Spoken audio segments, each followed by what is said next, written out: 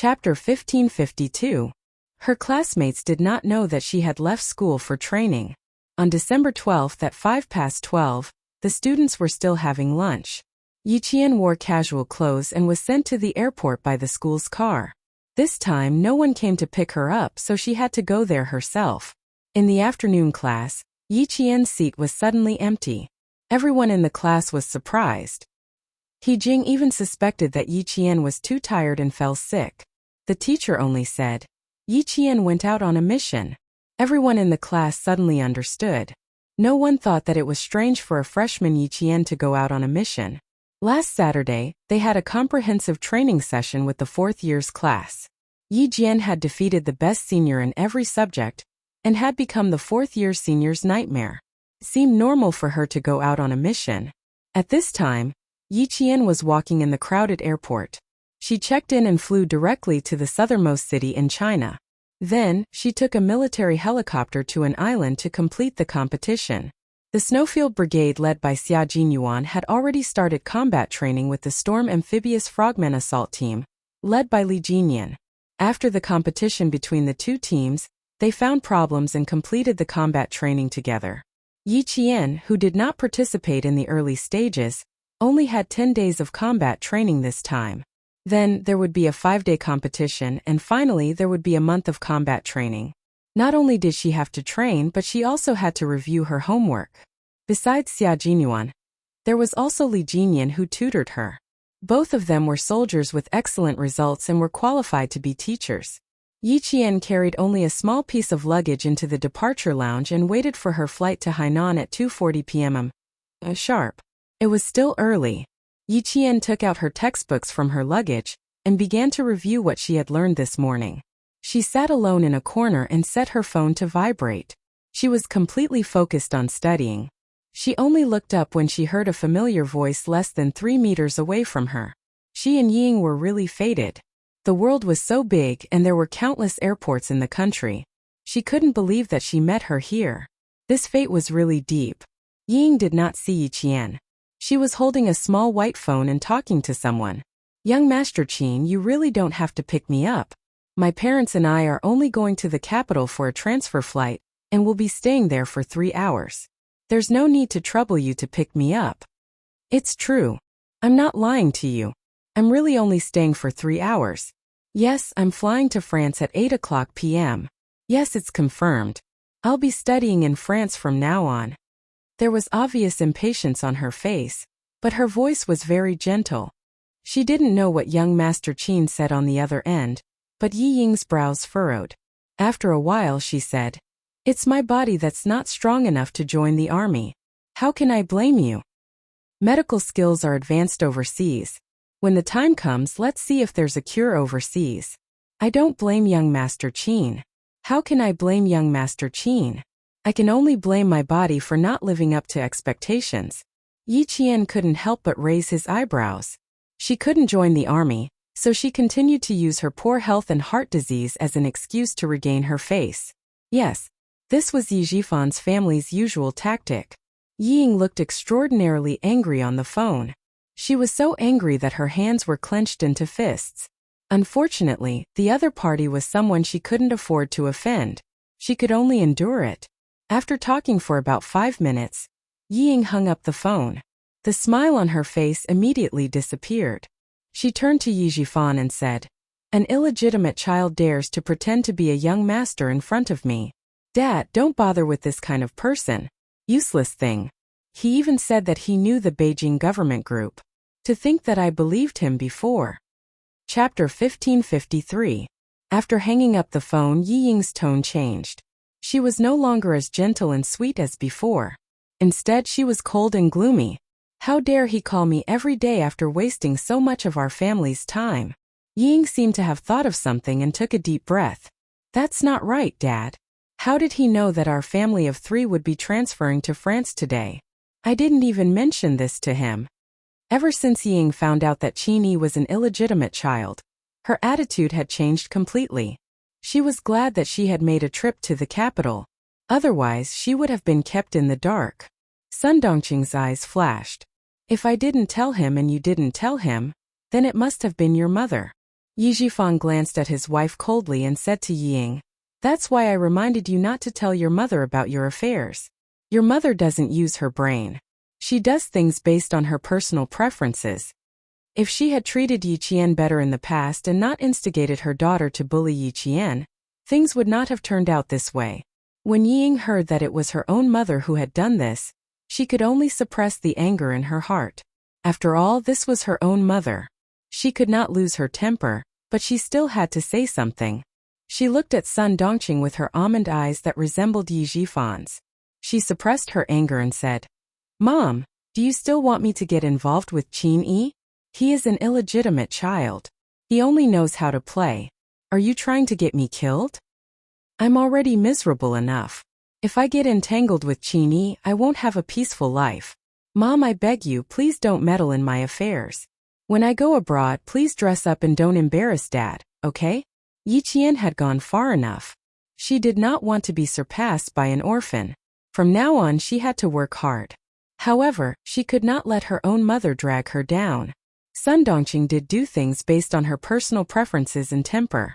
If she thought it was right, even if it was wrong, she would still think that she was right. However, she could tolerate her daughter's words. She even complained, "I heard from your father that although Qin Yi is an illegitimate child, he is his father's only son.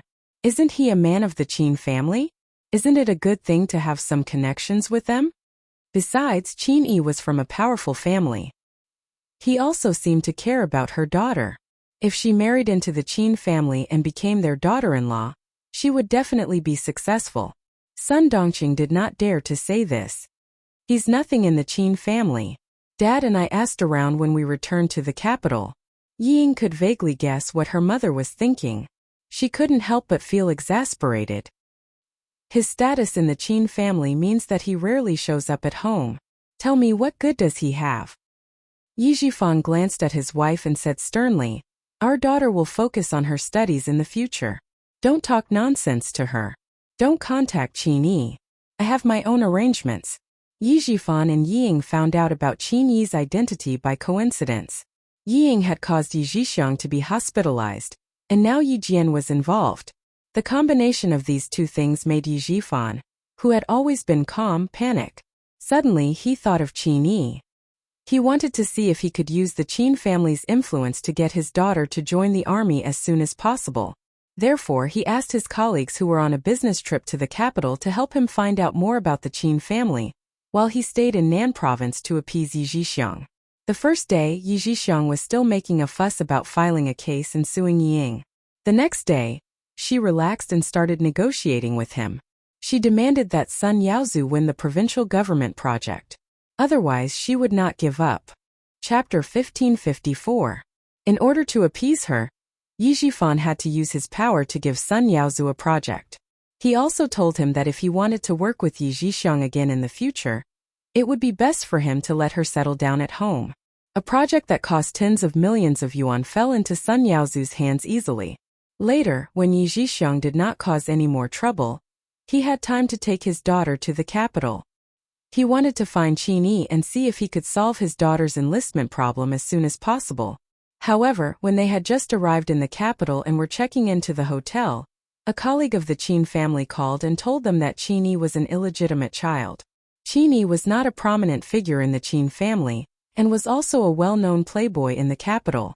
He only knew how to eat, drink, and play, and did not know how to do anything serious. At that time, he stood at the front desk of the hotel and took a few deep breaths to suppress his anger. He did not expect that he would be fooled by an illegitimate child. He mistook a fisheye for a pearl. Originally, he wanted to ask Qin Yi if there was any progress on Yi Ying's enlistment in the army. Now there was no need to ask. What could a playboy do? The colleague said, although Qin Yi is an illegitimate child, he is also his father's only son. Therefore, even though he is an illegitimate child, people in the capital do not dare to casually talk about his identity. With this sentence, Yi Zhifan felt a little better. Then he mentioned Qin Xiu. Everyone in the capital knew that he was the most promising young man in the Qin family. He could speak many languages and entered the Ministry of Foreign Affairs as the chief translator at a young age. He had accompanied the country's top leaders to many meetings and had accompanied the leaders to many overseas visits. It was not that he had not taken the initiative to make friends with Qin Xiu. On the day of Grandfather Chow's birthday, he had deliberately followed Qin Xiu to the bathroom. However, before he could say anything, Qin Xiu had left with the excuse that he had something to deal with. It was obvious that Qin Xiu was a difficult person to deal with. He had the dignity and arrogance of a young master. Just as he thought of Qin Xiu, Ying, who was next to him, said, "Dad, it was all because Qin deliberately hid his identity." Third young master Qin came to the private room that night. We missed the opportunity to meet him because of Qin Yi. Just half a month ago, third young master Qin had been promoted from a translator to a diplomat. It was even reported on the news. 2 days ago, he had even accompanied the country's top leader on a visit abroad. Yi Jifan didn't mention that he had gone out of his way to make friends with Qin Xiu that day, but Qin Xiu didn't give him any face. Hearing this, he said calmly, "That's enough. What's done is done. There's no point in saying more." After that, Yi Jifan's face darkened even more. When he found out about Qin Yi's identity, he was not in the mood to stay. Moreover, Yi Jixiang was no longer making a fuss. He was not worried that his daughter's record would be tainted, so he did not go to the capital. He stayed for one night and then returned to the southern province. Now that he thought about it, he should have stayed in the capital for a few more days and met Qin Xiu through Qin Yi. The family of three did not speak loudly. However, the departure lounge was relatively quiet, and no one spoke loudly. Even though Yi Qian was some distance away from them, he could still roughly hear what they were saying. The Qin family in the capital, Qin Xiu. That was the Qin Xiu she knew. She didn't expect that Yi Jifan would pull so many strings in order to get Ying into the army. In the end, Yi Qian was not allowed to enter the army. Ying studied in France. Just like in her previous life, she still went to France. Chapter 1555. However, the difference was that in her previous life, Ying went to France to study and became the first girl in town to study abroad. In order to curry favor with Yi Jifan, the town officials even put up banners in town. After that, Ying became a real celebrity in Fujian town, a golden phoenix that flew out of the mountains. In this life, she had Yi Jifan to protect her. Although she was in a difficult situation, she still went abroad. Sun Dongqing muttered something under her breath, which made Yi Ying's expression change drastically. She felt so wrong that she was about to cry. "That's enough. Your mother is like that. Just don't be like her." Yi Jifan didn't want his daughter to be unhappy on the eve of studying abroad. It was rare for him to speak up for his wife.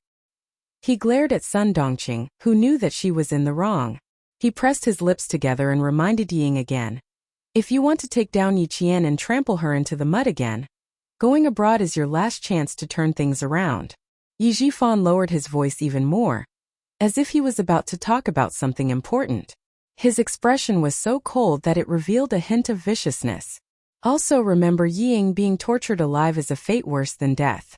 If you die, it's better to end everything once and for all.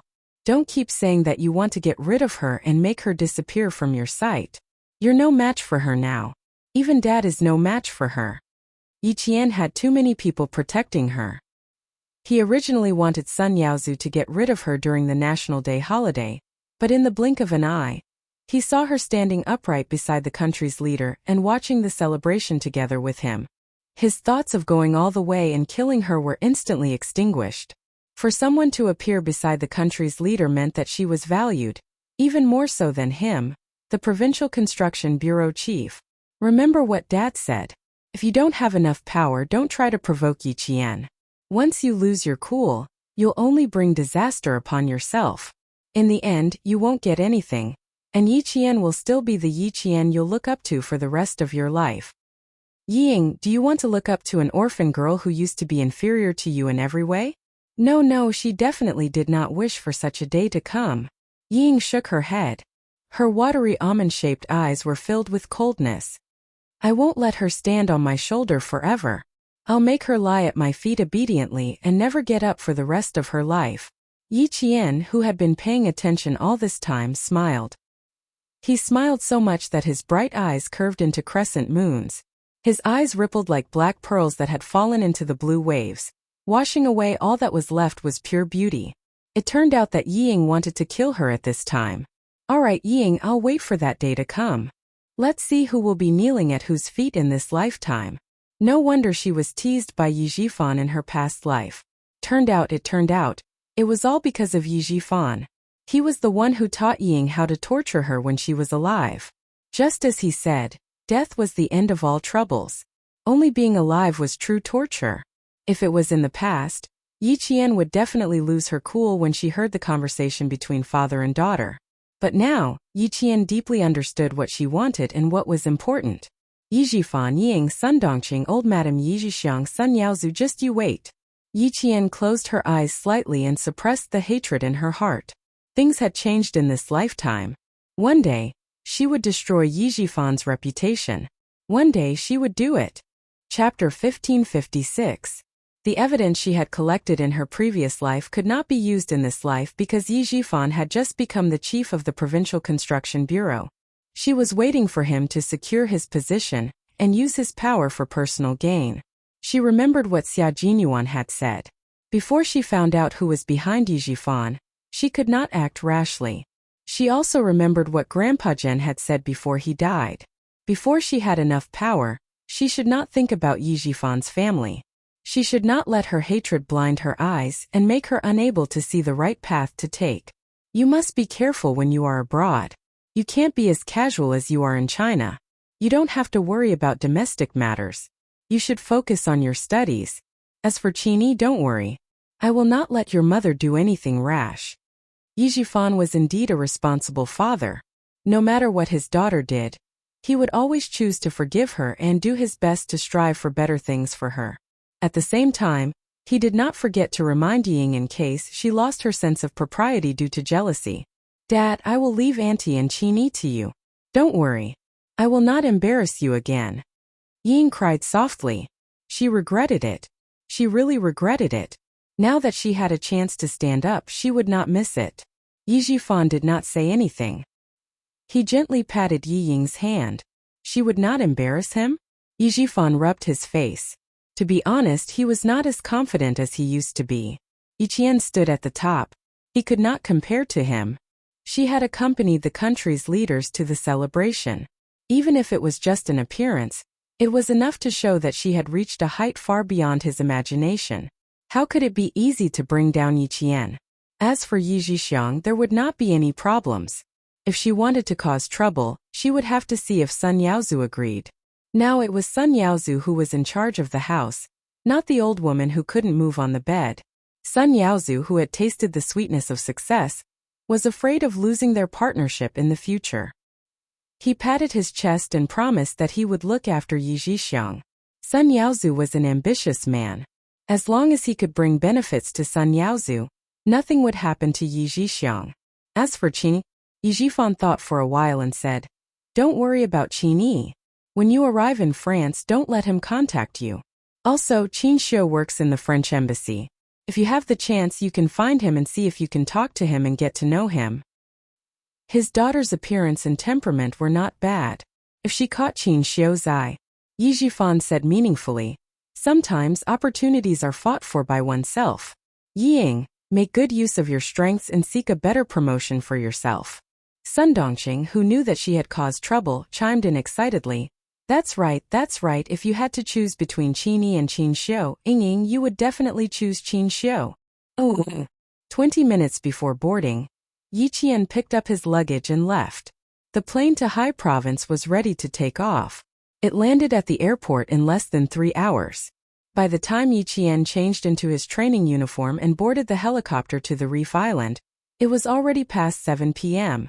There was no light on the Reef Island. It was pitch black everywhere. The sound of the waves crashing against the shore could be heard. Other than the sound of the waves crashing against the shore, there was no other sound on the island. Wave after wave crashed against the shore. A tall figure suddenly appeared on the surface of the sea like a ghost. He stepped on the water and walked towards the shore. Then, a few more figures emerged from the sea and walked towards the first figure on the shore. Chapter 1557. There was a man on the shore. He had an aura as majestic as a mountain. He stood in the darkness like a waiting reef. No matter how high the waves were, he didn't move an inch. He turned on his waterproof watch. His slender fingers gently pressed on the dial. The watch glowed with a faint green light, illuminating a few sets of numbers. One of the numbers showed 2118-47. It took 2.5 hours to fly from the military airport to the Double Moon Reef Island. They should be there soon. As more and more people came ashore, the man turned off the night light on his watch. He stood straight in front of everyone, his gaze slowly sweeping across the crowd. It was clearly dark, but his eyes were like the eyes of a beast that could glow. There was an extremely sharp light flashing through his eyes. A sense of oppression followed. Everyone who was already exhausted maintained their straight posture, motionless as he inspected them with his gaze. He didn't say anything. Everyone stood like that, motionless, as if they would stand together until dawn. The clear moon in the sky was dotted with stars. On the surface of the sea, the waves rose and fell without end. The monotonous sound of the rising and falling tides was like the applause of tens of thousands of people, applauding this group of soldiers guarding the borders of the motherland. After about 20 minutes, when the ink-like seawater slapped higher and the sound of the waves grew louder, the sound of propellers blended into the monotonous sound of the sea. The man standing in front said, "Turn back." His voice was like the blooming of the first snow, with the most primitive coldness. It was so cold that it seemed to have rubbed the snow into his heart. Every word was extremely cold. Everyone turned around and faced the sea. Their eyes looked up at the sky in unison. The man standing beside them pressed a button on the side of the dial. A light source lit up at 12 o'clock, 4 o'clock, and 8 o'clock. This was a signal to the aircraft on the helicopter that was flying over, letting the helicopter pilot know their specific location. Confirm location. Prepare to launch. The helicopter pilot with earmuffs received the ground signal and reported the distance between the ground and the sea, as well as the aircraft signal, to the two crew members behind him. Distance 600 meters, 400 meters, 300 meters. As the helicopter pilot accurately reported the distance, everyone standing on the coast saw a military helicopter gradually enlarging from the size of a petrel until it stopped above them. The strong wind from the propellers blew, blowing up the seawater and sand. It blew on all the resolute faces facing the sea. In less than a minute, their wet combat uniforms were covered in fine sand. Their faces, eyebrows, and eyelashes looked like they were wearing sand masks. It was impossible to tell who was who. Sand got into their eyes, causing them to feel sore and painful. The sea breeze blew past their eyes, bringing with it a strange itch as if thousands of ants had crawled into their clothes and crawled over their bodies. Still no one moved. They maintained their straight posture and used their torch-like eyes to stare ahead, protecting every inch of land behind them. Open the hatch and launch. On the plane, the helicopter pilot skillfully operated the helicopter, keeping the entire fuselage stationary in the air. After confirming the dropping altitude, he began to drop the items. The man who spoke coldly walked in front of them and looked at the helicopters dropping supplies with his comrades. It seemed that this time, thanks to Yi Jian, the supplies were delivered 3 days earlier than planned. Chapter 1558. After the materials were delivered, a rope was thrown out of the helicopter. Everyone held their breaths for a moment. Someone was coming down. Who would come to their deserted island in the middle of the night instead of sleeping? Was she here to inspect their work? Was she here to lecture them? A figure appeared at the entrance of the cabin and waved at them. That person looked so familiar. They hadn't figured out who was waving at them. Then, he saw the man grab the rope and descend swiftly and handsomely. The man had already fallen into the sea. The figures standing on the shore gasped one by one. The descending figure was slender, and it was obvious that it was a woman. A woman? A female soldier? A female leader? A girlfriend? Yi Qian, who had landed on the water surface, had already received dozens of gazes, each more intense than the last. When she was on top, everyone's gazes were on her. When she reached the bottom, everyone's gazes shifted to the bottom. Long time no see, comrades of the Snowfield Brigade, comrades of the Storm Amphibious Assault Team. She turned on the multifunctional waterproof military watch, and the light on it flashed 3 times to indicate that everything was fine. The helicopter crew who received the signal gave her an okay hand signal. After the cabin door closed, the helicopter left with the sea breeze and sand in its wake. After sending the helicopter off, Yiqian didn't even have time to look down when she heard the splashing sound of dumplings. She looked up. Ha! Dozens of people rushed towards her. Yi Jian, who came with supplies, became the target of the male soldiers. Han Zheng of Z7 had already recognized the female soldier. Since he was standing at the front of the line, his speed when he dived into the sea was as fast as a dragon coming out of the sea. He was like a dragon coming out of the sea. Oh my God, I finally saw a female creature. But someone didn't like it. Little guy, my girlfriend is coming over. Why are you so excited? Go to the side. Go to the side. Xia Jinyuan had always been good at fighting. She bent down like a cheetah and hugged Han Zheng's legs. With a splash, Han Zheng, who was running the fastest, fell into the sea and drank a few mouthfuls of salty seawater mixed with sand. Who's playing dirty? He got up at lightning speed. He had no choice but to move quickly. He was afraid that his comrades behind him would rush up and step over him to reach Yiqian without looking at the water. This group of brats, each and every one of them had met. Pervert. Forget. Righteousness. Bah. Are we still brothers? Amidst the happy splashing sound of the water, a cool voice answered Han Zheng's question. It's me. What do you want? Han Zheng shrunk his neck and silently changed from running in a straight line to running horizontally. Damn. I was so happy to see Yiqian that I forgot that her real boyfriend Xia Jinyuan was also on the team. What else could he do? He could only obediently pick up the items. The man standing on the shore did not move. His handsome face, which was as cold as snow, contained a trace of gentleness that was hard to see. He quietly watched the two teams of comrades struggling in the sea. Then his gaze turned to the distant sky. The weather was good tonight. The moon was bright and the stars were twinkling. Yiqian really knew how to pick a day to come over. However, he didn't expect that Xia Jinyuan would not be reserved when he saw Yiqian. He even rushed into the water with his comrades. This was interesting. Other than the Devil King Li Jinyan, who only walked 5 steps on the shore, everyone else jumped into the sea and warmly welcomed Yiqian's arrival. Chapter 1559. Yiqian watched as dozens of people ran towards her. Their imposing manner made her take a few steps back. Water splashed everywhere, creating a mist. Yiqian couldn't help but squint her eyes. She quickly picked up an item by her feet and ran towards the other side at the same speed. She had seen the enthusiasm of the male soldiers. She was really afraid that they would lift her up, throw her into the air and then catch her. Even though she saw the familiar figure, she didn't change her mind. She dragged the item and continued running to the side. Xia Jinyuan wanted to be more reserved, but when he thought about how his little fox was going to be on the water demon's side, he felt a little jealous. Previously, he was a little excited when he thought about becoming Little Fox's opponent. But now he wasn't as excited. What was so good about being her opponent? Fighting side by side was what was good. He who was running at the front saw Yiqian suddenly run to the side and a deep smile appeared on his handsome face. You guys are too enthusiastic. Can't you see that you've scared everyone away? Go to the side and pick up the items. Yiqian, why are you running? We're here to pick you up, but you're still running. You're not giving us any face. Go away, why should we give you any face? Hey, the items in front are floating away. Hurry up and pick them up. These were the words of the comrades who knew Yiqian. As for the water demon and the special forces members of the Snowfield Brigade who weren't familiar with Yiqian, they quickly picked up the items and brought them to the shore.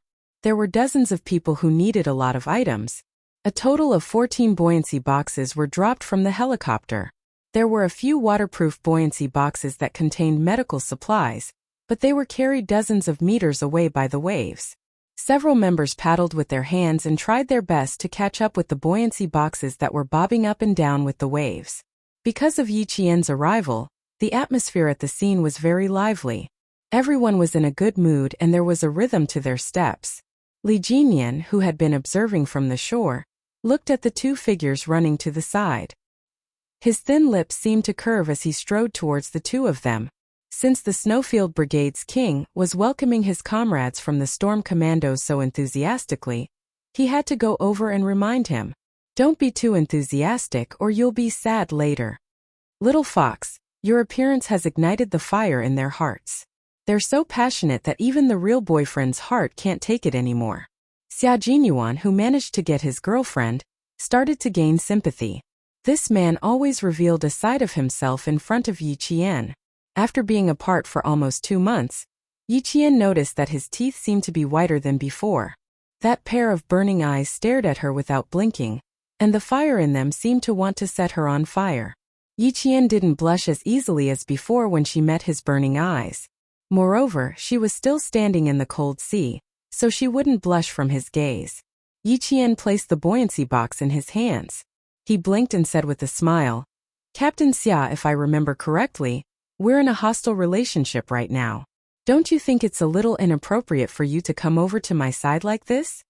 If Major Xia could defeat them with just a few words, then he wouldn't be Major Xia. Hearing this, he raised his eyebrows slightly and said with a teasing tone, So I have to make the best use of the time before you join the team. Who knows, I might even be able to infiltrate the team and steal information. Chapter 1560. Under the moonlight and starry sky, Xia Jinyuan's handsome face was obviously tired, but when he saw Yi Qian, it seemed as if all the tiredness of the past few days had disappeared. There was a kind of spiritual sustenance called love supporting him. All the fatigue in his body and mind was swept away, leaving only the joy of reuniting with her. He was an introverted man. He was calm even in the face of a life-and-death battle. Only in front of Yi Qian did he reveal a side that no one knew about. Sometimes he was rogue, sometimes he was noble, sometimes he was cold and arrogant, and sometimes he was like a naughty child asking for candy. Yi Qian looked at Major Xia, who had a slightly evil smile on his face, and replied unhurriedly, That's true. It seems that I should seize the time to get in touch with you. Who knows, maybe I can even infiltrate the enemy's internal department to steal information. After saying that, he even raised his hand to touch his face and said excitedly, I've never been a femme fatale before. I can give it a try. TSK, TSK, TSK. Little fox, your skin seems to be getting thicker and thicker, just like mine. Xia Jinyuan laughed heartily as he stared at her dimples that were brighter than the moon. Suddenly he gave her a sneak kiss, a gentle kiss landing on her forehead. It was a light kiss. Before Yi Qian could react, he had already left, leaving behind only a trace of moist seawater. Welcome back to the team, Yi Qian. A second ago, Major Xia was like a cat that had stolen a fish. Now his expression was cold. Dressed in a combat uniform, he had transformed into an unyielding special forces soldier in a second. Yi Qian. Why did it feel like he had deliberately changed in a second? However, Major Xia had always been a scheming person. Until now, she still hadn't figured him out. It wasn't until he reminded her that Demon King Li is behind, that Yi Qian understood why he had changed so quickly. Then she heard him chuckle softly. You're quite good at ruining the atmosphere. Otherwise, I would have stolen another kiss. Then I have to thank Demon King Li. Yi Qian pursed her lips and smiled. She always felt relaxed when she was with him, as if nothing was difficult and he could solve anything. It gave her a sense of pleasure from inside out. There was no reason for her to miss out on a man who could give her happiness and security. On the shore, Li Jinyan frowned slightly. He wasn't sure if Xia Jinyuan was kissing Yi Qian. It happened so fast that before he could see it clearly, Xia Jinyuan had already straightened up. The two of them were already walking towards the shore. Xia Jinyuan had been walking side by side with her the whole time, keeping a certain distance from her. There was nothing strange about his behavior. She must have been overthinking things just now. For the past 2 days, he was in charge of the sea training. As expected of the Demon King, the intensity of the training challenged everyone's limits every day. This morning we swam 5 nautical miles in full gear. In the afternoon we swam in light gear. After that, we completed the underwater shooting before returning to the camp to rest. Training with him is indeed rewarding. The training for the next 10 days will only be more intense. You still have to study at the same time. Little fox, drink more energy supplements. Don't tire yourself out if you're not careful. He wasn't exaggerating. Yi Qian hadn't undergone any intense training for 2.5 months. Her body's functions weren't fully functioning yet, so it wasn't impossible for an accident to happen. Yi Jian recalled the time when she trained with him during the summer vacation. The corners of her mouth curled up. It's indeed very difficult, but I'm looking forward to it. She turned her head and smiled at Major Xia. Captain Xia, I'll be looking forward to your guidance next. Chapter 1561. Don't worry, I'll definitely give you some good advice. Let me tell you something. There's a captive plan for the upcoming tactical training. So Yi Qian, be careful. Once you're captured, the punishment you'll receive will be unforgettable. He wasn't joking around, nor was he joking around. His voice was just cold. Yi Qian was very sure that once she was captured, she would definitely not receive any preferential treatment. Yi Qian's heart skipped a beat. It seemed like this confrontation training would definitely be tougher and more difficult than the previous training. Otherwise, Xia Jinyuan wouldn't have used such a tone to remind her. She wasn't afraid of difficulties. She was only worried that she wouldn't be able to catch up with her comrades' progress. Yi Qian took a deep breath. She could already feel the immense pressure even before she started training. Li Jinyan took the luggage from her hands and turned around to look at Xia Jinyuan, who was still following him, and said, "How long do you plan on keeping in touch with my comrades? Don't you plan on going back to reorganize the team?" His training style was completely different from Xia Jinyuan's. One was more cold and hard while the other was more relaxed. But it was undeniable that Xia Jinyuan's training style was indeed the training style that the Snowfield Brigade needed. So, at the time, he wanted to join the Army Special Forces and even submitted his letter of intent. In the end, he was invited by his superior to have a heart-to-heart talk, and was advised to stay in the Navy and become a member of the Navy Special Forces. Because his personality and training style were completely different from Xia Jinyuan's, it just so happened that the Snowfield Brigade needed Xia Jinyuan's training style. It was one thing for him to get along with his comrades on the team, but why was he always eyeing the members of the Storm Commandos? Li Jinyan, the Devil King, didn't hesitate to chase him away. Major Xia, who had always been thick-skinned, wouldn't be chased away so easily. He said calmly, "Yi Qian and I haven't seen each other in a long time. This time when we meet again, I want to chat a little more so that we don't become strangers." He was very sincere and calm. It was impossible to tell that he was just spending more time with his girlfriend. Xia Jinyuan only had a side to him that was unknown to Yi Qian. In front of others, he had always been unfathomable. No one could guess what he was thinking. In any case, from his expression, Li Jinyan could not tell whether he was telling the truth or not. But he also knew a little about him, so a strange feeling surged in his heart. His gaze lightly swept across him and Yi Jian's body without leaving a trace, and the scene of a kiss flashed in his mind again. Could it be that he wasn't mistaken? As a woman, she had to be more sensitive. Yi Qian immediately sensed Li Jinyan's probing gaze, so he calmly continued, "We will be meeting and communicating for more than 40 days. Captain Xia, you don't have to rush." "In a hurry," he emphasized. Xia Jinyuan raised his wrist to look at the time. The faint light on his watch flickered. After seeing the time clearly, he said seriously, "It's still early now. It's not even 10 o'clock yet. I'll give you 2 hours of tutoring. Tonight, we'll be returning to the camp early. Usually, we gather at 11 o'clock. This excuse was very strong. Devil King Li nodded. "Okay, make the best use of your time. I need to organize the information tonight. I'll leave it to you, Q King." After saying that, he looked at Yi Qian. His gaze was cold and sharp. "Yi Qian, no one here has a name or surname, only a code name. His code name is Q King, my code name is Devil, and your code name is Jin Feng. From this moment onwards, you've joined the Storm Commandos and become a member of our team. I hope you can remember this." Chapter 1562. "Yes, sir," Yi Qian answered, accepting the devil's criticism. Xia Jinyuan did not stand up for him. From now on, Yi Qian was a member of the Storm Commandos.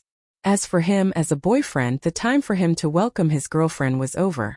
Putting his personal feelings aside, for the next 45 days, they were just comrades who completed the training together, not lovers. The supplies were placed neatly to the side. Xia Jinyuan placed the last buoyancy box and walked to the front of the two teams with Li Jinyan, while Yi Qian stood beside them. Li Jinyan introduced Yi Qian, new member of the Storm Commandos, codenamed Jin Feng. The introduction could not be any simpler. After that, he gestured for Yi Qian to step forward and introduce himself. Yi Qian's self-introduction was equally simple. I am Jin Feng. In the upcoming training, I will not disappoint my comrades in the Storm Commandos. Over. There was a round of applause. The Snowfield Brigade's comrades who knew Yi Qian were clapping hard, but they were muttering in their hearts. After the dismissal, Han Zheng jumped out and asked Xia Jinyuan in disbelief. Q King, what's going on? How did Jin Feng become a member of the Storm Commandos? Shouldn't she belong to our team? It's the military's arrangement. There's no why. It's just what you see. Xia Jinyuan took off his wet combat uniform, revealing his muscular upper body. When his hand reached for his belt buckle, he turned around and said, I'm going to change. Can you leave me alone for a while? Although the conditions on the Reef Island were limited, it was still possible for a person to change his clothes. Since the conditions allowed, Xia Jinyuan always changed his clothes alone. Han Zheng, who was silenced by the words military's arrangement, looked at his friend's upper body and whistled frivolously. You have a good figure. All right, your problem with being a playboy can't be cured. We have to make way for you. There was no fresh water on the island, but that did not prevent the two teams from obtaining fresh water. It had been raining heavily for the past few days, so the two teams had stored a lot of fresh water in the buoyancy boxes that they had used to drop supplies in, and then used it to wipe their bodies.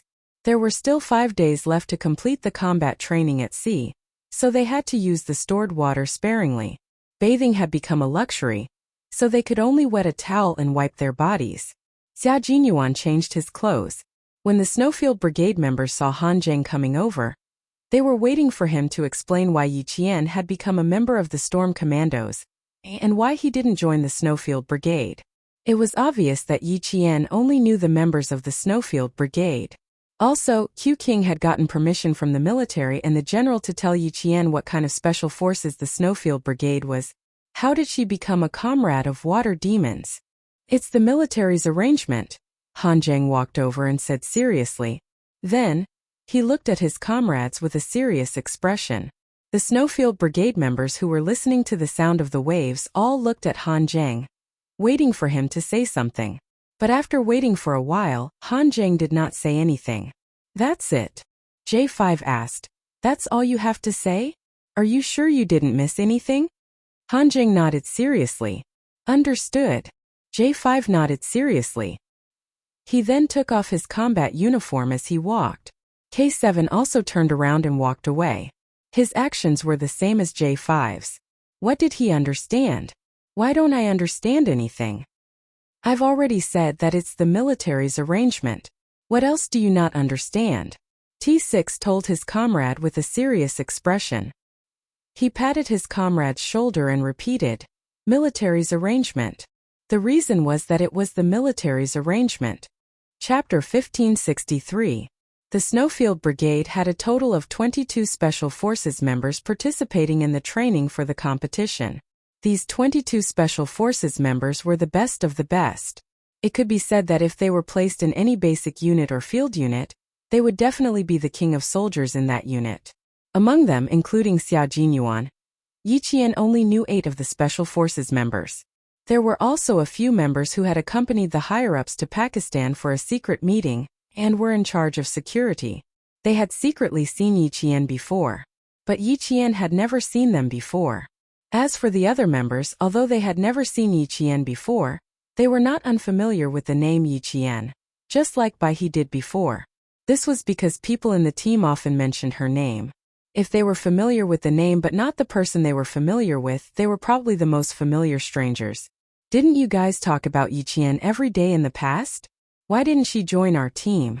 Why did she join the Water Demons team? The military's arrangement? Could it be that we didn't fight for her? Even if we fought for her, she might not necessarily become a comrade on our side. This matter mainly depends on how the military arranges it. In the end, it still depends on how the military arranges her. Did you guys see what she looked like clearly just now? A member who was putting on a pullover turned the topic to her appearance with interest. He said what several of his teammates were thinking. Yeah, did any of you see her clearly? When she introduced herself, my eyes almost popped out of their sockets. But unfortunately, she was facing away from the moonlight, so I couldn't see anything clearly. I just thought that her voice was really nice, like a lark's. After a day of training, the topics of conversation were much more relaxed during rest time. Yi Qian's arrival was first because of her identity, and second because of her gender. This group of male soldiers who had been facing the sea for the past few weeks had secretly started talking about her. And the topics of discussion were mainly about two things. First, how did she end up in the Water Demons team? She was clearly familiar with their comrades in the team. Second, how did she look? Was she pretty? As for how capable she was, that was put aside. If she could train with the male soldiers and join the Water Demons team led by the Devil King, she definitely wouldn't be too bad. If she was too bad, would the military arrange it? If she was too bad, would the Devil King want her? Therefore, there was no need to discuss this issue. It was better to discuss the topic that they were most interested in order to relax. Not only did high-intensity training require physical relaxation, but it also required mental relaxation. As the saying goes, men and women work together to make it less tiring. There was a reason why there were always a few female soldiers in a troop. Female soldiers, no matter where they went, would become the most beautiful scenery in the eyes of the male soldiers. Pigeon and White Crane had seen Yi Qian before. When they heard this, they said in unison, "We'll know when we see her tomorrow, as long as she doesn't have any camouflage paint on her face. It seems like you're all very interested in her looks.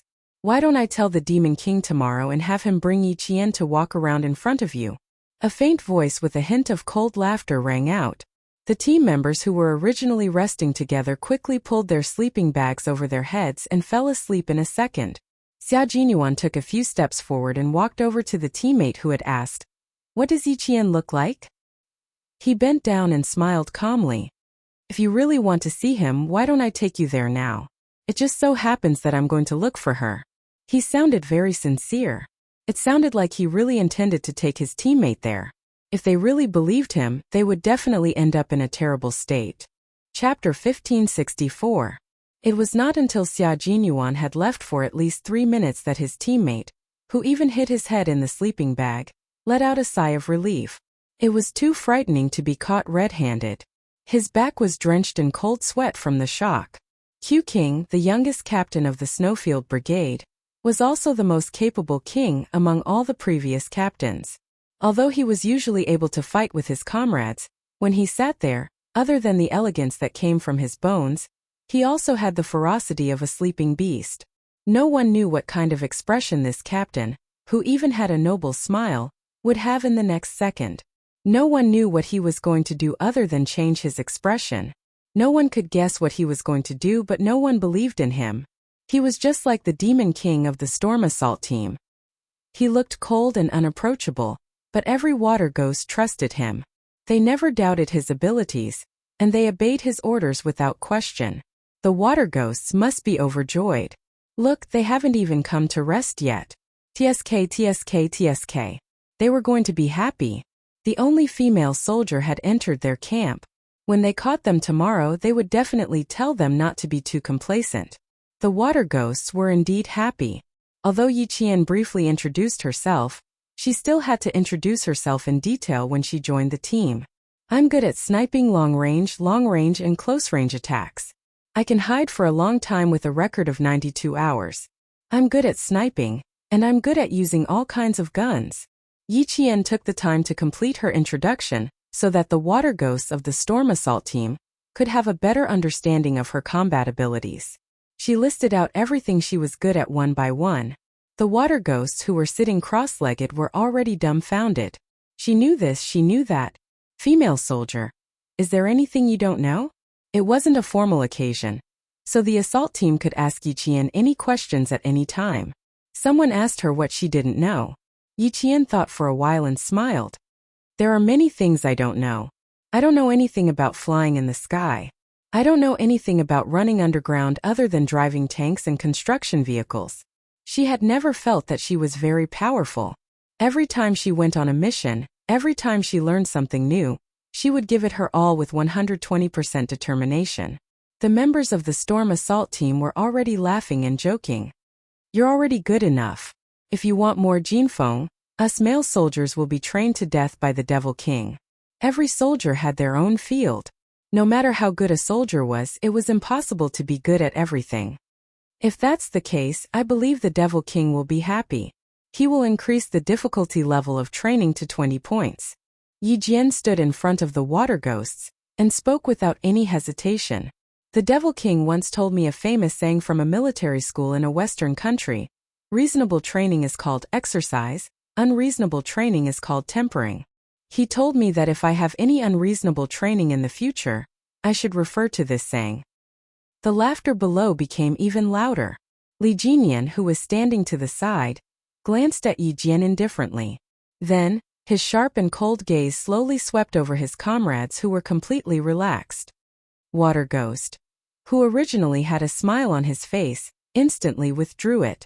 When his gaze swept over their heads, it was like a knife scraping against their scalps, bringing about a tangible sharpness. Chapter 1565. Receiving the Devil King's gaze, the same thought flashed through the minds of all the water ghosts. This is bad. We relax too much. Something big is going to happen. Yi Qian, who was closest to the Devil King, also felt the change in him. Like the water ghosts below, he felt that something big was going to happen. He and Captain Xiao were really the same type of people. They had no idea what they would do in the next second, but their instincts told them that it would not be anything good. Everyone was silent for 30 seconds. Li Jinyan's thin lips moved slightly, and the water ghosts narrowed their eyes. Then they heard his voice and the sea breeze. There was no fluctuation in his voice at all. Tell us what you don't know. Everyone has 3 minutes. Begin. Something big had really happened, based on their understanding of the Devil King. As long as they didn't know, he would make them know. Brothers, keep your guard up. Don't make any noobs from the army or the air force. A good discussion turned into a review meeting. When Xia Jinyuan came over, he saw the Devil King standing in front with a cold expression. The water ghosts were lined up neatly and were all saying, "What do I not know?" The water ghost with the code name Big Shrimp was clearly very cool at night, but sweat was forming on his forehead. His fingers were rapidly tapping on a laptop. He was clearly memorizing every word that the water ghost said. Li Jinyan looked up and exchanged glances with Xia Jinyuan. He turned to Yi Qian and said calmly, "Go and tutor with Q King. Return to the team at 12 o'clock sharp. I will put the training materials next to your sleeping bag tomorrow." Yes. Yi Qian saluted and turned to walk towards Xia Jinyuan. At 10 o'clock at night, the starry sky seemed even purer. The starry sky, which was far away from the hustle and bustle of the mortal world, was so clear that it seemed to be still. Even the nebula was faintly visible. The members of the Snowfield Brigade had already fallen into a deep sleep. After an hour of self-reflection, the water ghosts of the Storm Commandos crawled into their sleeping bags at 11 o'clock sharp. Standing in the vast darkness of the night, the sentries with steel guns in their hands stood straight like white poplar trees. One of them stood at the front while the other stood at the back to guard and alert. Li Jinyan glanced at the two figures sitting on the ground, facing the sea breeze. He took a few steps toward them and suddenly stopped, because Xia Jinyuan sensed someone approaching and turned to look at him. Nodding at him, Li Jinyan turned around and walked to his sleeping bag. The background of the two was very harmonious. Even though they were separated by a certain distance, they faintly exuded a closeness that no one else could join them. However, at present it seemed that there was no relationship between the two of them. Some seagulls flew away in fright, letting out a series of startled cries. They flapped their wings and rushed into the sea. Their small figures circled in the sky a few times before returning to the island. Li Jinyan also did not go to sleep immediately. Instead, he flipped through the combat training progress of the two teams. After looking at the data of the training, Li Jinyan, who was usually expressionless, raised his head and pinched the space between his eyebrows. A trace of coldness flashed across his cold and exquisite handsome face. It had to be said that the Storm Amphibious Frogmen Commandos, which had been established for more than 10 years, had a huge gap in strength between them and the Snowfield Special Forces, which had been established for more than 10 years. In terms of actual combat experience, the members of the Snowfield Special Forces were much better than the Storm Commandos. They still had to strengthen their training. As the country's military strength increased, the country's requirements for the abilities of the Special Forces also increased. Every special force had to be developed in an all-round way, not just in one area of combat but in all aspects. Chapter 1566. The first mission of the Storm Commandos was direct military operations. They had to quickly seize, destroy, and occupy military targets. The second mission was special reconnaissance missions, the third was unconventional operations, the fourth was overseas missions, and the fifth was anti-terrorist operations. In general, it looked similar to the missions of the Snowfield Brigade, but in reality, the main focus of the Army was land warfare, reconnaissance, surprise attacks, and harassment. The Army would be involved in snow, plains, forests, mountains, deserts, forests, and lakes. This already included the specialty of the water ghosts. However, the water ghosts were definitely not as good as the members of the Snowfield Brigade when it came to land warfare, forests, mountains, and snow. On the sea, the water ghosts focused on sneaking and landing on the beach. Diving was also the most important. The focus was on special operations on islands and ships. After the sea battle, they would have to follow the Snowfield Special Forces to fight on land. The two teams would learn from each other and complement each other. This was also the purpose of the training for the two teams. Li Jinyan didn't look up from the various materials for a long time. From time to time, he would pick up a pen to write and draw on a few training subjects that the Storm Commandos had failed or lacked. He would also write a summary and save it on the encrypted computer. These were all precious materials that were hard to come by during training. He could dissect the Snowfield Brigade from all aspects of the training and gain valuable experience from it. Not only was the information precious, but it was also confidential. Time ticked away. The young Special Forces soldiers listened to the sound of the waves and fell asleep. In the entire camp, other than Xia Jinyuan, who was still helping Yi Qian with his homework, Li Jinyan and the two sentries were the only ones who hadn't slept yet. At midnight, Xia Jinyuan closed his book on time and said to Yi Qian, "You have to combine it with experiments. You can't just rely on memorizing the theory. Previously, you were rushing the process and didn't pay attention to the theory building." He was talking about the theory of the single-chip microcomputer. Although she was a commander and didn't have much to do with technology, her second-year training was still related to technology. Her teacher's progress was very fast, so she had no choice but to speed up. He had seen Xia Jinyuan win countless trophies during his time at the National University of Science and Technology. Among them, he had led an experimental team to solve a difficult problem at a missile base, and was awarded a third-class merit. Now that he was asked to explain the most basic content, it was a piece of cake for him. Moreover, his explanations were very detailed and he could get to the point. Yi Qian was able to absorb it very quickly, and there was no sign that he could not understand. After putting away all the textbooks, Yi Qian looked at him with a smile and joked, "Is it a little hard for you to teach me? It's been so many years since you graduated, but I didn't expect you to still remember the knowledge in the textbooks. Looks like when you're old and retired, you might even be able to return to the military academy as a professor to teach and groom the next generation." Xia Jinyuan was not afraid of being teased. Hearing this, he raised his eyebrows elegantly and smiled in an especially noble manner. "How could I feel wronged?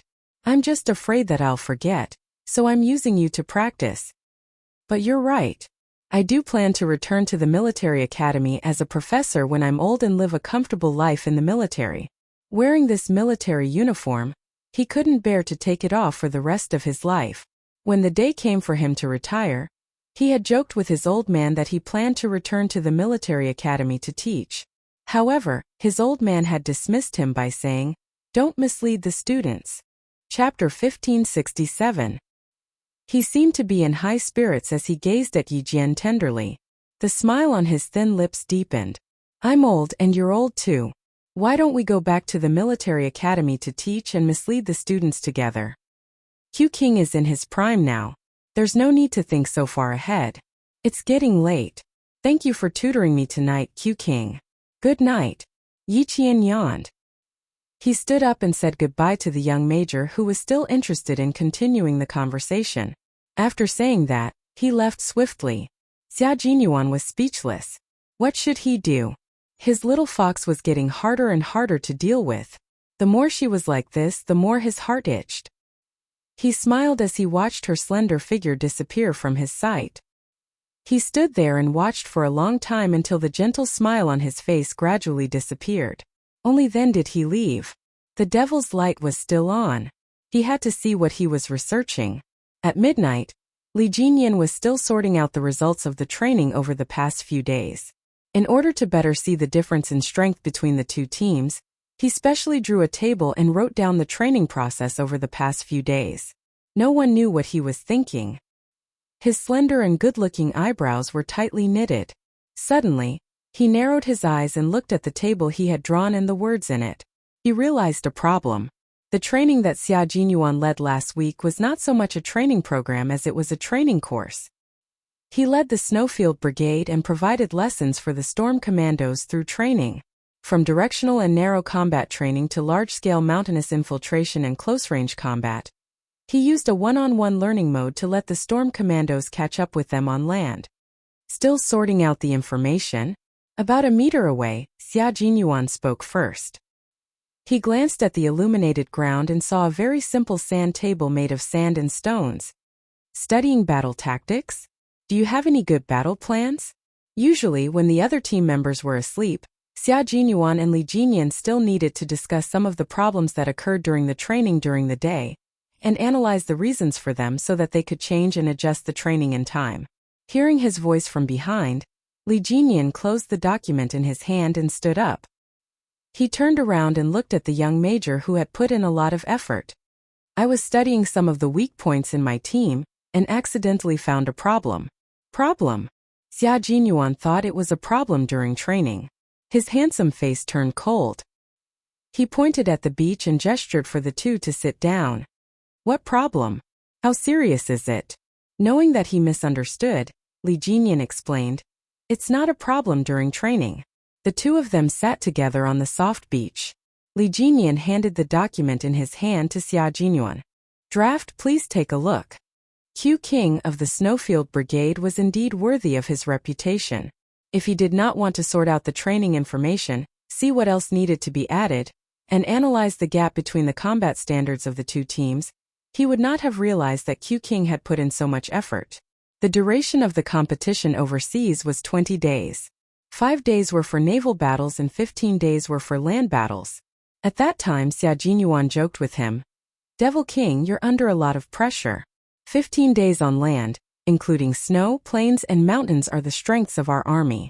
You have to speed up your progress. Chapter 1568. Xia Jinyuan was still looking at the analyzed data when Li Jinyan said calmly, the competition will be held in May of next year, which is less than half a year from now. The Storm Commandos really need to speed up their progress. Otherwise, it will be a waste of Q King's painstaking arrangements. It's nothing. I'm just repaying you for training Yiqian so diligently. Xia Jinyuan closed the data and glanced at his laptop. He couldn't help but laugh. Devil King, don't tell me you're still planning to send this data to the higher-ups? Devil King Li put the data he had sorted out on his laptop and raised his eyebrows. Do you have any objections? I don't have any objections. I just think it's a small matter. However, he didn't expect him to be so serious. He hadn't changed at all. Xia Jinyuan smiled and shook his head. He seemed to have thought of something and said, Yiqian's codename is Jin Feng. Is that her code name in the Storm Commandos? Also, don't write her code name in the report. This was puzzling. Li Jinyan calmly looked at Xia Jinyuan, who had a look of disdain on his face when he said the two words Jin Feng. Do you have any objections? I really do have objections here. Xia Jinyuan looked at him sternly. Our team hasn't decided on her code name yet. You can't just randomly give her a code name. Once the military approves it, we won't be able to change it even if we want to. Faced with Li Jinyan's confusion, Xia Jinyuan explained in more detail. Because it's really unpleasant. There are plenty of code names like Jin Feng in the military. So it's because it's unpleasant. Li Jinyan glanced at him coldly. Then he pressed the delete button on the laptop to delete the two words Jin Feng. Then he asked him, what's the code name? Xia Jinyuan picked up a pen and wrote the two words Qing Niao on a piece of paper. He said, For the time being, replace it with Qing Niao. Remember to write for the time being. Don't mess it up. She would become the Phoenix King, and in the future, Phoenix King would be her lifetime code name. Qing Niao sounded better than Jin Feng. There is a saying in Chu Ci. 9 size. The 3 birds fly from the south to the north.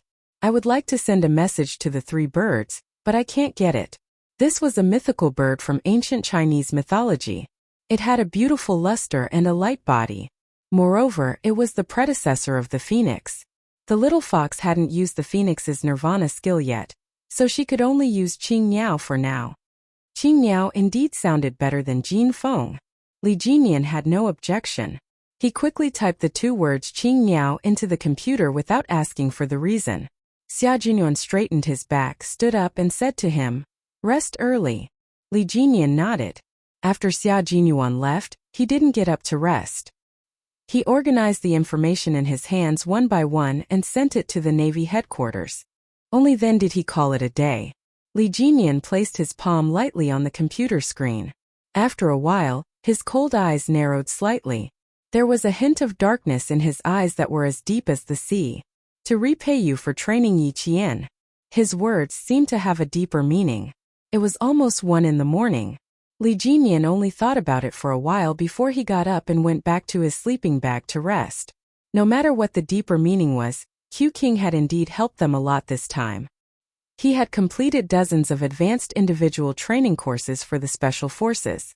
With him leading the training of the Storm Commandos, the combat standards of the entire team would definitely increase by a level. Under the leadership of Q King, the Snowfield Brigade had made a visible leap. Chapter 1569. A sniper was not only a sniper, but also a long-range and close-range assaulter.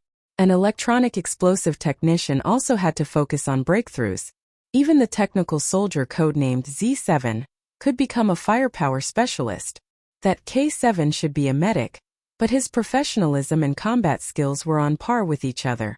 As a major in charge of the deployment, Xia Jinyuan really did try to develop the potential of every member. In his words, "Man is a machine. Only by operating it can one know how powerful it is." That was indeed the case. Only by operating it could everyone's potential be stimulated. The moon had already risen above the sea, and the stars were slowly fading away. Morning star flashed, signaling the arrival of a new day. Yi Qian used the fastest and most stable speed to catch up with the training progress of the 2 teams. As the only female soldier of the 2 teams, she did not receive any special attention from the beginning. She had to train according to how the team members trained. Other than sleeping a little further away, Yi Qian was no different from the male soldiers. She ate and lived the same as the male soldiers. No one took special care of her just because she was a female soldier. During training, no one raised the heavy rock in their hands higher to lessen her burden. There was never any special treatment because everyone knew that the hardship they were going through now was all for the sake of successfully completing the mission and coming back alive. After 10 days of training, the meat on Yi Qian's face that she had painstakingly put on in school was visibly thinner, making her facial features look even more exquisite and well-defined. "Qing Niao de Xia, the 2 of you get to the highest point closest to the beach in 10 minutes. Here." Li Jinyan spread out the combat map and started to closely plan the battle plan. After midnight, the match between the 2 teams began. They had only been sent to this unfamiliar island half an hour ago. The place was covered in rocks and lush with trees. Based on the military map, it was not much different from the terrain and mountains. However, this was a wrong map. The east and west directions were reversed, and the coordinates were all wrong. Looking at this wrong military map, Li Jinyan started to come up with a battle plan based on his experience. The entire island was already covered in surveillance cameras. Every member was equipped with a signal device, so that the military leaders who were observing the match could keep track of the movements of all the members in real time. The Storm Commandos and the Snowfield Brigade had arrived in half an hour. The military had purposely arranged an unfamiliar island to test them more realistically, and to make it more challenging. "The 2 of you will carry out the infiltration and cleanup. The 5 of you will form a small group and cover the beach landing. Remember, no one is allowed to act alone. We must cover each other and be vigilant of each other. The 3 of you will form a team and dive in to land. You will fight in a semi-encirclement. Li Jinyan was very good at commanding. He and Xia Jinyuan were like kings meeting kings. The only thing left was to see which king would win this time. As a sniper and assaulter, Yi Qian needed to carry 2 guns on her back. The assault rifle was placed in front of her chest and the sniper rifle was placed on her back. After everyone listened to Li Jinyan's battle plan, they all lay quietly in the cold seawater, waiting for midnight to arrive. In the Snowfield Brigade, Xia Jinyuan spread out the military map that he had just received. When he looked at it, his face darkened. The military was indeed evil. They even intentionally gave him the wrong map. But it didn't matter. If he had the wrong map, Demon King Li would definitely have the same. Chapter 1570. Xia Jinyuan took a closer look at the map and realized that not only were the west and south directions reversed, even the coordinates were wrong. Since even these were wrong, he no longer expected this map to be of any help to them. The members of the Snowfield Brigade could still complete the battle without a map. Although the sea was the territory of the water demons, they could not blindly rely on a military map when it came to battles. He rolled up the wrong military map in his hand and was about to put it away when a wave suddenly came crashing over. Xia Jinyuan looked down and saw that the supposedly waterproof and mold-proof military map was instantly soaked. Then, the topography and landforms on the map were all dyed red at a speed visible to the naked eye. Not only are there mistakes, but there are also shoddy materials. I have to mention it in the report. Xia Jinyuan shook the seriously shoddy military map slightly, then carefully folded it and put it in a waterproof bag. Although it was a military map made from rice paper, it was still a map. It was not his habit to throw it away. When he wrote the report, he planned to put it in a sealed plastic bag and bind it at the end of the report, to show the higher-ups in the military how shoddy this map was. Actually, the higher-ups in the military wanted to play a harmless joke on them to lighten the atmosphere. The comrades of the Snowfield Brigade looked at the military map that died before the start of the battle, and felt that something would happen to their Q King after the competition.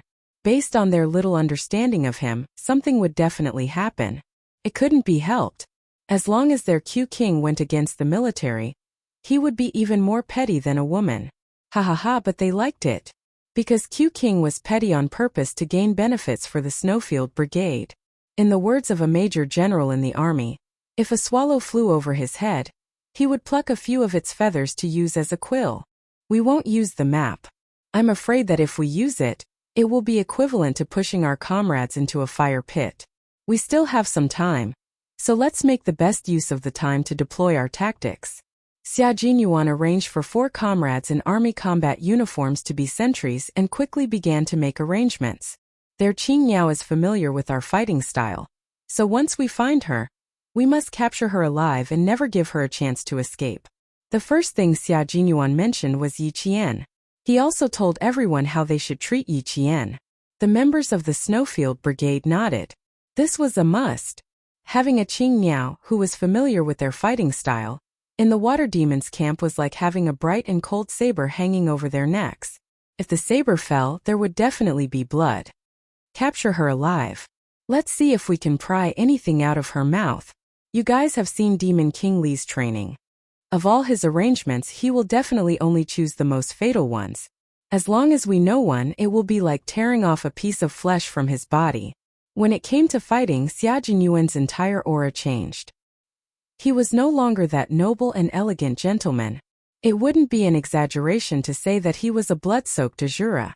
That pair of deep and dark eyes were filled with a biting chill. As he spoke, Bao Rui's voice contained a sharpness that made people's hearts involuntarily revere. Q King is discussing capturing Qing Niao alive. It seems like they plan to kill as many as they can. In a temporary command center on a certain island, a group of high-ranking generals with bright gold stars on their epaulets were watching Xia Jinyuan's arrangement on the big screen. Major General Yang of the army laughed and said, Qing Niao is familiar with the fighting style of the Snowfield Brigade. Q King will not leave such a big threat alive until the end. However, Qing Niao is quite capable. Her anti-reconnaissance and reconnaissance skills have always been at the top level. She will not show herself easily and let Q King and the others capture her. Chapter 1571. The Navy commander looked at the Storm Commandos with a serious expression. His gaze was locked on them. Although it was only a competition between two teams, it reflected the combat standards of each team on the battlefield. There were 5 major events in this competition, which meant that there was 1 major event per day. Although this competition was not about winning or losing, it was about discovering one's own problems and gaining experience to improve one's combat standards. However, they could not lose easily. He had already read the analysis data sent by the Demon King. It clearly stated that the Storm Commandos were at a disadvantage against the Snowfield Brigade. Highlands, forests, plains, and deserts were their weaknesses. Among the water ghosts in the Storm Commandos, only Li Jinyan had completed training on the highlands. The rest of the water ghosts had not even touched the highlands. The Navy commander's mood was unusually heavy. Major General Lu's mood was equally heavy. Qing Niao was not easy to deal with. It would be difficult to capture her alive. The Snowfield Brigade likes to attack at night and sneak attacks. We have to guard against these 2 points.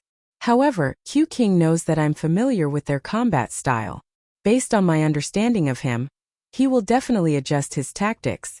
Demon King, seizing the beach is the strength of the Storm Commandos. Let's not care about the later battles. Let's take down today's battle first. The one who spoke was Yi Qian. At this moment, she was a member of the Storm Commandos. She was not a comrade who fought alongside Xia Jinyuan and the others. Since it was a competition, there would naturally be a winner and a loser. She had read the information Li Jinyan gave her. She knew where the Storm Commandos' weaknesses were.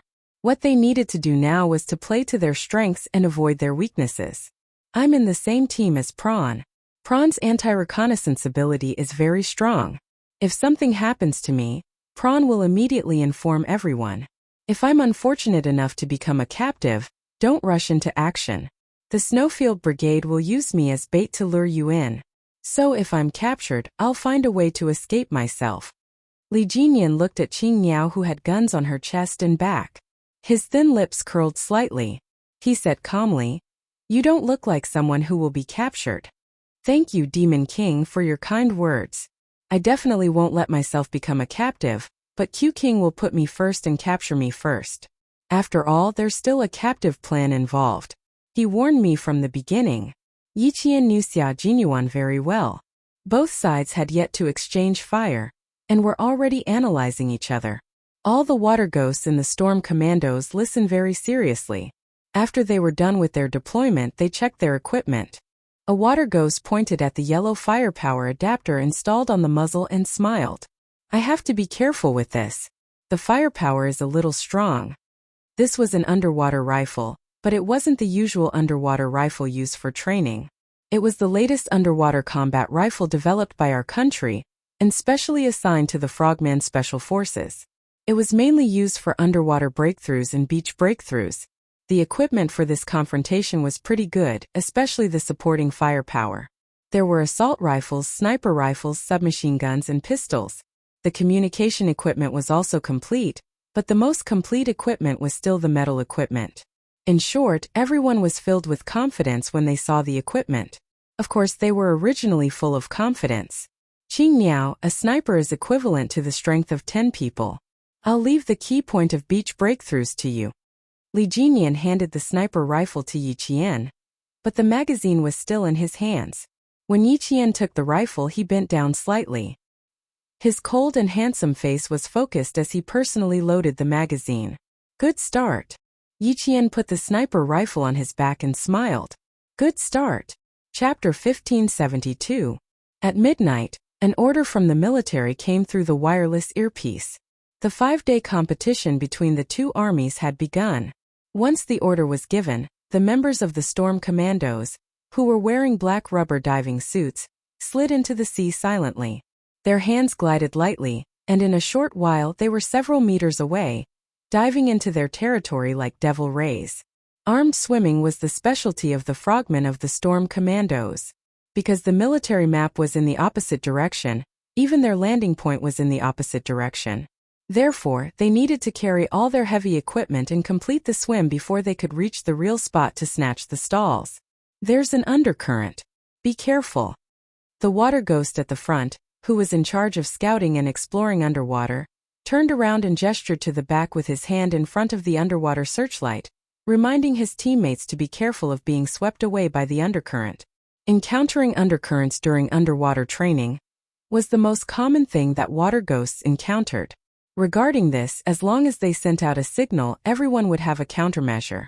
The water ghosts that were about 2 meters below the sea surface quickly surfaced, adjusted themselves into groups of 3, and quickly swam through the undercurrent area. Although the rubber diving suits had anti-cold properties, they were surrounded by seawater. No matter how good their anti-cold properties were, their bodies would still feel cold after swimming for half an hour. They were still 2 nautical miles away from the landing point. Under Li Jinyan's lead, Yi Qian avoided a few submerged reefs and used his fastest speed to catch up with the team members in front of him. As the landing point for her and the water ghost, codenamed Big Shrimp, was different, they needed to go around the back of the island and land from the edge of the island. After swimming 2 nautical miles, Li Jinyan gestured for them to split up. He reached out his right hand, which was clenched into a fist, and lightly bumped Yi Qian's clenched fist. He made an okay gesture and waved at Big Shrimp. Yi Qian saw his tall and slender figure disappear from her sight in the blink of an eye like a swordfish attacking. "Let's go." Big Shrimp gestured forward, indicating for Yi Qian to follow his swimming path and head to the landing point. The waves on the sea were very big. Yi Qian and Big Shrimp swam through the ink-like waves like flood dragons and arrived at their landing point at the designated time. The two of them took off their simple breathing masks and pressed their backs against the cold rock layer. They raised their heads and looked up. The underwater lights had already been turned off, so they could only rely on their eyes to estimate how far away they were from the landing point. No lower than 6 meters. Granite layer. Severe weathering cannot be ruled out. Climbing time, 1 hour. Da Xiao lowered his head. His chest was still heaving as he whispered to Yi Qian. There might be snipers hiding up there. It's a little mysterious. If they could think of a landing point, the Snowfield Brigade would definitely be able to think of it too. Yi Qian, who was adjusting his breathing, heard this and a sly smile flashed across his dark eyes. If there's something wrong with the military maps we've obtained, then the Snowfield Brigade will definitely have the same map as us. We'll be the first to occupy an advantageous location, which will also make them feel confused. In a battle, there would always be some falsehoods to deceive others. Both sides had already witnessed each other's valiant strength. No one would act blindly without thinking, and no one would think that they had the upper hand. If Big Prawn said it was mysterious, the Shuiyu team would think so too. The waves slapped against the rock, and the salty seawater fell into their mouths. It was so bitter and salty that their facial features contorted.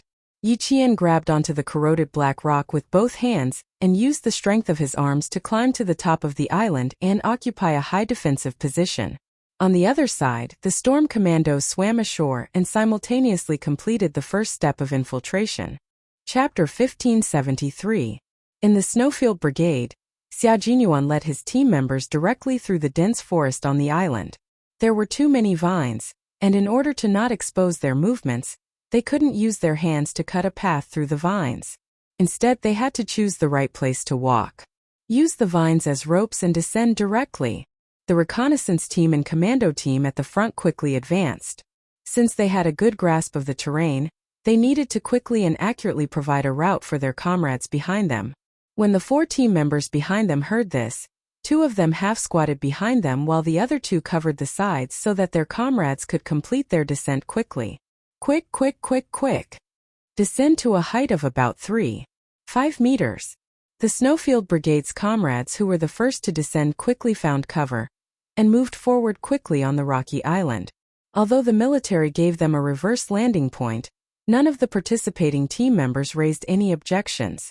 Battles on the battlefield were ever-changing, and adapting to and quickly finding the right place to fight was a skill that every team member had to master.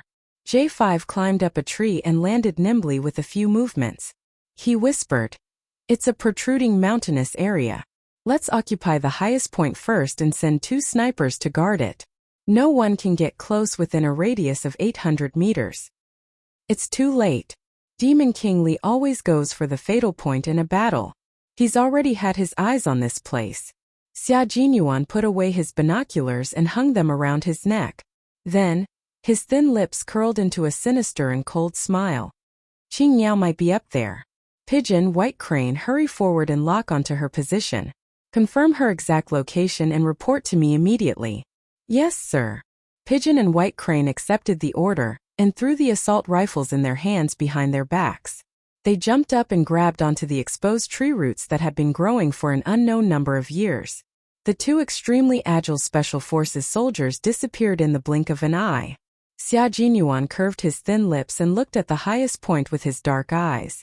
Little fox, you have to be careful. If you get captured in a single match, I'm afraid that your dream of joining the Snowfield Brigade will have to be delayed. Xia Jinyuan, who was wearing 5-finger combat gloves, secretly clenched his fists. His heart was a little tense. There were no open areas on the island, only strange rocks and trees that were easy to hide in. Although it was easy to hide in, it was also very dangerous. When a scout from the Snowfield Brigade jumped down from a rock, his feet landed on a smooth rock covered in moss. His left foot was suddenly sprained. Fix it with a bandage first to prevent a second injury.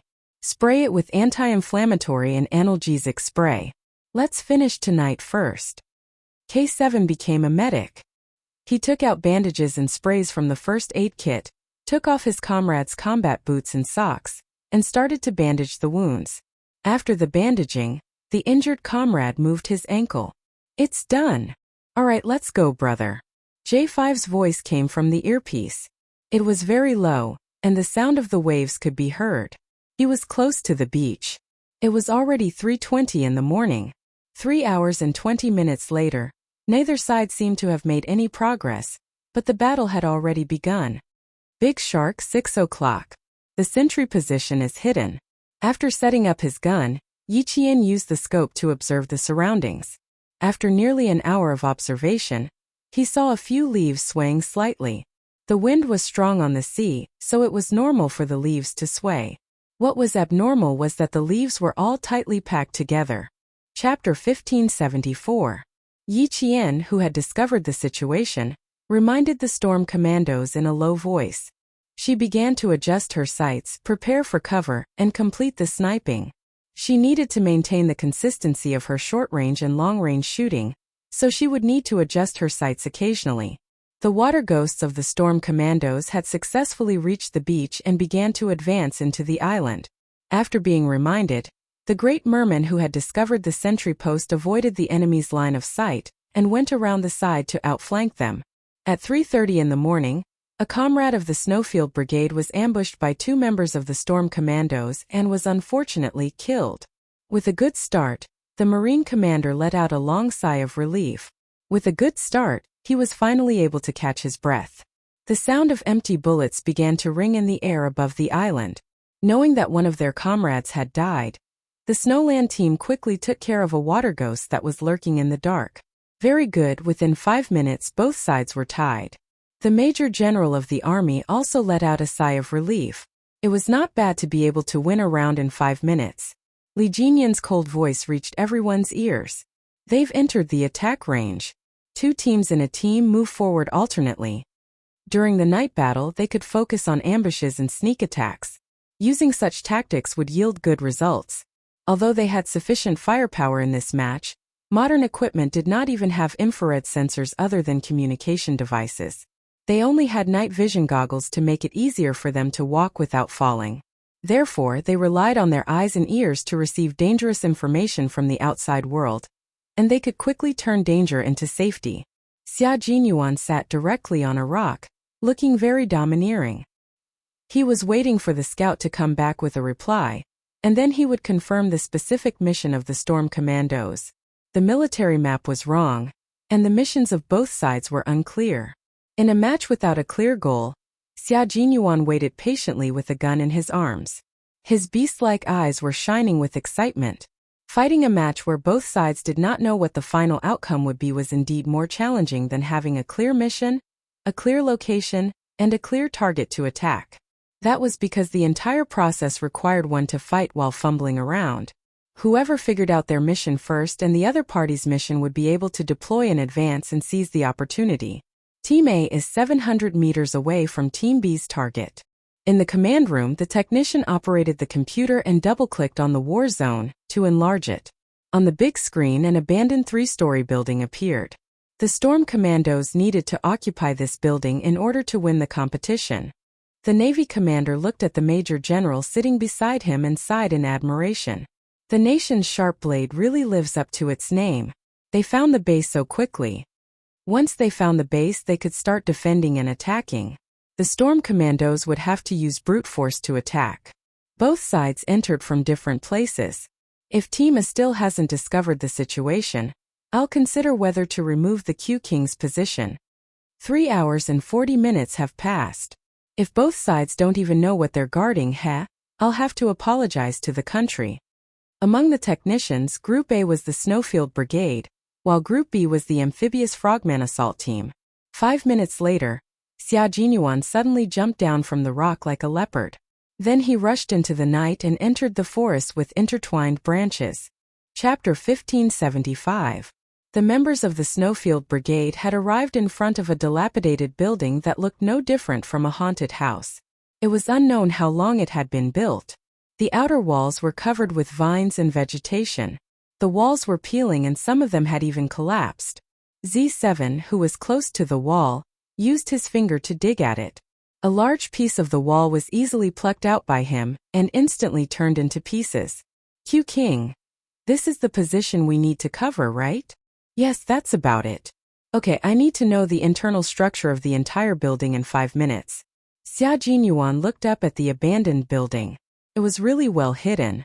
It was actually built at the lowest point of the entire island. It was 3 stories high. If one didn't pay attention, they wouldn't even know it was there at night. He looked down at the time and said, "The countdown starts now. Come back in 5 minutes." He didn't even need to divide the work.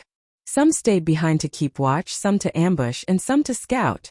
Soon they started moving.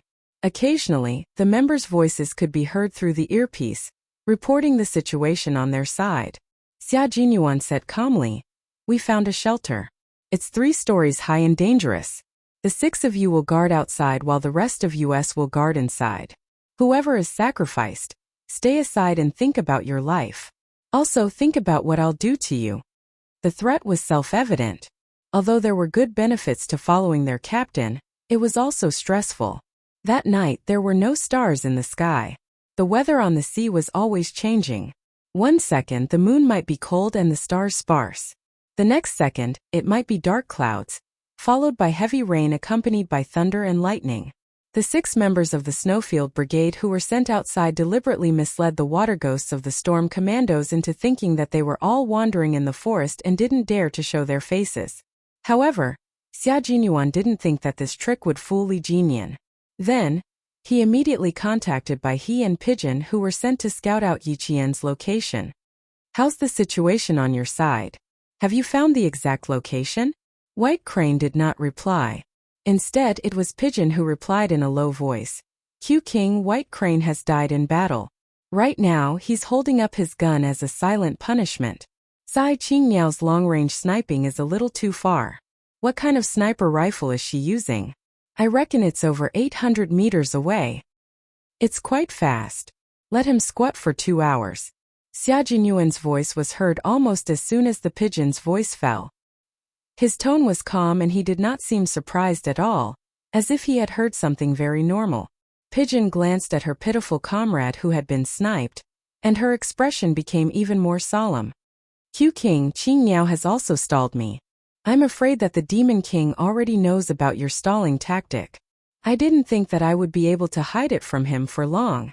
For me, every minute counts." Xia Jinyuan raised his eyebrows. He was happy for Yi Qian's performance, but also a little disappointed. He also wanted to fight side by side with her. He then ordered Pigeon, "Stay calm before retreating. Be careful that she doesn't have any blind spots. Also, tell White Crane not to be surprised that he was sniped by Qing Miao. Her sniping skills have surpassed mine, so it's normal for her to snipe White Crane. As for you, be careful. Qing Miao is very patient. She can hide in the desert for a day and a night. As long as the sand doesn't cover her body and she doesn't get buried alive, she won't move. She also won't let go of her next target. So do as you see fit. If you're really killed by her, White Crane will have a companion. Chapter 1576. Pigeon was speechless. He was stunned. Her sniping skills were even better than Q King, who was also a sniper. Why didn't he and White Crane ask Q King more about her situation? Xia Jinyuan did not have the time to care about his comrade's complicated thoughts. After cutting off the communication, he glanced in the direction of Yi Qian. There was a hint of gentleness in his cold, handsome face. His unyielding tenderness bloomed only for Yi Qian. He would not be surprised if even Pigeon was killed by the sniper. To him, this was a very normal thing because he understood Qing Niao Yi Qian's capabilities. Snipers needed to constantly practice and master new skills. In order to support her superior's unit, she needed to be able to fight in any environment and cooperate with any unit that needed her cooperation. Yi Qian was very talented and had trained with Demon King Li before.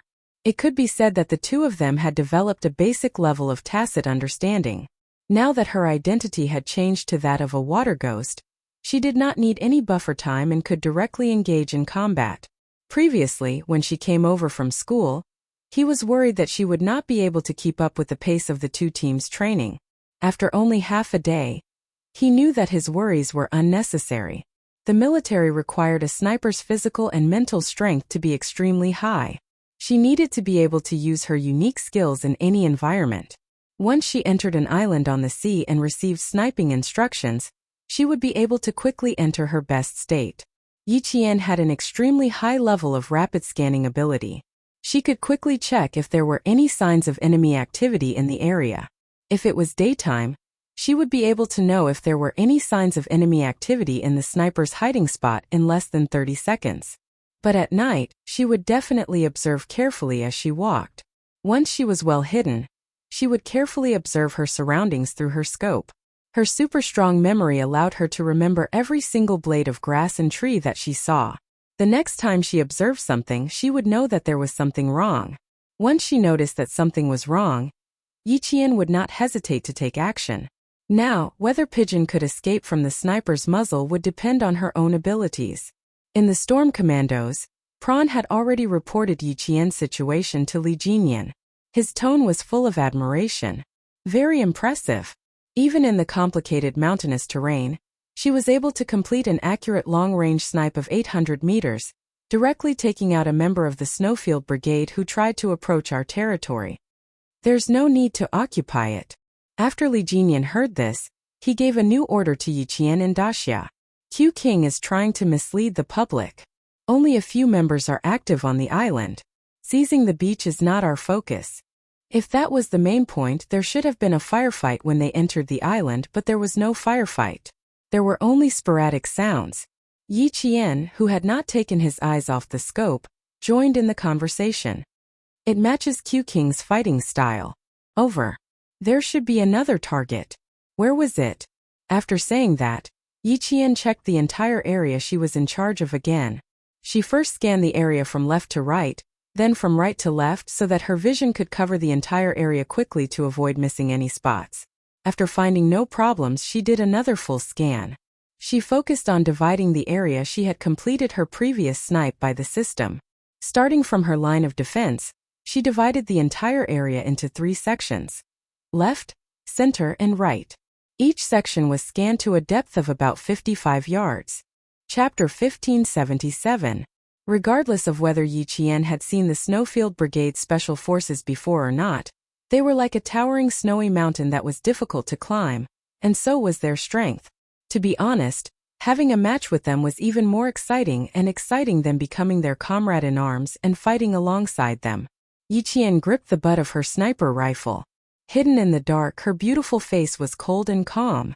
After quickly completing her first sniping, she did not immediately get up and move to the next sniping spot because there was no need for her to leave her position now. The reason was simple. She was the hunter, and her teammates from the Snowfield Brigade were the prey under her gun. Due to the fast reaction of the Snowfield Brigade Special Forces, Yi Qian did not pause for long. She only moved her sniper rifle very slightly to complete a full scan. After scanning from close range to medium range, and to long range, she finally aimed at the medium range and completed her scan from the left and right of the medium range. She had to be careful and complete her search without missing any details in the area she had locked onto. Finally, she found something strange when she was about 50 meters away from the first sniping target. Yiqian smiled faintly, like a red plum blossom blooming in the snowy wind. It was so beautiful that it was dazzling but also so cold that it was frightening. Yiqian adjusted her scope and held her breath. She did not immediately shoot. She needed to use her off-center vision to achieve accurate sniping. At night, the structure of the eye was different from during the day. During the day, she used the middle part of the pupil, while at night, she used the outer part of the pupil. Only by using the off-center vision could she complete her sniping. She was about 5.2 inches away from the center of her sight. Yiqian did not hesitate and pulled the trigger to complete another sniping shot. Bang! The sound of the gunshot rang out, and the seabirds that had finally returned to their nests were startled once again. The pigeon immediately covered its chest and fell backwards, pretending to be dead. At the same time it contacted Xia Jinyuan. "Q King, I'm dead. The lonely white crane finally has a companion." Xia Jinyuan did not answer and directly cut off the communication with the pigeon. Faced with the heartless abandonment of the pigeons, he turned off his signal device and walked to White Crane, who had been squatting with his gun raised for almost an hour. When he saw how his comrade was squatting, the corner of his mouth twitched. After a long while he sighed and said, "Brother, the way you squat is a bit like the way you squat with constipation. It's not very elegant." Bai He, who had died an hour earlier, glanced at his comrade who didn't even speak elegantly, and said indifferently, "Those who resist will be punished severely, but those who confess will be lenient. Now it's a little uncomfortable to be squatted down. When Q King sees this, his anger will subside a little." I couldn't tell that he was angry. I didn't contact him before he died. He told me directly that it was normal for the two of us to be attacked by Qing Niao. The pigeon found a flatter spot to squat down and told White Crane everything that Xia Jinyuan had told him. Qing Niao's sniping skills have already surpassed Q King's. It is indeed normal for the two of us to be sniped. Back then, when Q King came to our brigade to challenge us, he used a submachine gun and a sniper rifle to wipe out all 4 of our squads. He even killed 8 of our brothers with the sniper rifle in his hand. Now, he says that Qing Niao is even better than him. White Crane, Qing Niao's skills are really terrifying. Q King killed 8 of our brothers during the day, but Qing Niao killed the 2 of us within an hour at night. Q King said that her sniping skills have surpassed his, and it's true. Most importantly, she's even younger than Q King at that time. Chapter 1578. Bai He was silent for a long time before he said, "Qing Niao is indeed very strong. I've already experienced it. As long as she's willing to join our brigade, there will definitely be a place for her in our brigade." Bai He then said with a smile in his voice, "Now that a female soldier has joined the brigade, a talented and beautiful female soldier, the brigade will be lively in the future. I don't have to look at you old faces after training every day. I can go back and look at my Qing Niao every day and relax my body and mind." Pigeon immediately retorted, "I'm tired of looking at your old faces. I can go back and look at my Qing Niao every day and relax my body and mind." On the other side, Xia Jinyuan, who was about to contact his 2 dead comrades, happened to hear this and a cold look flashed across his eyes. The competition had only started for less than 5 hours, and the 2 of them had been sniped and killed. Instead of reflecting on themselves, they were even chatting about things unrelated to training. As veterans, when did their self-awareness become so poor? Qing Niao is very strong, but don't they know how to reflect on themselves and realize that they're not as strong as others? Sounds like you guys are having a good chat. His cold voice came through their earpieces. Pigeon and Bai He, who were chatting happily, were caught red-handed talking to Q King, who was younger than them. Their calves and stomachs began to tremble. Oh no, they wanted to say that they were going to atone for their crimes. Now they could only hope that their punishment would not be increased. And you wanted to say that the weather is going to change. You two should find a place to hide from the rain. Now it seems like there's no need to hide from the rain. Continue standing. Xia Jinyuan felt that he shouldn't be too kind. If he was too kind, it would be easy to get into trouble. It's 4:30 in the morning now. Stand until 5:30 in the morning. Is there a problem? Realizing that they had made a mistake, the 2 of them immediately answered, No. Very good. Raise your guns and stand in the horse stance until 5:30 in the morning. I want you to reflect on your actions. When it came to combat, Xia Jinyuan had always been ruthless. He was not as casual as he usually was. He always knew when to do what. Otherwise, he wouldn't have become the captain of the Snowfield Brigade, and the youngest captain in history. The startled seabirds returned to their nests.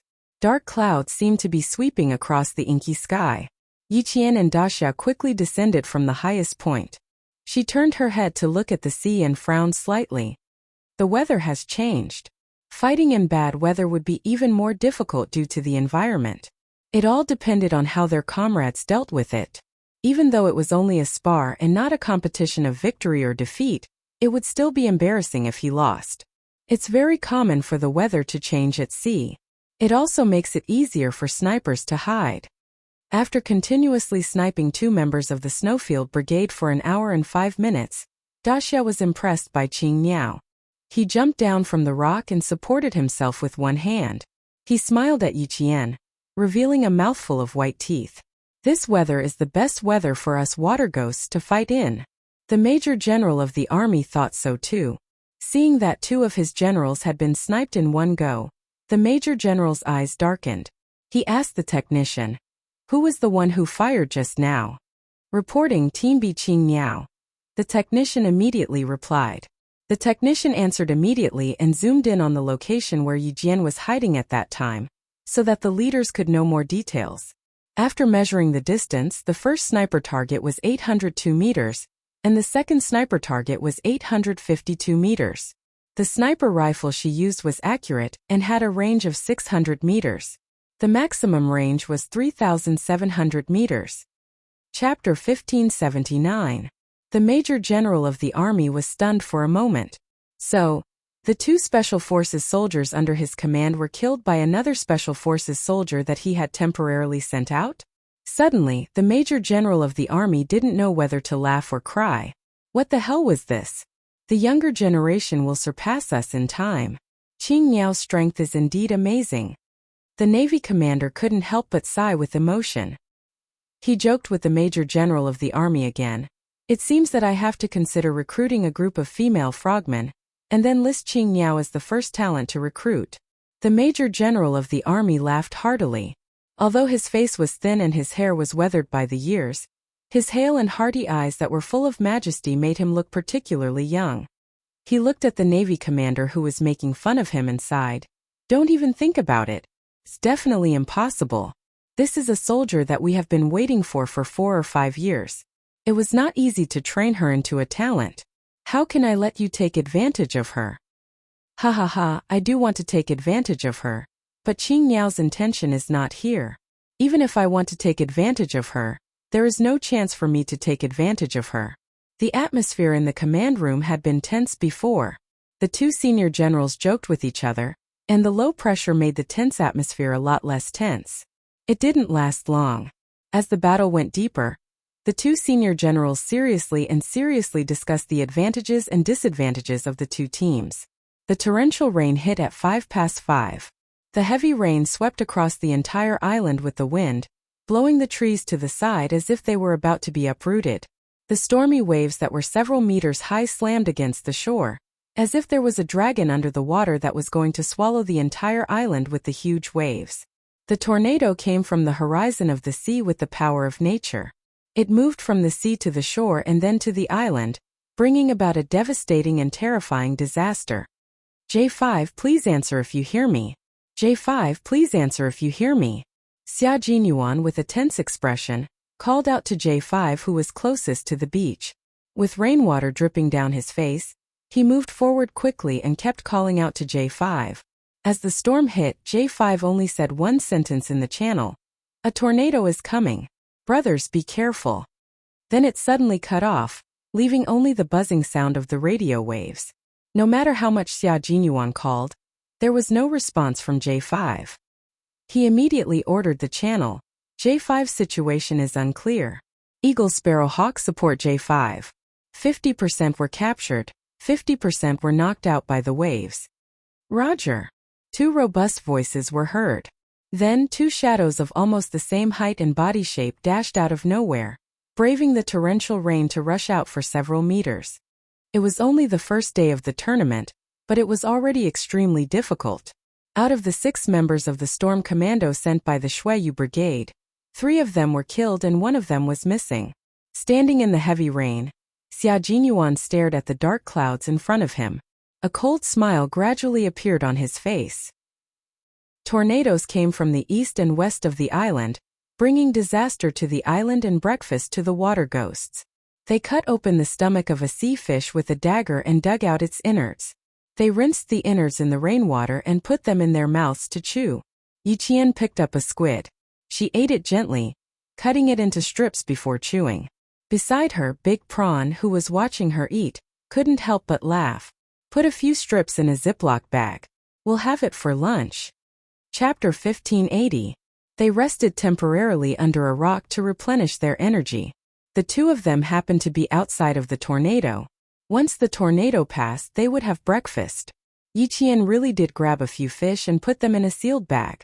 He then cut them into slices and put them in.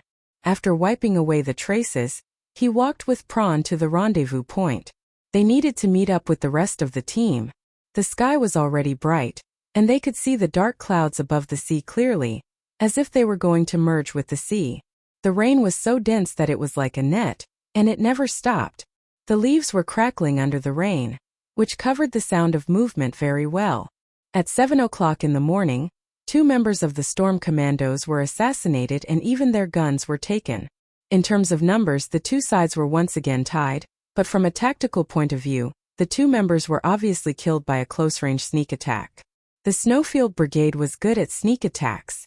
Li Jinyan took the fish that Prawn handed over and slowly chewed on it before saying, "Don't worry, we still have their captives." The captive J5 was also eating seafood. He was treated well, and he didn't even need to deal with it himself. "I'm the same as you guys, I don't know anything. If you capture me, based on my understanding of Q King, I'd love for you to get rid of me so that he won't be angry."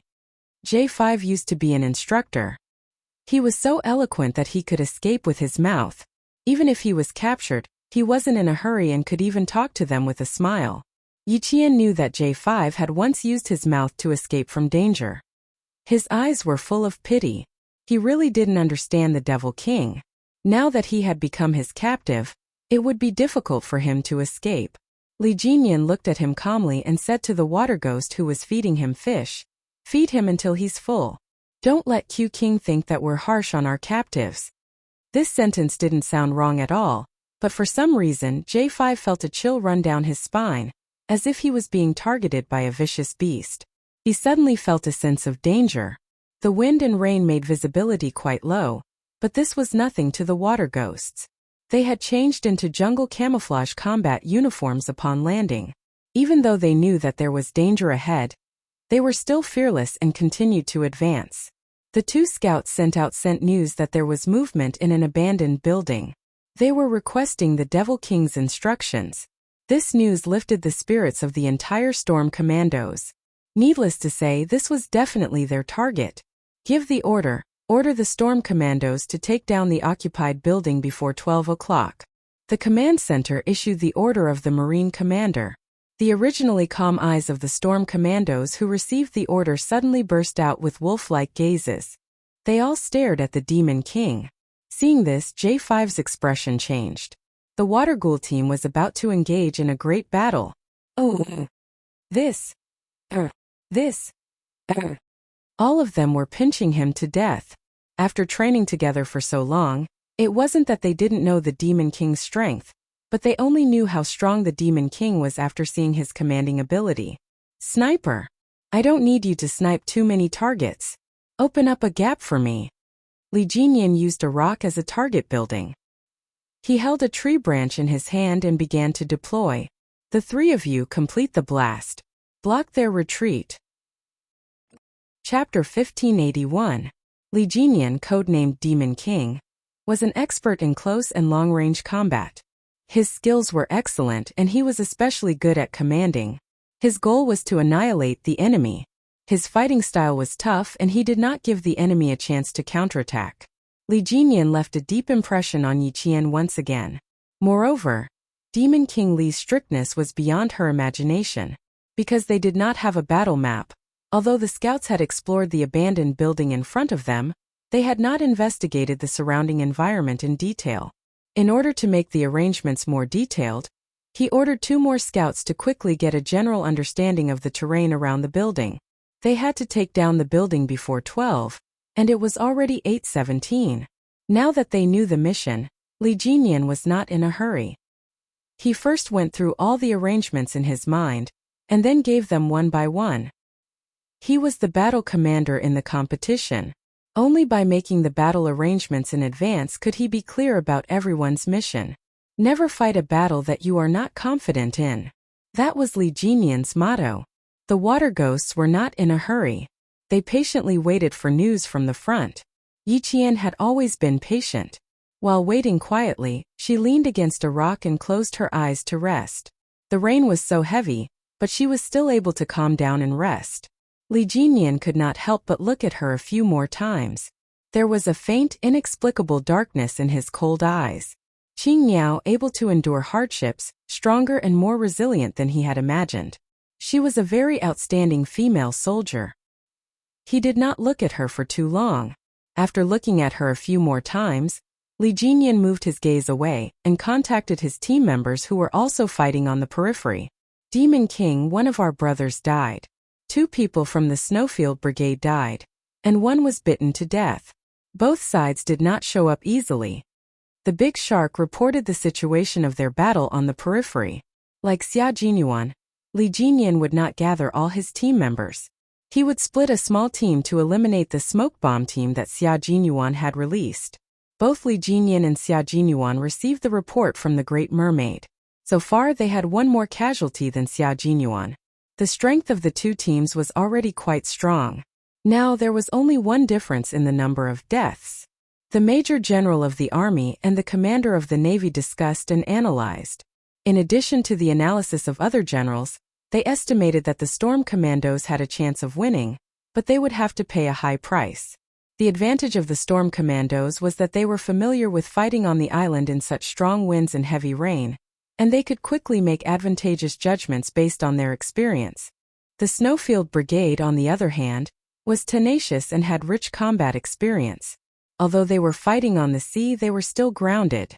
To them, it was no different from fighting in the mountains. The only thing that made them inferior to the Storm Commandos was that they were not familiar with the island's environment.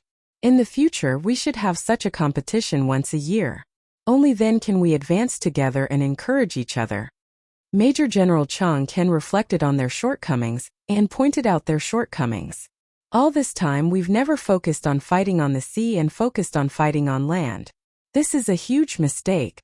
When he returned, he would apply for a sum of military funds for the Snowfield Brigade from the military headquarters to be used for fighting in various regions. The commander of the Navy nodded in agreement and said earnestly, "You're right. This kind of competition should be held once a year. Only then can we not be blinded by what we see. Only then can we constantly discover new problems and improve." Chapter 1582.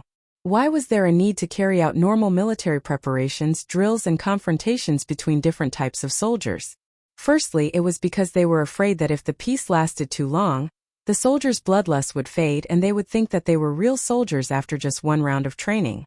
Secondly, there was a need to constantly innovate and improve. They had to constantly discover new problems and improve the soldiers' ability to fight on the battlefield.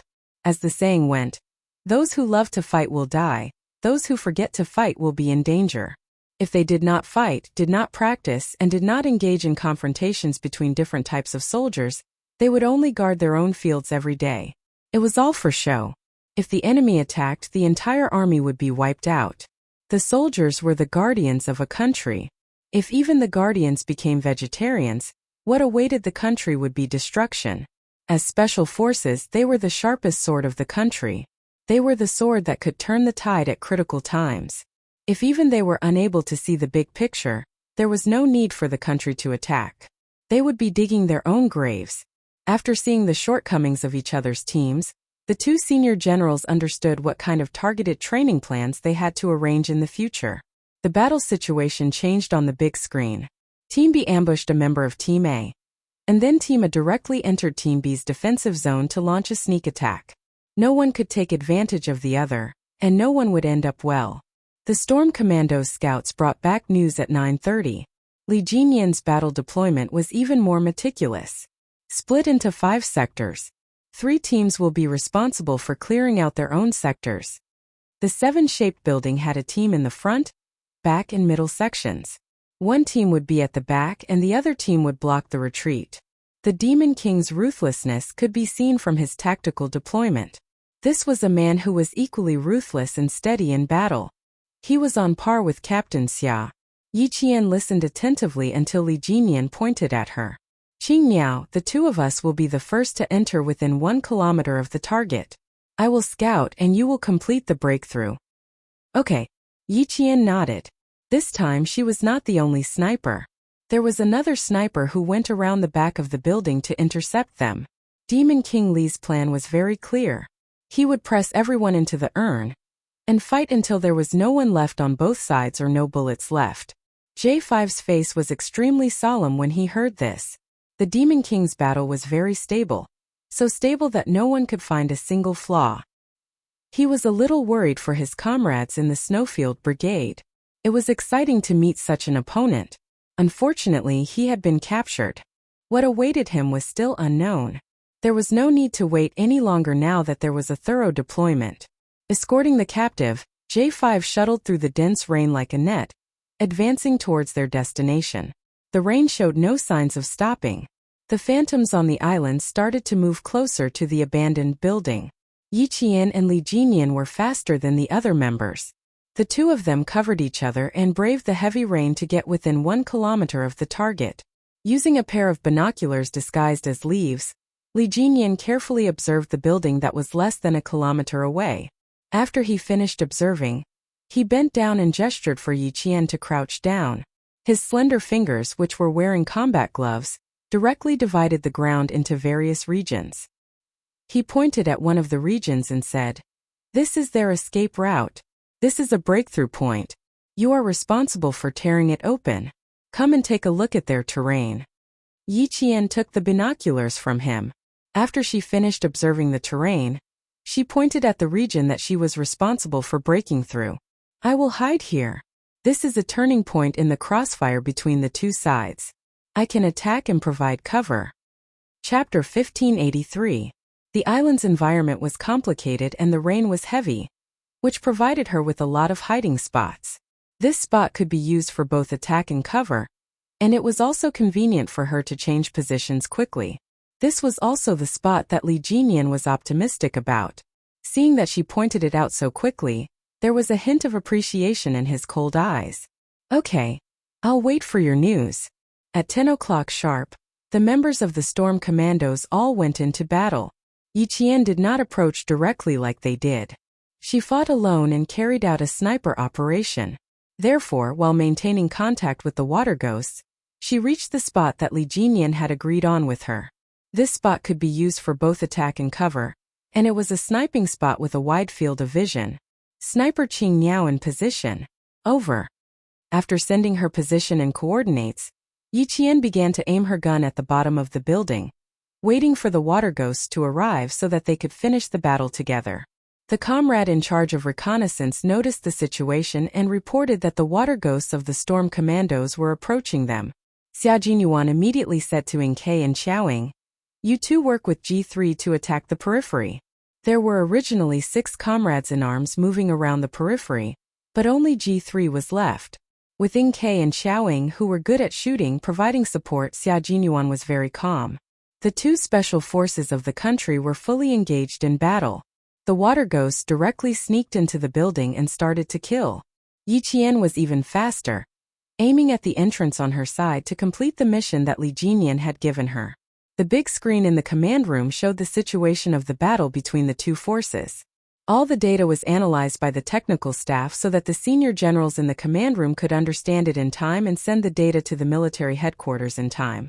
In the military headquarters, General Xia placed his hands on the conference table quietly. His eyes were fixed on the data on the projection screen and the situation of the battle between the two forces. There were not many generals in the conference room. Other than the 3 senior generals in military uniforms, the leader that Yi Qian had accompanied before was also present. Beside the leader sat a dignified leader in casual clothes. This was the country's highest leader. He attached great importance to the battle between the two forces of the country, and arrived at the military headquarters at 7 o'clock in the morning to watch. The combat standards of these two groups are very strong. However, Group B is obviously more suited for naval combat, and can accurately find the Mingmen. Group A's counterattack is strong. Not bad to be able to remain so calm in someone else's territory. It's clear that their combat skills are above average. China's highest leader gave a very high evaluation of this confrontation. Although he was serious throughout the whole process, his gaze was very gentle. Although the invisible pressure was still there, it could be seen that the highest leader was quite satisfied with this day's confrontation. When the leader saw the last scene, he couldn't help but point at the screen and ask Commander-in-Chief Xia with uncertainty, "Lieutenant General, this soldier is a female soldier, right?" "Yes. She is a military student from the National University of Science and Technology. She is currently in her first year. Her code name is Qing Miao for this operation." Commander-in-Chief Xia replied calmly and said admiringly, "She's a very outstanding female soldier. If there are no accidents, she will also become a soldier who will go abroad to participate in the competition next year. She is also the only female soldier who will participate in this battle." Yi Qian was outstanding, even more outstanding than that rascal of a son of his. Her excellence was not only seen by him but also by the people in the room. To be fair, Yi Qian was worthy of praise. An orphan, a child without roots, since she was so outstanding, he would give her a good wind and hope that she could soar to the top. Chapter 1584. Yi Qian's vigorous and fearless figure appeared on the projection screen. When the Storm Brigade broke through the Snowfield Brigade's defensive line, Yi Qian switched out his sniper rifle for an assault rifle. In the heavy rain, even though it hurt when the rain fell on her body, and her body was so cold that it felt like her blood had frozen, she was still able to aim and protect her comrades as they attacked. Over there were comrades who had charged forward without a care for their own lives. Over there were people who had died. It was as if they had stepped over their bodies to enter.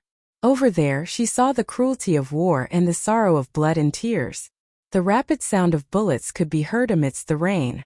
The signal device that signaled the death of a soldier let out a long and rapid beep. This made Yi Qian's expression turn colder and colder. This was a competition, but it was also a war. Her bullets were fired to protect the lives of her comrades. Her mission was to protect the lives of her comrades. Why did she appear here? Because she was a soldier. She shouldered the mission of a soldier, the sacred mission of fighting to protect her country. Their country had risen, and behind its rise was a strong military force. They had the new weapons that had appeared during the celebration, as well as millions of soldiers who were protecting their country. This was a country that had risen. She was a soldier of this country, a soldier who fought for glory. At this moment, Yi Qian was like a cold unsheathed sword. Wherever the sword pointed, it would be invincible. In the end, not many members of the Storm Commandos managed to enter the 3-story building. In the end, there were only 8 of them. But the Snowfield Brigade wasn't any better. Xia Jinyuan and Li Jinyan were both ruthless soldiers. Even though their combat zone was limited to the 3-story building, the Storm Brigade couldn't advance any further, and the Snowfield Brigade couldn't go up or down either. Above them was the open roof. Outside, there was Yi Qian's suppressive fire. Below, the Storm Commandos' water demons appeared and disappeared unpredictably. Those who couldn't avoid being shot were shot from behind. Qing Miao's firepower is strong. It's all lethal suppression. Take a muzzle and aim it at her. The Snowfield Brigade had been suppressed by Yi Qian twice when they tried to charge up the hill. There was no way for them to charge out. The ability of a sniper was terrifying. They could cause serious and far-reaching damage to a small or large formation, or even an entire military area. They could cause great damage to a unit, and sometimes even destroy an elite unit. This was definitely not an exaggeration, but an indisputable fact. With her superb marksmanship, she could even go up against an armored unit. It seems that the last time I worked with her, she didn't display her full potential. K7 said in a low voice. He had almost been hit as well. If Q King hadn't pulled him back, he would have been one of the casualties. The Snowfield Brigade member codenamed Eagle had his back against the mottled wall. He raised his assault rifle and fired a volley of shots outside. Then he quickly returned to his original position and crouched down. He said to K7, "If we don't kill the sniper outside, we won't be able to get out." Not to mention an armored unit with her accuracy, even large equipment would be turned into a sieve by her. Another Snowfield Brigade member finished suppressing the enemy. He wiped the rainwater off his face and said in a low voice, "It's difficult. We still don't know where she is hiding." A sniper had fired multiple shots.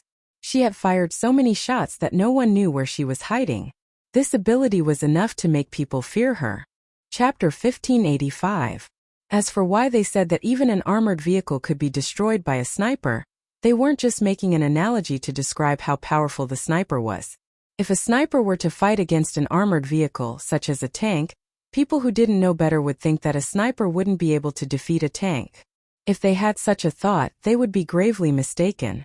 Today's tanks relied on computers and optical equipment, but to a sniper, these were suitable targets. As long as a sniper targeted a tank, the tank would be destroyed by the sniper. The reason why Headmaster Chun was able to become the soldier king of that era had a lot to do with his superb marksmanship. As for him, before he retired from the army, he had also trained a group of outstanding snipers. It was a pity that he had retired in a hurry, leaving behind too many regrets. Fortunately, his regrets didn't last forever. He trained Yi Qian to be an excellent sniper. Even though Yi Qian was still young, with Principal Chen's guidance and her own hard work, her sniping skills had reached a level where no matter how good the enemy was at hiding, she could still kill with one shot when she was in stealth mode or lying down. This was Yi Qian's ability. It could be said that no one in the entire Snowfield Brigade could surpass her. She could feel the reaction of the bullet when she held the gun, and she could even see the 4D dynamic anatomy of the gun in her mind. This kind of unique talent wasn't something that everyone had. If Yi Qian were to fight against a small or large squad, she wouldn't have any problems. Xia Jinyuan listened to the conversation of his comrades and felt an indescribable sense of pride. "Little fox, I said that you would definitely become an excellent soldier. Look, you haven't even joined the Snowfield Brigade yet, but my comrades are already praising you." He wiped the rain off his face. His eyes were filled with the wildness of a wild wolf. He looked at the time and said to K7, "There are still 5 minutes until midnight. Don't even think about winning, but it was a good fight. Fighting with Demon King Li again, it was a good fight. It was too good, the joy of meeting a strong opponent and killing them." K7, who was usually expressionless, had a carefree expression on his face. He nodded and said, "There are still 4 days left. The best is yet to come. I'm looking forward to going up against Qing Niao." "That's awesome." This time it was different from the kind of continuous matches where once you died, you couldn't return to the battlefield. This was a match that was split into stages and subjects. The members who died on the first day would return to the team the next day to complete the next match. That was why K7 said the best part was yet to come. The military's highest-ranking leader who had been observing all this time saw this and spoke again. The female soldiers showed the bravery of soldiers earlier than the male soldiers. They have a sense of righteousness and are not afraid of sacrifice. The National University of Science and Technology has always been the cradle for cultivating the new generation of military officers in our country. Such female soldiers did not disgrace the school and have won glory for the school. There was no mention of winning glory for the country. The top leaders did not know that Yi Qian had carried out a mission before. However, they admired Yi Qian's state of mind. She did not treat this match as a competition. Instead, she treated it as a real battlefield filled with smoke and flames of war. Every bullet she fired was to protect her comrades and the country's leaders behind her. A female soldier from the National University of Science and Technology with the code name Qing Niao. Not bad. The Navy's commander personally received Yi Qian's call and told her personally, "Qing Niao, the country's highest-ranking leader, has given you extremely high praise for your combat skills." He has also called for all female soldiers to follow your example and learn from you. Chapter 1586. Just as the high-ranking generals had predicted, the Storm team won the match. There were still 41 seconds left before midnight. But just as the generals had predicted, even though they won, it was a Pyrrhic victory. The Snowfield Brigade was a pack of wolves from the depths of the snowy region. They had a strong and unbreakable tacit understanding and absolute obedience. They also fought as one and were ruthless enough to not let go of their opponents. Fighting on the sea was their weakness. If they had fought in the mountains, forests, plateaus, plains, or deserts, it would have been very difficult for the Storm Amphibious Assault Team to achieve victory. Of course, this didn't mean that the Storm Amphibious Assault Team couldn't do it. They had been established in June last year, and under the leadership of Demon King Lee, they could still fight with the Snowfield Brigade for a few hours and win in the end. This was enough to prove how successful Demon King Lee's training and commanding were. If they had been established a few years earlier, then today's competition would have been even more exciting. When Yi Qian, who was talking to the Navy commander, heard this, Yi Qian, whose clothes were so wet that there wasn't a single spot on his body that was dry, stood up straight. Facing praise from the country's highest leader, he was definitely emotional. However, his voice was still steady as he replied calmly, "This is what I should do because I am a soldier." Very good. You are unfazed by both praise and humiliation. The Navy commander praised, and his admiration for Yi Qian grew even more. When the Navy commander found out that someone was secretly plotting against Yi Qian, he immediately took off his military cap and placed it on the table during a military meeting. He stood up and said coldly, "If she violates any military discipline or military law, I, Dong Lixing, will take off my military uniform." This was how much he trusted Yi Qian. Yi Qian never lost his sense of propriety in the face of praise. Everyone here was so outstanding, so why was she the only one who was praised?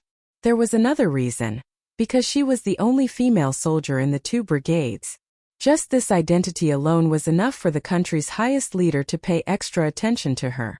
In addition, she fought a little fiercely in the last half an hour, so naturally, the highest leader paid extra attention to her and praised her. Receiving praise and glory didn't only belong to her, but also to everyone. The tent is set up. Go change your clothes. Behind him, Li Jinyan walked over to remind him. The expression on his handsome face was as cold as ice. Even the way he looked at Yi Qian was the same as before. While Yi Jian was on the phone with the Navy commander, they had already set up the tent. Yi Jian smiled and said, "Thank you." "You're welcome," Li Jinyan replied.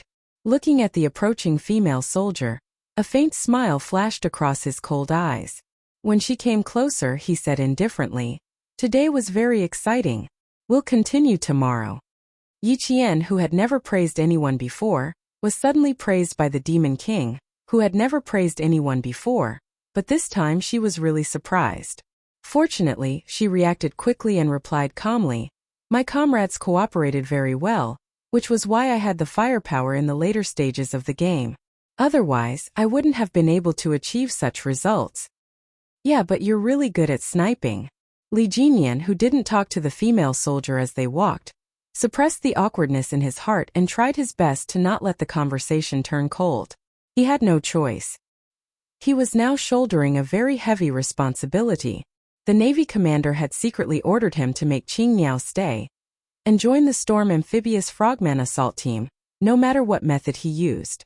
He had received this order 10 minutes ago. Chapter 1587. Li Jinyan wasn't surprised to receive the commander's secret order. His vice-captain, Big Shark, had hinted to him several times and also mentioned it to the commander. As for himself, it would be hypocritical to say that he didn't want Yi Qian to join the team. How could he not be moved when such an outstanding female soldier was standing in front of him? He also wanted Yi Qian to join the Storm Amphibious Frogman Assault Team. But some things couldn't be achieved just because you wanted them. Yi Jian was not an ordinary female soldier. She was a female soldier sent by the army to study in the Navy. She was carefully cultivated by the army. The direction of cultivation was to become an Army Special Warfare Special Forces. This was not a goal that could be achieved overnight. It started when she was 14 years old. The commander wanted him to persuade her to join the Navy. Li Jinyan felt that it would be harder than fighting Xia Jinyuan. Thinking back to the conversation between the commander and him 10 minutes ago, Li Jinyan couldn't help but raise his hand to touch his forehead. How should he tell Yi Qian? Jinyan, I think this female soldier Yi Jian is really not bad. She has the ability, the education, and the looks. Do you think her looks are just average? She's a flower in the eyes of the entire army. Tell me, how can we miss out on such a good soldier? We have to do everything we can to win her over. At that time, the commander's voice was very low. It was obvious that he deliberately took a few minutes to contact him behind the backs of the army generals who were watching the battle. So the more he spoke, the lower his voice was, as if he was afraid of being overheard. I knew she was good before, but I thought that no matter how good she was still a female soldier. It would be the same if we recruited a few more powerful male soldiers. But now, I have to say that I underestimated Yi Qian. How is she good? She's going to heaven. At that time, he said. If she wasn't good, the army wouldn't have sent Q King to personally send her over. If she wasn't good, the army wouldn't have spent so much effort to cultivate her. That's right. So we have to keep her. The commander's tone at that time made him speechless. Because Yi Qian was good, they wanted to keep her. It didn't sound wrong. It was simple and easy to understand. Before he could speak, the commander lowered his voice again and said, Talent? We don't have to be afraid of talent in our team. When the Snowfield Brigade made a move, they shocked all of us who were watching the battle. The army did send her, but Yi Qian is still a military school student. We haven't decided which unit she'll be assigned to yet. Therefore, we have to act one step ahead of time. We can't wait for the other army field units to join in the fun. Yi Qian. There will always be people to keep her. Li Jinyan didn't know that when the Navy commander heard him say this, he heaved a sigh of relief in his heart. He finally understood what he meant. That's right, that's what he meant. If that was all, Li Jinyan wouldn't feel as awkward as he did now. Seeing that they were done talking and could hang up, the commander whispered to him again. I just mentioned Yi Jian's looks. I think you're not bad either. Why don't you try a honey trap or something? Your vice captain Big Shark mentioned it to me in a very subtle way before. At the time I thought it was ridiculous. Now that I think about it, it seems like it could work. Both of you are unmarried. It would be a good story to match the two of you together. After Big Shark, this was the second time someone tried to match him with Yi Qian. Chapter 1588. He didn't have any thoughts about it, but people kept mentioning it to him. Could it be that in their eyes he was so old that he needed help finding friends? Regardless of whether he had to find a girlfriend, it depended on whether the other party was willing to accept him. Furthermore, Li Jinyan glanced at the female soldier who was able to keep up with his pace. Under the influence of the commander, he couldn't help but take another look at the female soldier. Because of that one look, Li Jinyan, who had never been interested in a woman before, suddenly felt that the female soldier was indeed very beautiful. Major Li Jinyan, who had always treated women as if they were a blank piece of paper, finally couldn't go against his true feelings. For the first time, he praised a girl in his heart. Very beautiful. It wasn't the kind of beauty that was full of splendor, but it was definitely not a simple and elegant beauty. Yi Qian's beauty was a combination of both. When she was in battle, she was as beautiful as a peony. When she was in full bloom, she was famous in the capital. When she was quiet, she was like a lotus flower that stood aloof from worldly affairs, but was so beautiful that it made people's eyes linger. When she smiled, she was like a trickling stream hidden in a mountain stream. Gentle, virtuous, and even just looking at her smile made people feel comfortable. It was impossible to tell that she was a sniper who could hold back 10,000 men. When she smiled, she didn't look aggressive at all. Only the elegant expression between her brows showed that she was a resilient girl.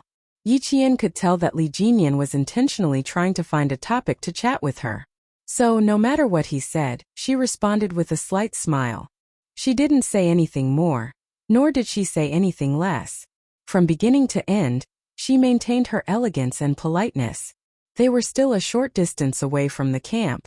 Seeing that the quiet Devil King was running out of topics to talk about, Yi Qian naturally asked casually, Devil King, at that time my code name was Jin Feng.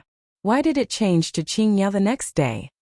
She had always wanted to ask, but she hadn't found the opportunity. Other than training, the two teams were still training. When they had time, they would gather together to discuss topics related to training and skills. How could they have the time to talk about things unrelated to the match? This time, if it wasn't for the fact that she wanted to find a topic to talk about and not make the atmosphere awkward, she wouldn't have asked. Li Jinyan did not hide anything and replied. Q King said that there are a lot of codenames like Golden Phoenix in the army. It's extremely vulgar and unpleasant to the ears. Qing Niao was given by him. It does sound better than Jin Feng. Qing Niao was the predecessor of the Phoenix. It was obvious that Xia Jinyuan had high hopes for Yi Qian. As for asking him to sacrifice his manhood, with Xia Jinyuan around, who would need his manhood? None of them told the commander that Yi Qian and Xia Jinyuan seemed to have an unusual relationship. However, this was someone else's private matter. As long as it didn't affect the training, he wouldn't care. Nor did he have much interest in caring.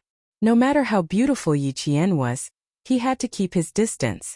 He didn't want others to misunderstand and cause unnecessary trouble. Li Jinyan was a mature and introverted man. He had always analyzed things thoroughly. He was also an excellent soldier with his own set of principles and bottom lines. Since he could vaguely feel that Yi Qian and Xia Jinyuan's relationship was unusual, he definitely wouldn't do anything. Even if he did admire Yi Qian, it had to stay within the framework of admiration between comrades in arms. He couldn't take another step forward. After Yi Qian figured out the origin of her codename, she couldn't help but smile. So it was given by Captain Xia. However, Qing Niao sounded better than Jin Feng. Even though she didn't care about these things, having a more elegant codename wasn't a bad idea. Chapter 1589. Knowing that he was someone who could take a joke, Yi Qian laughed and said, Qing Niao does sound better than Jin Feng. It's much more elegant.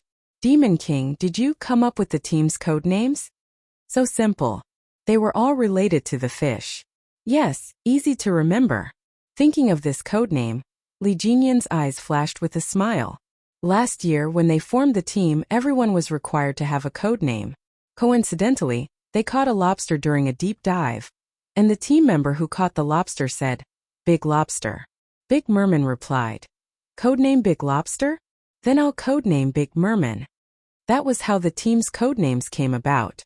After Yi Qian listened to the process of coming up with a codename, he laughed so hard that his pearly white teeth could be seen. It's really easy to remember.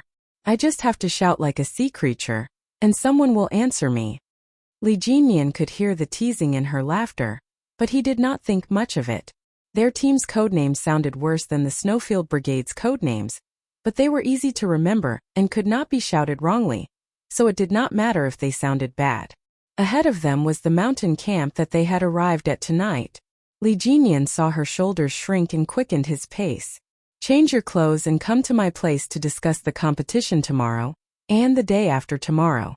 We don't have much time, so hurry up. It was now 9:43 p.m. They had been sent here by a transport plane from the island at 5 p.m. today. It was the location of the competition the next 2 days.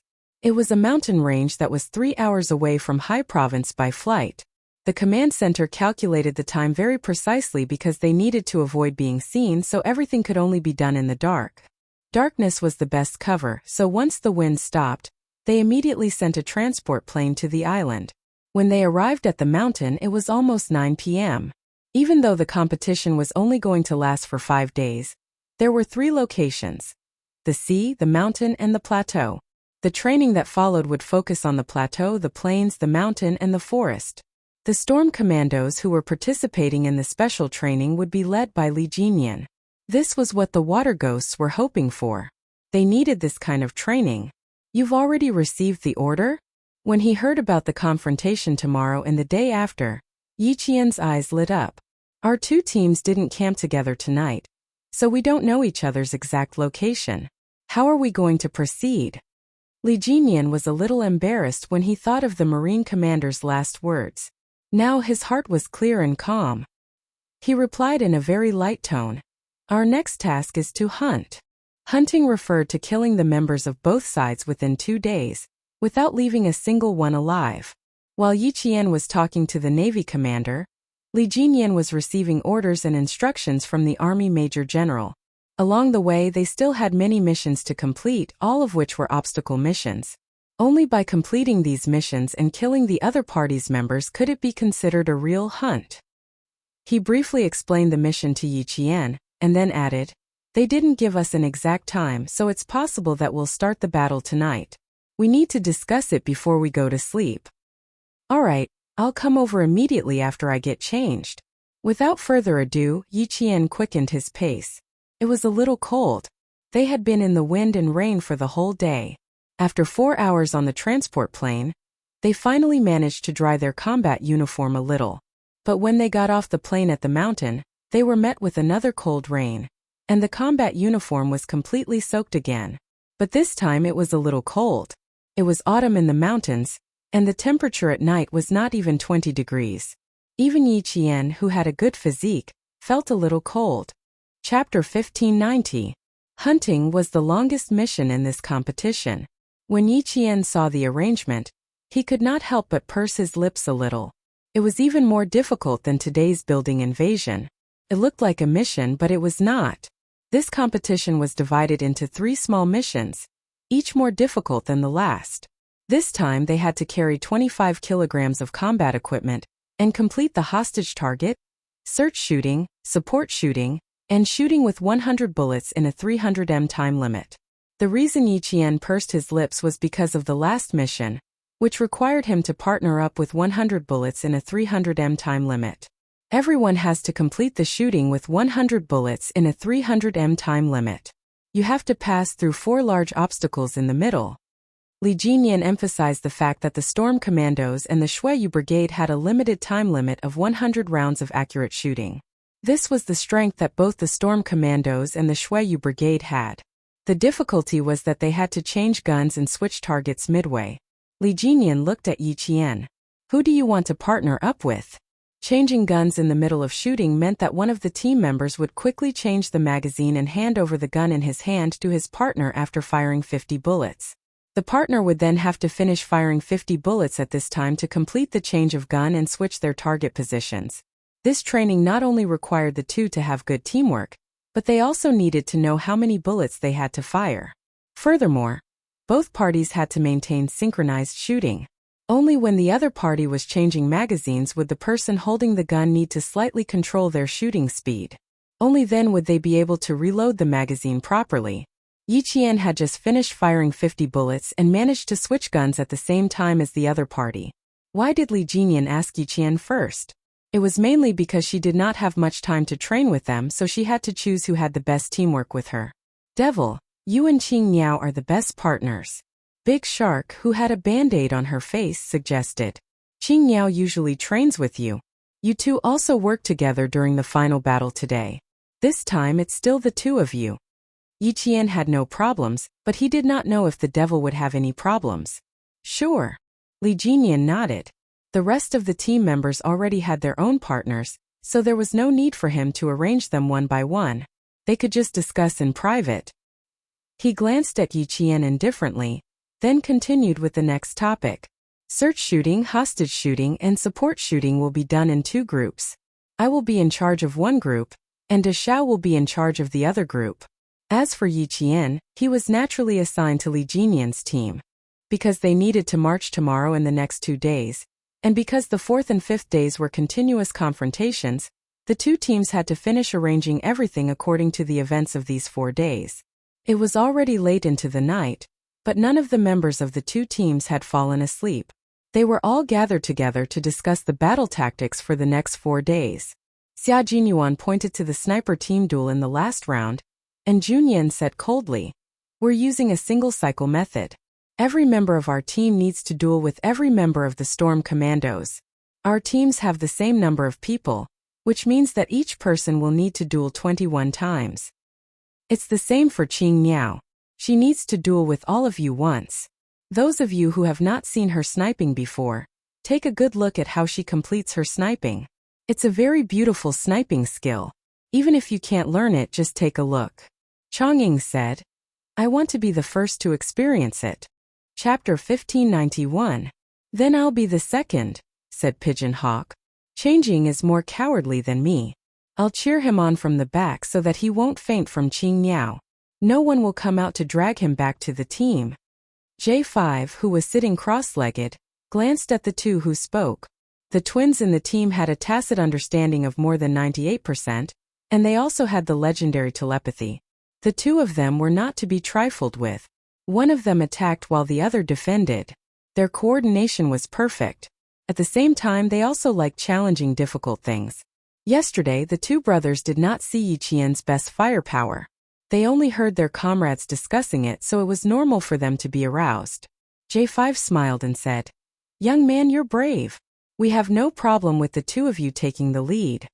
It was also good to let them see Qing Niao's strength. He believed that the two brothers' expressions would be very interesting when the time came. It was just like when he saw Qing Niao's strength back then. He could not believe that she was a student. He could not believe. How could a student be so strong? Take care, brothers. Pigeon nodded at the two of them and gave them her blessings in advance. By he T6 V8. And finally the silent G3 and K7 gave them their blessings. Xia Jinyuan had no objections. He clapped his hands on the spot and said, "Okay, it's settled." He was afraid that the two brothers would go back on their word. Apart from their different personalities, their looks, temperament and height were very similar. The two brothers looked at each other and had a bad feeling. Did they do something they shouldn't have done? Did they take the initiative to do something that Pigeon and the others didn't want to do? Although they had a bad feeling, the decision was already made and could not be changed, so there was no need to think about it. They looked at each other again and then nodded at Xia Jinyuan, indicating that they had no problems. Major Xia also nodded at them seriously. "Good luck, brothers. I have high hopes for you." Their courage was commendable. He just hoped that they wouldn't look too bad when the time came. Next, Xia Jinyuan finished talking about the confrontation projects for tomorrow and the next 2 days, as well as the 4th and 5th day. He also made tight arrangements and didn't dismiss them until 1:15 midnight. Li Jinyan's side had also been making arrangements. The reason why the battle between kings was so exciting was that they had carefully planned and deployed the entire battle. However, the battlefield was ever-changing. No matter how good your arrangements were, there would always be some things that deviated from your plan. At that time, it would depend on the commanding ability of the entire team. As the battle commanders, Li Jinyan and Xia Jinyuan had to be in charge of every match.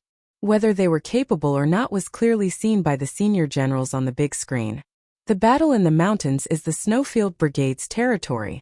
This time, we are not looking to see if the Storm Amphibious Frogmen can defeat the Snowfield Brigade.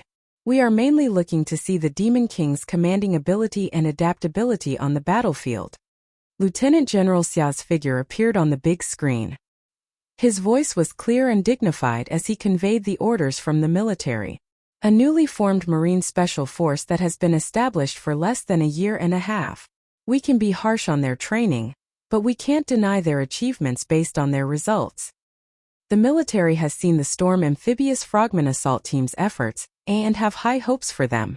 This competition focuses on finding problems and solving them, not harsh criticism. Chapter 1592. Commander Dong, who was standing in front of the big screen, saluted and replied with a serious expression. "Yes, sir. We'll follow the military's arrangements." Not only did the military have high hopes for the two special forces in next year's competition, but so did the highest leaders in the Great Hall. Commander-in-Chief Xia conveyed the instructions of the highest leaders. Since there's a beginning, there must be a good ending. Train hard in the country and discover your own shortcomings. Use 120% of your determination to turn your shortcomings into your strengths.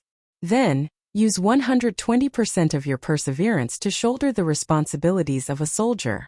Train hard and be strict with yourself for next year's competition. Finally, bring glory to the country and return with glory. Yes, sir. All the generals and soldiers in the command center stood at attention and saluted. They replied to the military and the Great Hall in a loud and confident voice. The two brigades with responsibilities had already set off with 25 kilograms of equipment. At 3 o'clock in the morning, an order came from the command center through the radio. The competition began. The two teams quickly entered the competition area and began the competition. At 6 o'clock in the morning, The water ghosts of the storm commandos who were crouching in the deep withered grass stared at the pine forest in front of them. 3 minutes later, 4 figures crouched and quickly approached the forest under the cover of the withered grass. 2 of them were scouting while the other 2 were on guard. After confirming that there were no problems at the edge of the forest, they sent a signal to their team members. The water ghosts crouching in the withered grass quickly advanced in groups of 2. Under their feet were thick withered pine needles that were so soft that they did not make a sound when stepped on. Due to the autumn rain last night, the entire forest was filled with a damp and rotten smell. "Forward," someone said in a low voice. Several figures were on guard while advancing quickly. Everyone's legs were slightly bent and their backs were slightly forward.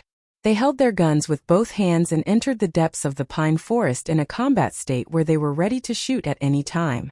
When they entered the forest, there was fog. It was not thick, but it was visible to the naked eye. It was like the handkerchief on the arm of a celestial being, ethereal and illusory. Everyone was wearing a forest combat uniform. The color was close to the color of the mountains and forests. It was a very good camouflage function. The way they advanced in groups of 2 belonged to the thin but not missed tactic. Once the other side was targeted, the other team members could react quickly. The birds on the branches carelessly chirped and flapped their wings. Their small bodies passed through the thick pine leaves and landed on another tree in the blink of an eye. The silent water ghosts suddenly reacted. Some of them quickly went behind the trees, some of them quickly squatted, some of them directly lay down, and some of them propped themselves up with their elbows. All of them quickly found the correct position. Bang, bang, bang. Countless gunshots broke the silence. The bullets shuttled through the air and instantly made the atmosphere in the forest extremely tense. The water ghosts were already in combat mode. When the gunshots rang out, the entire team reacted in unison and began to fight. "Everyone search and shoot." Li Jinyan's cold voice came through the earpiece. He and Yi Qian had finished clearing the first wave of obstacles, and were already moving forward quickly. Obstacles cleared, forward. Following his voice, the hidden water ghosts quickly moved forward. At the same time they quickly moved the rifles in their hands, aimed at the target, and pulled the trigger to complete the search and shoot. Once the obstacles in front of them were cleared, all the team members could not stay any longer. They needed to move forward quickly and finish shooting. Bang, bang, bang. Chapter 1593. The sound of gunfire continued in the pine forest. Every figure was incomparably vigorous as they advanced forward. The bullets that were shot out all hit their targets. Everyone's heart was very tense. Once the wrong target was hit, the score of this event would be all 0. This was a test of everyone's eyesight, vision, judgment, and reaction time. Only by excelling in all aspects could they pass safely. Devil King for directions, 2 shooting points. Yi Qian was half kneeling on one knee. She had completed 2 shooting points in an instant. The shooting points were prepared by the local troops in advance and were controlled by the computer. When they entered the infrared surveillance zone, the control system sounded an alarm, and everyone immediately went into search shooting mode. This was similar to a hostage target. The difference was that they had to move forward, and the search area was larger. Li Jinyan quickly turned sideways. His gaze was so cold and sharp that it was like an icicle shining under the winter sun. He fired quickly and cooperated with Yi Jian to shoot at 2 points in 4 directions. Clear. Li Jinyan's back was close to Yi Qian. The 2 of them moved forward quickly, one in front and one behind. The pine forest was 2 kilometers long. Every once in a while, a new target would appear for the water ghosts to complete their search. When it was Yi Qian's turn to move forward, Li Jinyan noticed a problem. Her shooting was fast. What did it mean to be faster than him by 0 seconds? It meant that his first bullet had been fired, and her second bullet had already been fired. It meant that his shooting speed was twice as fast as hers. If this was on the battlefield, it meant that she had twice as much time to complete the battle as the others, and she would be able to clear all the targets before the enemy could react. With this kind of speed, even Li Jinyan, who had always been calm, was shocked. In the command center, the technicians were already analyzing Yi Qian's shooting speed, the number of bullets she had fired, and her hit rate. On the large screen, the female soldier's painted face was as cold as the male soldier's. Her gaze was even more murderous than the male soldier's. When the 3 sets of data came out, the technicians thought that they might have made a mistake. To be safe, they recalculated again. When they saw the results, the technicians who were holding the data sucked in a cold breath. What a terrifying shooting speed! He murmured and passed the data to the clerk beside him. He was responsible for sending it to the commanders in the command center. The members who entered the competition only had victory in their eyes. The Navy commander who was watching stared at the screen. Although he looked serious, his eyes were full of trust for his soldiers. Demon King Lee's ability made him believe in the entire team's ability. When the clerk passed the data to him, the Navy commander took a rough look.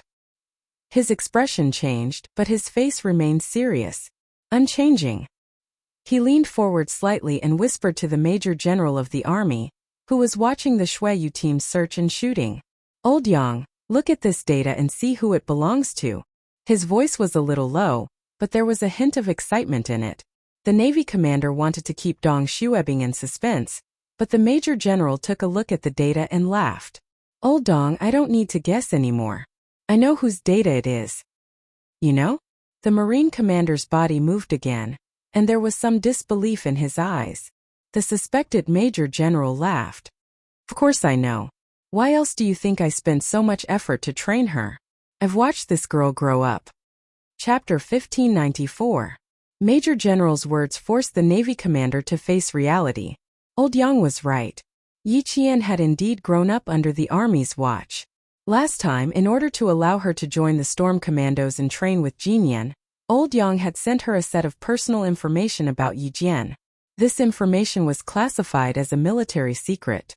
As long as she exited after reading it, the system would automatically destroy the information. Yi Qian had been discovered by the Army when she was still a middle school student. She had been carefully trained by the Army. Now, he wanted to keep Yi Qian in the Navy. Ha ha ha, Old Yang didn't get angry and leave because he had good self-control. "Thank you, the Army, for putting so much effort into training her. That's why I've seen such an excellent female soldier. This data." The Navy commander smiled and sighed. "I'm really shocked." He smiled at the existence of such a female soldier, but also sighed at the existence of such a female soldier, because she wasn't a member of the Navy. "When I found out how fast she could shoot, my reaction was similar to yours. I was shocked and a little skeptical. I didn't think it was possible for her to shoot that fast." Major General didn't care that the Navy commander wanted to poach Yi Qian. Everyone who had seen her knew how outstanding she was. It was normal for someone to want to poach her. Xia Jinyuan had discovered how fast she could shoot when she was on a mission in Pakistan. He had reported it to the Army as soon as the mission was over. At that time, he was also quite surprised and didn't think it was possible. When he came back from Pakistan, he saw the video sent by the Army with his own eyes. Only then did he believe that although the little girl was young, she was very capable. "I've seen her results and her improvement." Major General took another set of data and compared it. He nodded with satisfaction. "Not bad. She's improved. Her speed has increased, but her accuracy is still 100%. Very good. School life didn't make her regress." The Navy commander smiled. "Old Yang, I want to steal her from you even more now. Why don't we give it a try? Let's see if she's willing to stay. You're bringing such a good soldier out for others to see. It's simply tempting." "Haha, Old Dong, you're not being kind." Major General Lu laughed even louder. He handed the data back to the Navy commander and replied with a smile, "It's useless even if you try. We'll only know if it works after we try it. I think it's a good idea for Yi Qian to stay in the Navy. She has a bright future." The Marine commander really wants to try this time, so he said with a serious expression, "Old Yang, I'm not joking with you, I do have such a plan." Major General Lu's smile didn't change. "Sure, as long as she's willing to join the Navy, I won't stop her. However, Old Dong, let's make an agreement first. You can only move her with emotions and reason. You can't use your power to force her." As long as he agreed, everything would be fine. Although he had the intention of poaching, it was not his style to let a dignified commander do things secretly. Hearing this, the Navy commander solemnly replied, "Then you can rest assured. You should know how I, Old Dong, deal with things. Using force to threaten absolutely does not exist. As long as I know that she has no intention of joining the Navy, I will never use my power to oppress her. Using power to force someone to join the Navy would definitely cause a big problem. Yi Qian, who had completed the search and shoot, took a break with her comrades. They cleaned up their equipment and reloaded their magazines. Chapter 1595. With a click, Li Jinyan reloaded the magazine. When he looked up, he saw Yi Qian disassembling the bomb. Beside her was a male soldier from Fuzhou with the code name Big Fish. He was telling Yi Qian. The shell jammed. The bullet almost went off course. There are many reasons for a bullet to jam. Some of them are due to the huge reaction force after the bullet is fired, causing it to be unable to pass through the shell ejection port normally. Some of them are due to the fact that the first bullet in the ejection port did not return to its original position, causing the shell to jam. Although these situations are rare, this is the problem with this gun. Fixing the gun, unloading the gun, inspecting the gun shaft. These were all taught to Yi Qian by Uncle Zhen, who was a first-class sergeant. Now what she said to her comrades was also taught by Uncle General from the day she touched the gun. Uncle Zhen taught Yi Qian how to recognize a gun, identify it, measure it, and unload it. He waited until she reached a certain level where she could assemble all kinds of guns with her eyes closed before teaching her how to fix a gun. She removed the barrel, unloaded the barrel, loosened the small parts, such as the recoil spring, the front and rear recoil spring guides.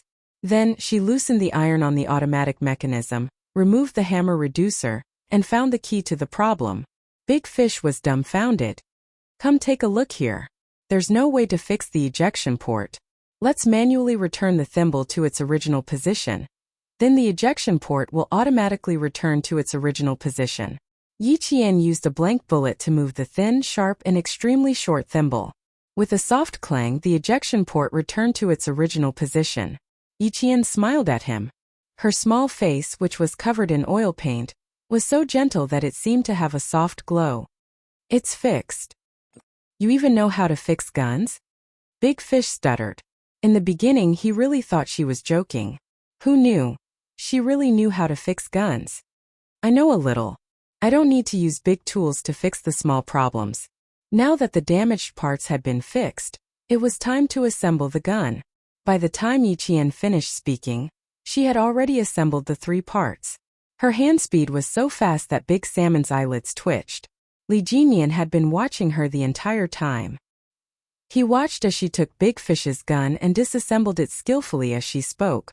Then she accurately found the part that had the problem and finished assembling the gun in less than 3 minutes at a dazzling speed. He lowered his head and looked at the time. He had used 6 minutes. After returning the repaired rifle, Yi Qian said, "Don't worry about it jamming again. If you have any more problems, you can come and look for me again." You know how to repair guns? Li Jinyan's voice came from the side. By the time Yi Qian turned to look, the tall and slender man was already sitting beside her. The thick paint on his face made it impossible to see his face clearly. Only his sharp and cold eyes gave Yi Qian a sense of familiarity. The Devil King, who had changed into his combat uniform, looked even more imposing than usual. With the thick paint on his face, he seemed to have become a different person. Yi Qian, who had been hugging his assault rifle, smiled and nodded. I can solve normal problems. As long as I find the problem, I can also solve the more difficult problems. If it's more difficult, it will take more time. The army has indeed put in a lot of effort into training you. Li Jinyan nodded slightly. Then he said something that made Yi Qian a little stunned. Join the Navy? Yi Qian couldn't help but be a little surprised. Did the commander say that?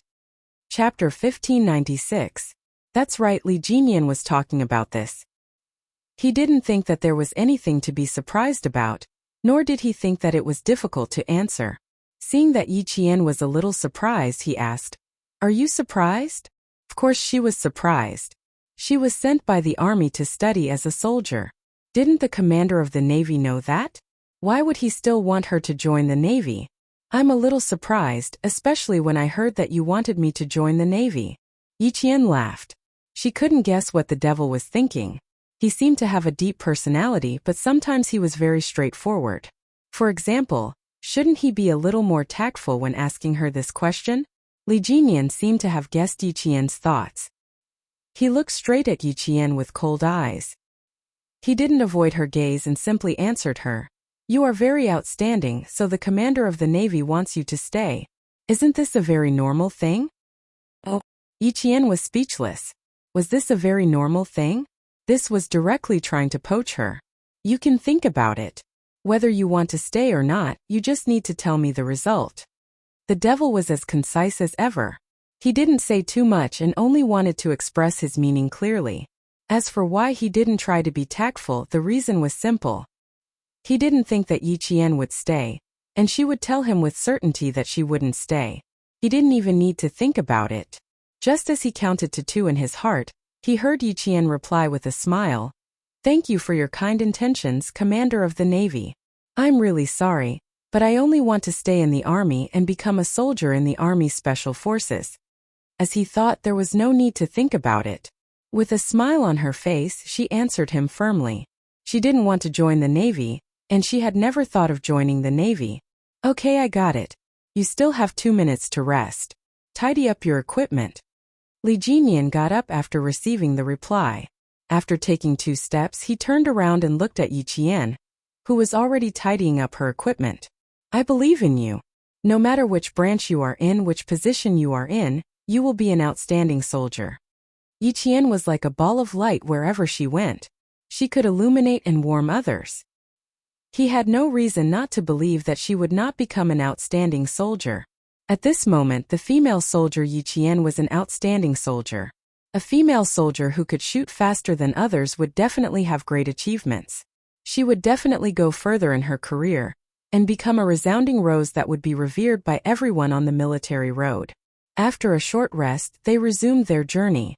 The Storm Amphibious Frogman Assault Team marched at their fastest speed.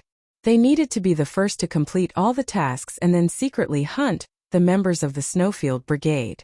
They wanted to bring it forward, and so did Xia Jinyuan. The final meeting point will be around this mountain lake. The Infernal King and the others are good swimmers, so there will definitely be an ambush around the mountain lake. J5, you take a team to surround the rear and trap them around the mountain lake. The rest of you catch one and take care of one. Xia Jinyuan was still munching on the hardtack he had eaten for breakfast. He seized the time to prepare for the next step of the battle. J5 nodded to indicate that he had no problem with it. He thought for a moment and said, I'll leave the Qingyao side to you. It would be better if they won. But if they couldn't, then it would be a little awkward. Idiot. T6 glanced at him and said to Xia Jinyuan, I'll look for the Qingyao. Leave the rest to the scouts. Xia Jinyuan did not mind letting Yi Qian use his team members for practice. All right, I'll leave the Qingyao side to you and the Infernal King side to me. None of you are to fight with me. Chapter 1597. No one in the Snowfield Brigade was going to compete with Xia Jinyuan, so they decided to let them handle the duel between 2 kings. The rest of the team could just watch from the sidelines. The Devil's overall strength was very strong, and only Q King was a match for him in the entire team. The Snowfield Brigade rested for 10 minutes after completing the search shot and knowing the next step of the battle. On the other side, J5 walked up to Xia Jinyuan and asked, Qingyao is very fast. Do you think the Navy will try to poach her after this competition? J5, who used to be an instructor, had always been more far-sighted. Now that he thought about the possibility of Yi Qian being targeted by the Navy, he felt a little uneasy. Xia Jinyuan was sorting out the magazine. When he heard J5's question, he smiled and said, It's too late for you to worry.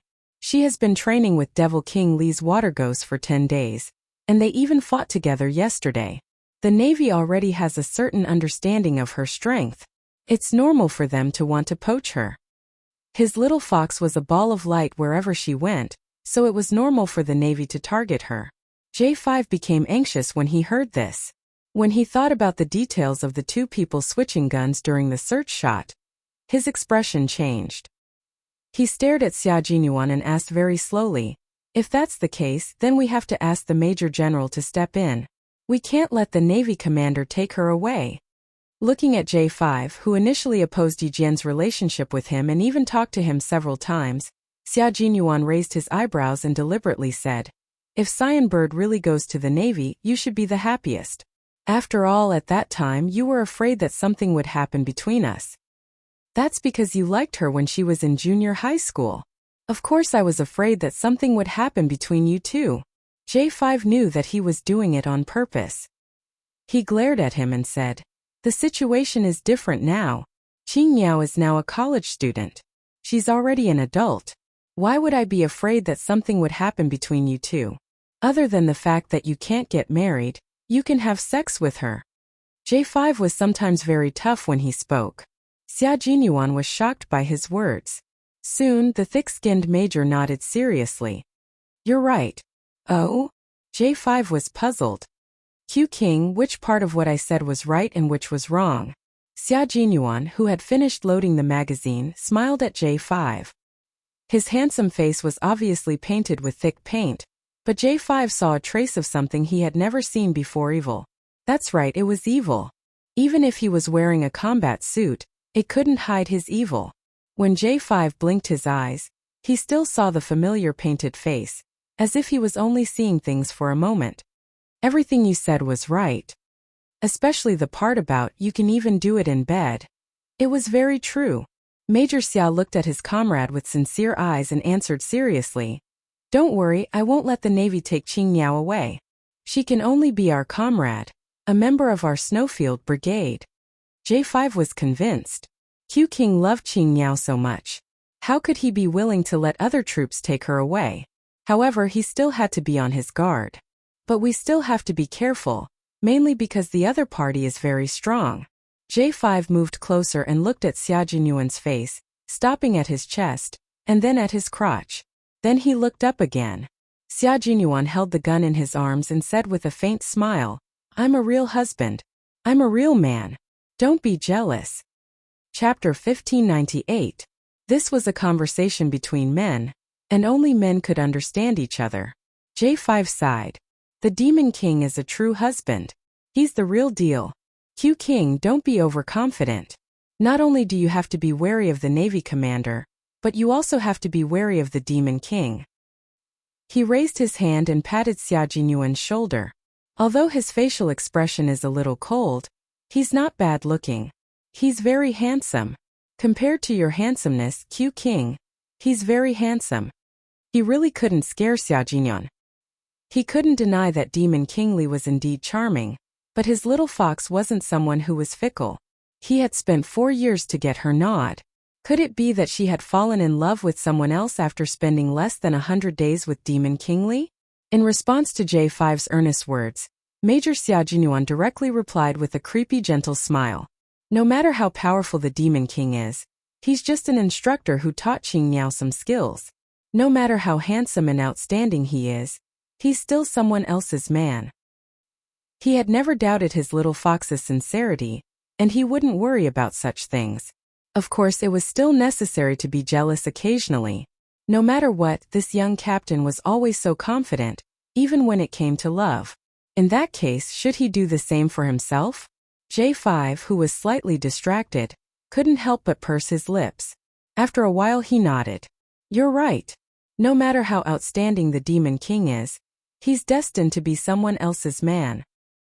His expression was a little gloomy, and his tone was a little faint and indescribable melancholy. Xia Jinyuan was the same as Yi Qian. They both didn't like to pay attention to other people's private affairs. Although he noticed J5's strange expression, he smiled as usual.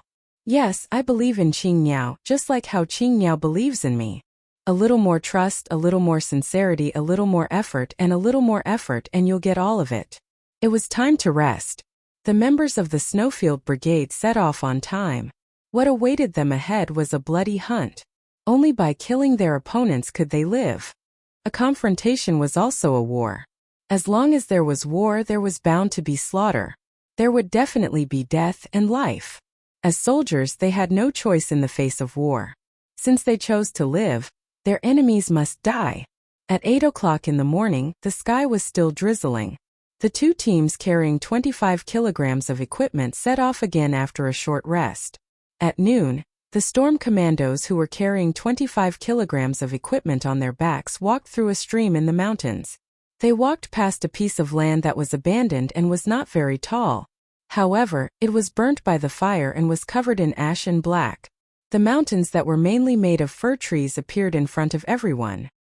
The voice of the scout in front came through the earpiece. They were in charge of scouting and had extremely sharp judgment. There was a big fire in the mountains. The fir trees are either broken or collapsed. I can already feel the pressure from the visual. Li Jinyan didn't let the team continue forward. They had been walking for 4 hours, and their stamina was obviously low. If they entered the mountains directly, they would definitely be dragged down by their stamina issues. He directly ordered, "Rest here for 20 minutes to replenish your stamina." Hearing this, Yi Qian sighed softly. Carrying 25 kilograms of combat equipment, he obviously felt his stamina drop. After all, they had been walking for 4 hours without a minute of rest. Chapter 1599. Now that she had 20 minutes to rest, it was enough for her to recover some of her strength. But before she could put down her equipment, Li Jinyan's voice came through the earpiece. "Qing Niao, come see me in 10 minutes. Li Jinyan, who had been discussed by the J5, continued to keep in contact with Yi Qian. He would even discuss everything with her. After witnessing Yi Qian's shooting speed, he immediately assigned her to be in the assault and sniper positions. She could adjust between the two positions according to the battle situation. Not only was she able to accurately calculate her shots to the point of 1 second, she was also able to calculate how much time it would take for each bullet to be fired. After that, when he was changing his gun during search shot, the second he took out the magazine, she had already loaded the assault rifle in her hand and handed it to him. Even though this was their first time working together, their coordination was like that of comrades who had fought side by side for many years. There was no pause in between. They exchanged guns, adjusted positions, and completed shooting. Everything was done perfectly. There were almost no mistakes. Demon King Li felt that it was a pleasure to fight side by side with such a female soldier. Yi Qian, who was about to rest, immediately replied, "I'll come over now." Rather than going over in 10 minutes, it was better to go over now. They were less than a meter apart. Yi Qian bent over and saw him open up the battle map. Under the helmet, his eyebrows were slightly furrowed. "Come over and take a look. Tell me your suggestions." Li Jinyan looked up at her. Based on the feedback from the scouts, he said in a low voice, "There might be a hostage target next. You and I will attack from the front and eliminate a portion of the targets first." His slender finger pointed at the area marked in red on the battle map. Li Jinyan narrowed his eyes and said coldly, "From here, we will enter the battle zone between the two armies. We will arrive at around 6 p.m. tonight. If we arrive earlier than the Snowfield Brigade, it will be more advantageous for us to fight deeper. There is an inner lake in the battle zone. Swimming is our team's strength, but since King Q knows about it, he will definitely arrange snipers around the inner lake. Once our team members surface, they will be killed immediately. Give up on swimming in the inner lake. Use the time saved on going around the inner lake to achieve an even distribution of time." In the end, it was all about fighting for time and gaining the initiative. Yi Qian nodded. The Snowfield Brigade is good at assassinations. Once they take over the battle zone, we will be forced into a corner. Only by occupying advantageous terrain can we reduce the number of casualties to a certain extent. She didn't say that she could avoid casualties because that was impossible. Your analysis is correct. Therefore, we need to shorten the marching time. Now there are still 15 minutes left. Take a break. Li Jinyan put away the combat map and asked the scout in front, "How many hidden routes did you find? Do you have 3? There was a buzzing sound coming from the earpiece, and after 2 minutes, the scout's voice came through. "There are only 2 paths. One is near the edge of the fir forest, and the other is from the abandoned farmland. Only these 2 places did not have serious burn marks. There were trees and withered grass to cover them as they entered the pitch-black forest. The burned forest was eerily silent. Probably hadn't been burned for long. After entering, they could still smell the smoke from the fire. Some of the short shrubs were directly burned to ashes, and the shorter trees were burned to the point where only their bare trunks were left. Looking at it made one's heart feel heavier." Chapter 1600. There was a deathly silence in the mountain. The fire had not only burned the trees, but it had also taken away the vitality of this place. Scorched trees were everywhere, and when one stepped on them with combat boots, there was a kachi-kachi sound under one's feet. A burnt pheasant was pressed under a bush, and only its two tail feathers were still bright. Yi Jian and the others were now in a mountain forest in Chuan province. They were in a low mountain at the junction of two provinces. The forest here was rich in resources. The pheasant that had been charred to the point where only its tail feathers were bright was the nationally protected white-bellied pheasant. Not only were there rare pheasants that were burnt to death, but there were also small animals like wild rabbits. It was enough to show the ferocity of the fire. Yi Qian, who was hiding behind a withered tree, raised his head and looked at a small snake that was burnt to a crisp. His gaze passed through the snake's body and fell on a certain spot. Situation detected, move forward carefully, she said in a low voice. At the same time, she aimed at a target point and fired the first shot of the hostage target in this competition. Bang! The muffled sound of the gunshot instantly reached the ears of all the team members. The originally deathly silent forest was suddenly filled with a murderous aura. The oppressive atmosphere, the smell of burnt charcoal, the murderous sound of the gunshot, and the figures that were secretly shuttling back and forth behind the scorched trees made the atmosphere in the forest even more tense and depressing. The local soldier who was shot touched his chest, and the expression on his face was a little dazed. He lowered his head and looked at the empty cartridge next to his feet. The soldier gritted his teeth in anger and bent down to pick up the empty cartridge. He was really so angry that he wanted to vomit blood. It wasn't easy for him to be chosen to be the bad guy, who pretended to be a hostage target, in a competition between two top-notch special forces. In the end, he was shot before he even saw the mysterious special forces soldier. Squad leader, one of our brothers is dead. I couldn't accept it when I saw him die, so he was the first one to be killed. A soldier squatted under a cedar tree that had blackened bark, but could still continue to grow. He whispered to his squad leader. I was the closest to him, and I didn't even know where the bullet came from. The class leader scolded, then comforted. It's normal that you don't know. They're all special forces. If we knew where they were, then they wouldn't cause trouble. What was there to be upset about? Just wait for them to come and take the hostage. Keep an eye on him. Don't embarrass our unit too much. The hostage takers were disguised as local soldiers, and the hostages were paper targets. Not only did Yi Qian and his men need to shoot at the hostage targets, but they also needed to retrieve the hostage targets. This way, the chances of them being exposed would be much higher, and the soldiers in disguise would be able to discover them and shoot at them. The soldier closest to his dead brother blinked his eyes. He wanted to answer his squad leader, but he couldn't. Don't move, brother. A very soft voice came from behind him. Then he felt something cold and hard pressed against his neck. This was the feeling of a dagger. He was caught from behind by a special agent. The special forces soldier turned off the earpiece and cut off the communication. He then heard the special forces soldier say with a smile, I won't waste my bullets. I'm afraid I'll hurt you if I shoot you at close range. Anyway, you know that I've already slit your throat. Chapter 1601. This was Yi Qian's voice. After taking care of a hostage target, she locked onto another target and successfully completed the mission. This time, the hostage target didn't have to be shot.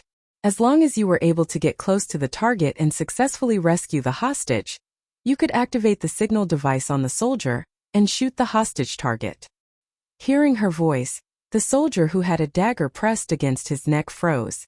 A female Special Forces soldier.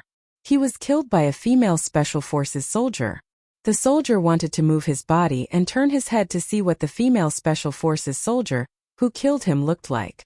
Just as his body moved slightly, Yi Qian chuckled again and said, Don't move, just stay here.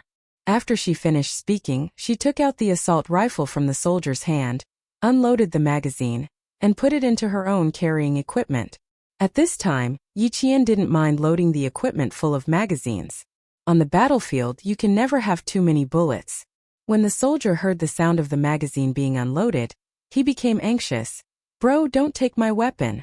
I still have to return it to the armory. If you take it, I won't be able to explain it to the higher-ups. I saw the serial number of the magazine. Once we're done here, I promise to return it to your unit. Yi Qian smiled. Her reaction was quite fast. She knew she had to return the weapon. Thank you for your hard work. I have to borrow the empty magazines. I'll definitely return them when I'm done. When the soldier saw that she was determined to take his magazines, his brows furrowed. My class leader didn't say you could take our things. How am I going to explain it to the class leader later?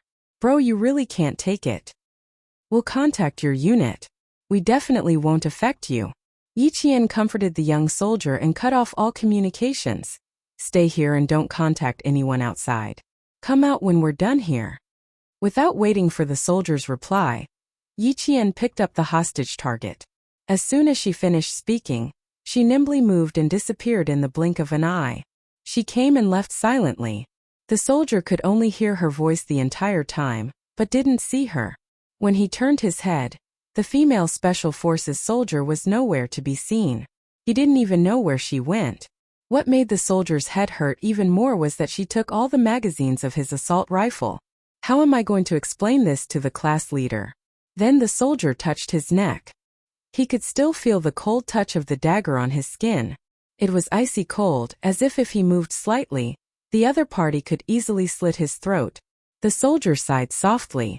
Both of their squads were considered above average in the army. In the end, when they were up against the Special Forces, it felt like they were instantly defeated before they even started. If they didn't compare, they wouldn't know. Now that they did, they knew the gap between them and the Special Forces. It's definitely impossible to contact the class leader. I'm sure the class leader already knows that something happened to him. The squad leader from the local army understood that another of his brothers had been killed. He quickly contacted the other brothers and said softly, "Brothers, we're going to make a move. Remember, we have 7.62mm blanks in our hands. The safe distance is 5 meters. Remember, don't be a fool and shoot whenever you see someone in front of you. If someone dies, no one will be able to bear the consequences." The squad leader repeatedly reminded them. He was afraid that if they fought until their blood boiled, something big would happen. Once you're killed by them, stay where you are and don't move. The Special Forces will come and take away the hostage target. Have some backbone. Don't think that it's embarrassing to be killed. It's better to learn how they killed you. Chapter 1602. This was a squad leader who wanted to become a Special Forces soldier, so he sounded a little excited. His abilities were limited, so he couldn't become a Special Forces soldier. However, it would be good to meet the Special Forces soldiers. They were going to take back the hostage targets. If he wanted to meet the Special Forces soldiers, he just had to find the location of his dead brothers. It seemed like he had to go out and observe which brothers were going to be killed by the Special Forces soldiers. The squad leader really wanted to meet the Special Forces soldiers in training.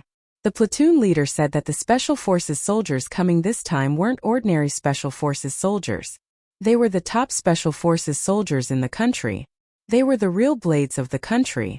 Normal people wouldn't be able to see them at all, and it was very rare to see them in the country. When he heard that, he was so excited that his whole body trembled slightly. Last night, the two squads had an emergency assembly. Then, the brothers from the two squads each carried a hostage target and took a truck overnight to the forest where the fire had been put out not long ago. In the truck, they thought that they were going to do some training. They only knew what they were going to do when they gathered in the mountains. They were going to hide in the forest with the hostage targets and cooperate with the two top Special Forces soldiers to complete the competition. The platoon leader even emphasized what kind of Special Forces they were going to be. Even if they were just cooperating, they should feel honored. As for what kind of Special Forces they were, he still didn't know. Now that he thought about the possibility of going up against them, he felt an indescribable joy in his heart. He couldn't say that he was going to spar or learn from them. He could only say that he was going to learn from them. The water ghosts of the Storm Commandos didn't like to make too much noise. Their training policy was to focus on silence and take care of their targets without anyone noticing. Although they weren't very good at fighting in the mountains, they had a lot more freedom to move on land than on water. Moreover, they were just not very good at it. It wasn't like they didn't know anything. With Yi Qian's first shot, the gunshots in the mountains gradually became more frequent. The speed at which they were taking care of their targets also became faster and faster. Yi Qian was moving faster than them. Once the target was locked on, there was no way he would miss. A soldier in woodland camouflage appeared in front of them. He used a hostage target as a cover and jumped out of the forest. He appeared about 10 meters away from the two storm commandos with the hostage target in hand. 7 o'clock. With one water ghost providing cover, the other water ghost quickly completed the shooting. The empty shell without a bullet accurately hit the shoulder of the soldier holding the hostage target. This was the effective shooting point. Then, another water ghost who was covering for the soldier completed the second fatal shot, and successfully heard a long beep from the soldier's body. There were only 2 squads in the forest, and each squad had 10 soldiers. In other words, there were 20 soldiers active in the forest. The storm commandos could easily take on 1 hostage each. However, these soldiers had placed the hostage targets in front of them. Just like robbers, they used the hostages as their targets. To a certain extent, this made things more difficult for the storm commandos. Rescuing hostages was a common occurrence for the special forces, so even if there was a certain level of difficulty, they could still overcome it. The 2 squads of the local troops were suppressed by the water ghost's firepower to the point that they could not retaliate at all. They were either ambushed or killed before they could even finish shooting. Demon King, our group has dealt with 8 of them. What's the situation on your side? The water ghosts had no idea how many hostages they needed to rescue. The hidden big mermaid contacted Li Jinyan. I estimate that there are 2 to 3 squads of soldiers here. If each of them has a target, then there are at least 20 of them. Chapter 1603. Li Jinyan squatted next to a soldier who had just finished off his task and said calmly, 2 squads, 1 hostage target per person, a total of 20 people. So far, there are still 4 hostage targets left. Don't look at me, I don't know where they are either. The young soldier who was sitting on the ground muttered softly. He could not look back at the other party's gaze. Not only was his gaze cold, there was also a murderous aura in it, which made people panic. Li Jinyan did not expect to get anything out of him. Like Yi Qian, he removed the assault rifle's magazine from the soldier's hand and put it aside. He said politely, "Thank you for your hard work." It's nothing, it's nothing." The soldier quickly shook his head and answered. The squad leader had told them to learn a little, but he really did not learn anything.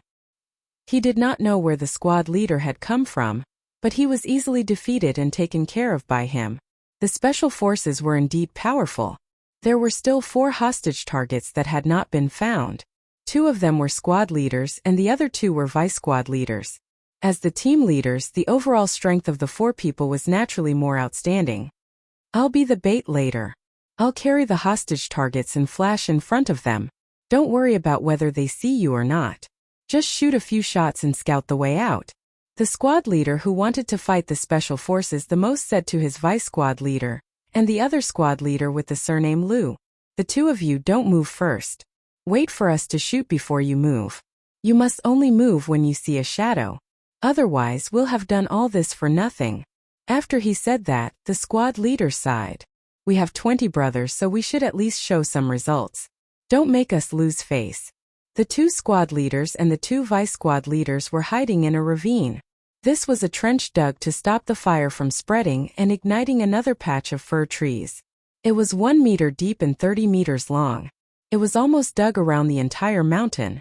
The hiding spot was good, and the water ghosts did not notice them for a while. It was not that they wanted to hide, but it was an order from the higher-ups. Squad leader Fu, I think it's a little difficult, Squad leader Lu said in a low voice. There are no gunshots in the forest now, which means that all our brothers in the forest have been taken care of. It took 20 minutes. He didn't even need half an hour to take care of 16 of their brothers.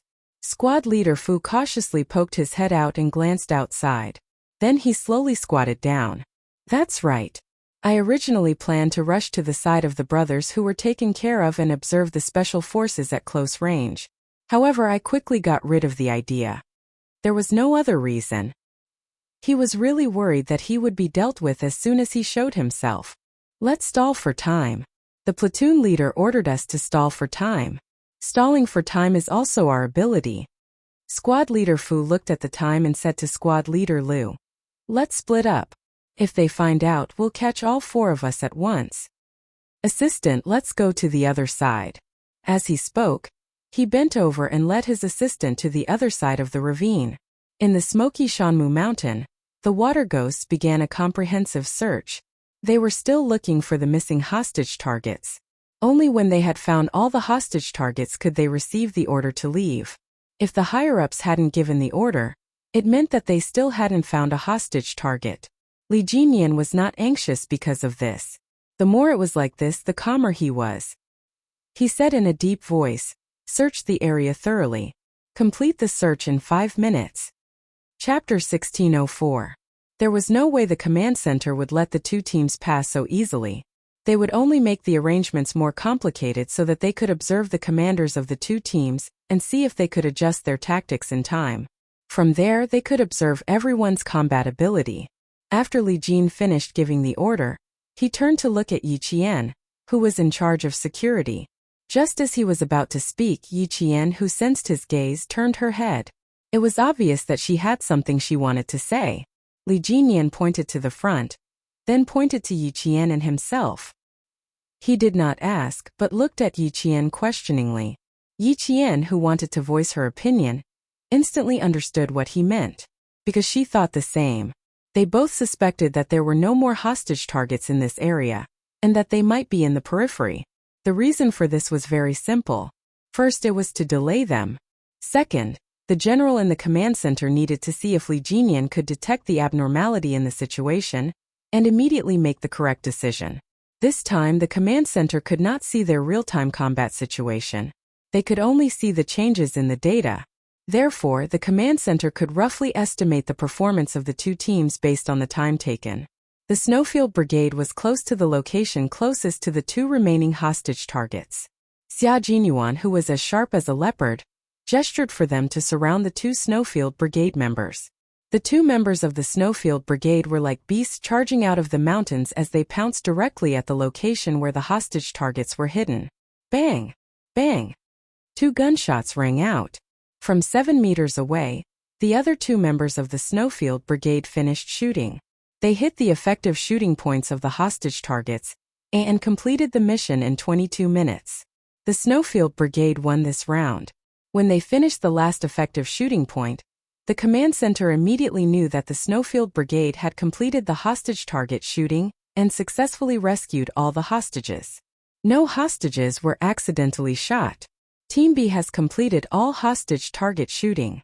Every member of the Snowfield Brigade heard the Major General's voice in their headsets. 22 minutes. We completed this round 8 minutes ahead of schedule.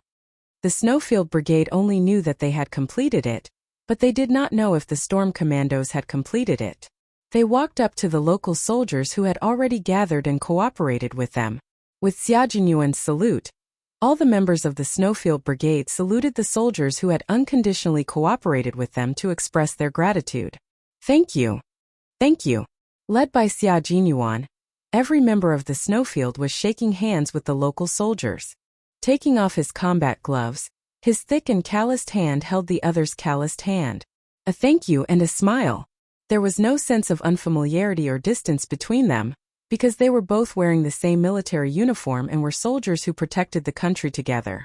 After shaking their hands, Xia Jinyuan reorganized the team again. The 22 members of the Team Shui strode towards another battle zone. The local soldiers, led by their platoon leaders, stood upright and saluted as they watched the elite special forces leave. The drizzle continued. The 22 figures, who were as straight as poplar trees, walked step by step into the depths of the mountains with a fearlessness that even soldiers respected. The Special Forces soldiers who were wearing forest camouflage uniforms and new combat helmets were indeed different from them. With every step they took, they could faintly feel that their steps could cause the entire mountain to tremble. They were so firm and steady, and every step they took was so solid and solid. Chapter 1605. They carried 25 kilograms of combat equipment on their backs and carried rifles on their shoulders that were meant to protect the lives of soldiers, defend the country's territory, and protect the safety of citizens. They wore combat boots that were covered in yellow dirt and ash as they walked forward bravely. They looked like they would only keep walking forward. Even if there was a mountain of knives and a sea of fire in front of them, they would not stop. The platoon leader waited until the 22 figures were out of sight before he ordered his soldiers to stop shooting. The platoon leader then led the team away. Meanwhile, Li Jinyan and Yi Qian were approaching 2 of the hostage targets.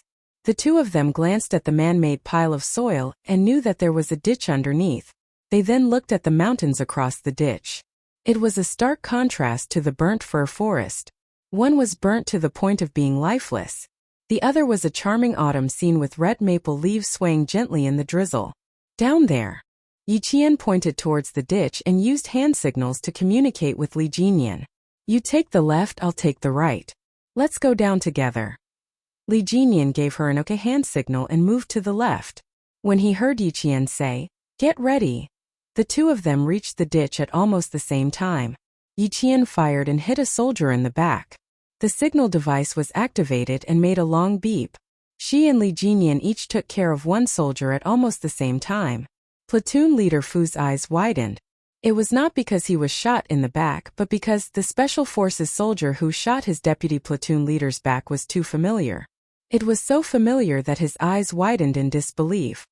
He called out a familiar name in a low voice. Even though his voice was low, it was full of surprise, shock, and disbelief. How was this possible? How could he meet Yi Qian here? When did she become a Special Forces soldier? In the first half of the first year of high school, he enlisted in the army and returned to Fujian town to complete the enlistment procedures. On the street he met Yi Qian and her mother, Auntie Sunday. She told him that Yi Qian had quit school and left with a hooligan. Some people in town even said that they had seen Yi Qian in the coastal cities. They said that they had seen her working as a shampoo girl in a hair salon. When he heard it, he felt that it was a pity. Not only did her grades improve, she even won a big prize. Why did she degrade herself and become a shampoo girl with a bad reputation? Shampoo girl? Special Forces? After working as a shampoo girl for a period of time, Yi Qian went to join the Special Forces? Was that even possible? He was a soldier himself, so he knew that it was impossible. Li Jinyan was the one who dealt with squad leader Fu. When he heard the local squad leader mention Yi Qian's name, he couldn't help but frown. What a coincidence! She ran into a soldier who knew Qing Miao.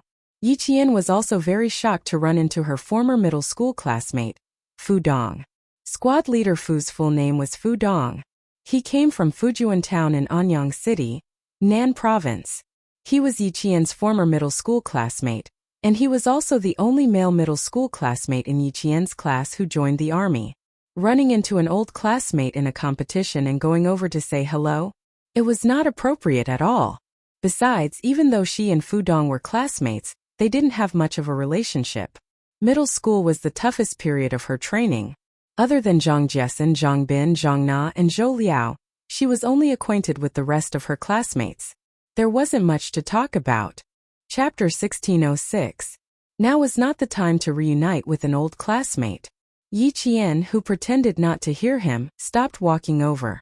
Instead, he gave Li Jinyan a meaningful look. Then, with one hand on the edge of the ravine, he nimbly leaped out of the ravine. Fu Dong wanted to wait for her to come closer to confirm if he had made a mistake, but the female Special Forces soldier did not even give him a chance to take a closer look before leaving. Was that Yi Qian? He really suspected that she was Yi Qian. Ever since the second year of junior high, Yi Qian had become a completely different person. She had become the most dazzling pearl in the class. Even Yi Ying was suppressed by her. She was no longer the timid and weak Yi Qian of the past. If it really was her, did Yi Qian quit high school to join the military? Then, he performed well and became a Special Forces soldier? No, how could it be so easy to become a Special Forces soldier? When he joined the military, he performed exceptionally well in the recruit company. He even naively asked the class leader if he could enter the Special Forces based on his performance as a recruit. The class leader pointed at an instructor who was teaching a recruit a lesson and said, "I don't need to tell you about the class leader's comprehensive ability. You've seen it for yourself." Even the instructor didn't become a Special Forces soldier. Boy, do you think you can do it? But you still have potential. Keep it up, you might even become a Special Forces soldier. Fu Dong had felt that he had no hope of becoming a Special Forces soldier. He had almost hit every target and every recruit had challenged him. He had won every single time, but he had not been able to become a Special Forces soldier. But he did not give up. He had joined the military as a high school student. He was a bit arrogant and always felt that he could succeed. He had joined the military half a year after his first year of high school. Now he had worked hard for 2.5 years.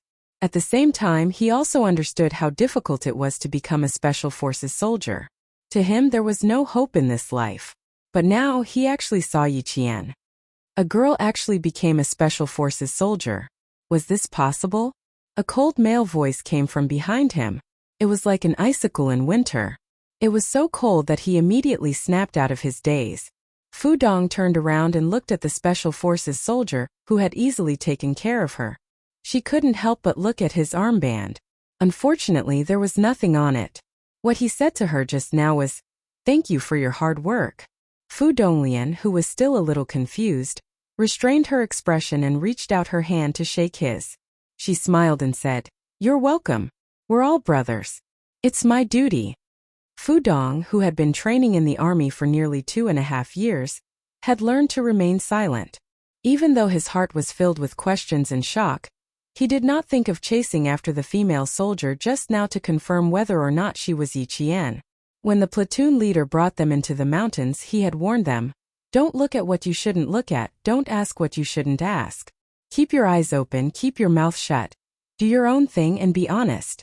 If it was in the past, he would definitely ask. But now, he definitely wouldn't open his mouth. If that female soldier was really Yi Qian, Fu Dong couldn't help but smile.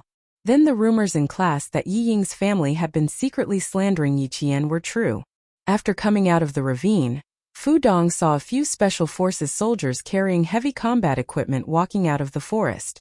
They walked very quickly as if they were not carrying any weight. They looked so relaxed. His eyes searched in the dark. Even though he didn't walk up to confirm, he still wanted to know if that female soldier was Yi Qian. If it was really her. Fu Dong sighed softly. So what if it was really her? Chapter 1607. Li Jinyan strode over to Yi Qian's side. "He knows you."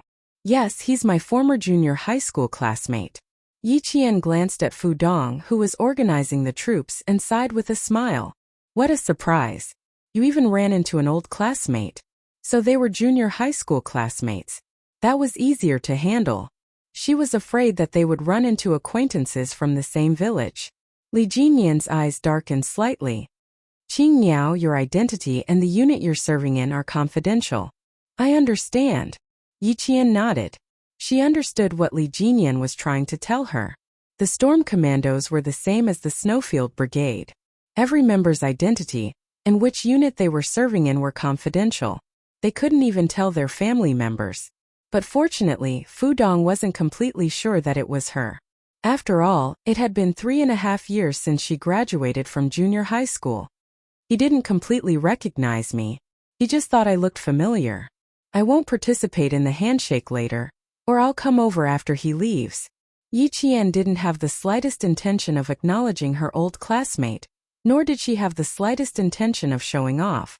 She was Yi Qian, a female soldier who fought for her own goals. What did what they thought have to do with her? Fu Dong had already looked around, but he didn't find any familiar figures. He didn't discover them even when all the Special Forces soldiers shook hands with them. Fu Dong watched as the brave Special Forces soldiers left. He realized that there were originally only 21 Special Forces soldiers shaking hands with him, but when they left there were 22 figures. The extra figure was wearing the same forest combat uniform as the male soldiers. She carried the same combat equipment and walked in the same footsteps as the male soldiers, all the way into the depths of the mountains. Her back was particularly conspicuous in the background of a group of tall and straight male soldiers. She was as slender as a willow tree. In the fine rain, she walked out with a majestic figure that did not lose to any of the male soldiers. "Yi Qian, if you're really Yi Qian, your old classmate congratulates you. Congratulations on becoming an indomitable soldier." "Class rep, what are you looking at?" "That female Special Forces soldier. I was killed by her. I don't even know how she found me. How can a woman be so powerful?" asked a soldier softly as he lamented. If she was really Yi Qian, Fu Dong smiled and replied, "So what if she's a female soldier? Although she is a female soldier, she is a Special Forces soldier who is more powerful than us male soldiers. She was so good when she was in school, and she was still so good after joining the army. This was the old classmate Yiqian he knew. Now he was a soldier. He wore a military uniform and carried a steel gun. He was a soldier who fought for his country. Fu Dong did not think about it anymore, nor did he deliberately ask about it. Although he was not sure if it was Yiqian, he believed that the female soldier who did not even show up to shake his hand was his old classmate. As a soldier, he naturally had to protect his old classmate who was also a soldier. Yiqian did not know what his old junior high classmate was thinking at this moment, but he knew that if Fu Dong recognized him, then as a soldier, he still had the basic sense of confidentiality. Class representative to be able to become the class rep of a class, it showed that Fu Dong's performance in the army was also very good. This way, even if he really recognized him, there was nothing to worry about. The fine rain continued to fall. The burned cedar mountain was already a few kilometers away from the storm commandos. At 3 o'clock in the afternoon, the two teams completed their support fire, and then entered the area where the two armies fought together to complete the 300-meter time-limited accurate shooting with 100 bullets. Chapter 1608. There were many factors that could affect a bullet's accuracy, and the drizzle and wind were among them. The weather that the Storm and Shuiyu teams encountered was not good. It was raining on the sea, and it was still raining when they were out of the sea. The wind and rain did not stop, and it continued to rain and disturb them. The Special Forces soldiers who were advancing in the drizzle were drenched inside and out. Their clothes were so wet that water could be wrung out. There was not a single spot on their bodies that was dry. Yiqian, who had always been able to endure, waited until around 5 in the afternoon. Her face was unusually pale, and her originally rosy lips were sickly pale. Li Jinyan was the closest to her, and he could feel her change the most. You can only rest after this. Hold on for another hour. The devil slowed down and looked at her combat equipment that was as heavy as the male soldiers. He pursed his thin lips and said in a low voice, "Give me the bag, but you have to hold the gun yourself." She did not know what would happen next. The gun, only in her own hands could she ensure her own safety and protect the lives of her comrades. Yiqian, who felt a slight discomfort in her lower abdomen, secretly adjusted her breathing. She shook her head and smiled at him. "It's okay. I can still hold on. I can still carry it myself. If I can't, I'll report it to you." In the face of her insistence, Li Jinyan's cold gaze lingered on her face for a few seconds. He nodded slightly and said, "Okay. If you have any problems, you can respond at any time." He paused for a moment and added, "I'm still considered reasonable." His last sentence made Yiqian feel a little awkward. She quickly recalled her interactions with the Devil King. She really did not say or unintentionally express his unreasonable behavior. Only then did she resolve the awkwardness in her heart. "I know. I can still hold on for now. If I can't, I'll respond at any time and ask for help from my comrades." With that said, Yiqian's pale face broke into a soft smile. "I know that we should help each other." The female soldier's smile appeared so abruptly that it fell from his eyes to his heart. It did not fall lightly but heavily. It suddenly hit his heart so hard that even his heartbeat seemed to have skipped half a beat. Li Jinyan, whose heart skipped a beat, calmly retracted his gaze and softly replied, He could not help but take large strides and leave the female soldier. Female soldiers were indeed dangerous creatures. It was the right decision not to recruit female soldiers.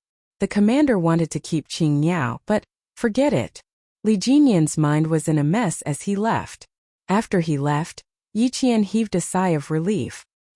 He was indeed feeling a little unwell, but it was not so serious that he needed the help of the male soldiers. As a girl, there would always be a few days of normal bleeding every month. Her normal bleeding was probably coming soon. Her lower abdomen had been feeling uncomfortable since around 4 in the afternoon, and now there was a dull pain. For the first time, Yiqian felt the discomfort caused by normal bleeding. In the past, there was nothing uncomfortable about it. Li Jinyan didn't believe it. He had already seen that she was uncomfortable. How could she be fine? But if she could hold on, she had to hold on. They needed to arrive at the hunting area in advance and check it out in advance. Then they had to complete the last 2 tasks together. The first was the 300-meter limited time shooting with 100 bullets. The second was the sniper team duel. After these 2 tasks were completed, they would officially enter the hunting operation. Chapter 1609. Before the military made such an arrangement, many of the team members did not quite understand it.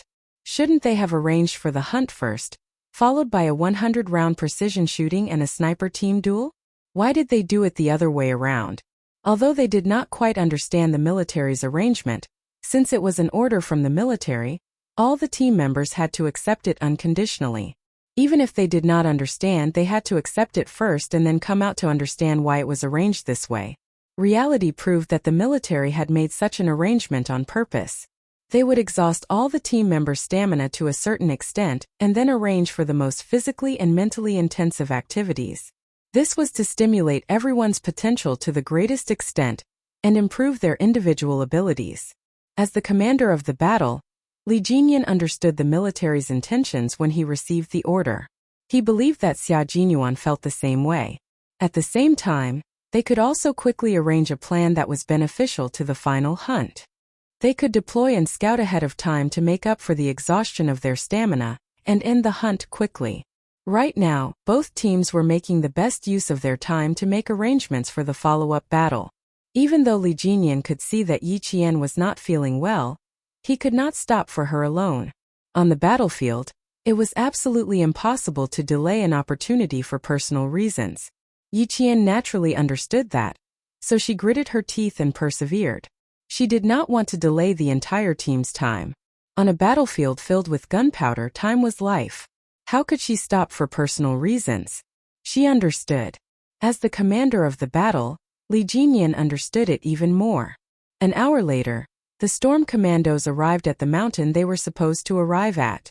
It was already 6 p.m., and they were only 8 kilometers away from the joint combat zone of the two teams. 8 kilometers ahead was the joint combat zone of the two teams. Heading east was the combat zone of the two teams. It was a combat zone surrounded by mountains with a natural lake in the middle. The combat zone had a complex environment. They could rest here. There was not much time left, only 10 minutes. 10 minutes was enough for Yi Qian to take care of her personal issues. She had to take care of them. After putting down her equipment, Yi Qian asked for 2 minutes of leave from Li Jinyan. As for the reason, she did not say and went into the forest alone.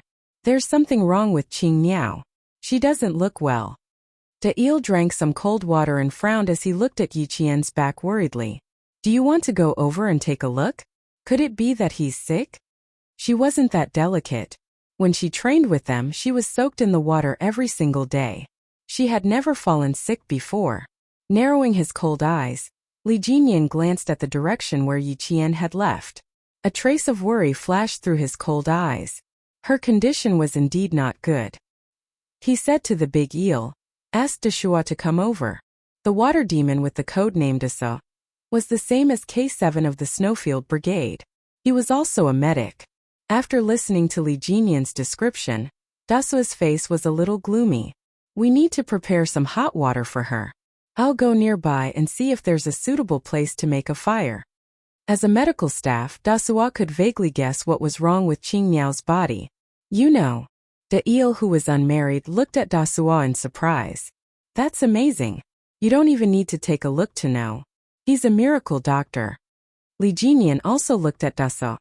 He used his eyes to ask how his comrade knew. He did not need to take a look to know what was wrong just by listening to him. No matter how much he trusted his comrade, he was still a little worried. Chapter 1610.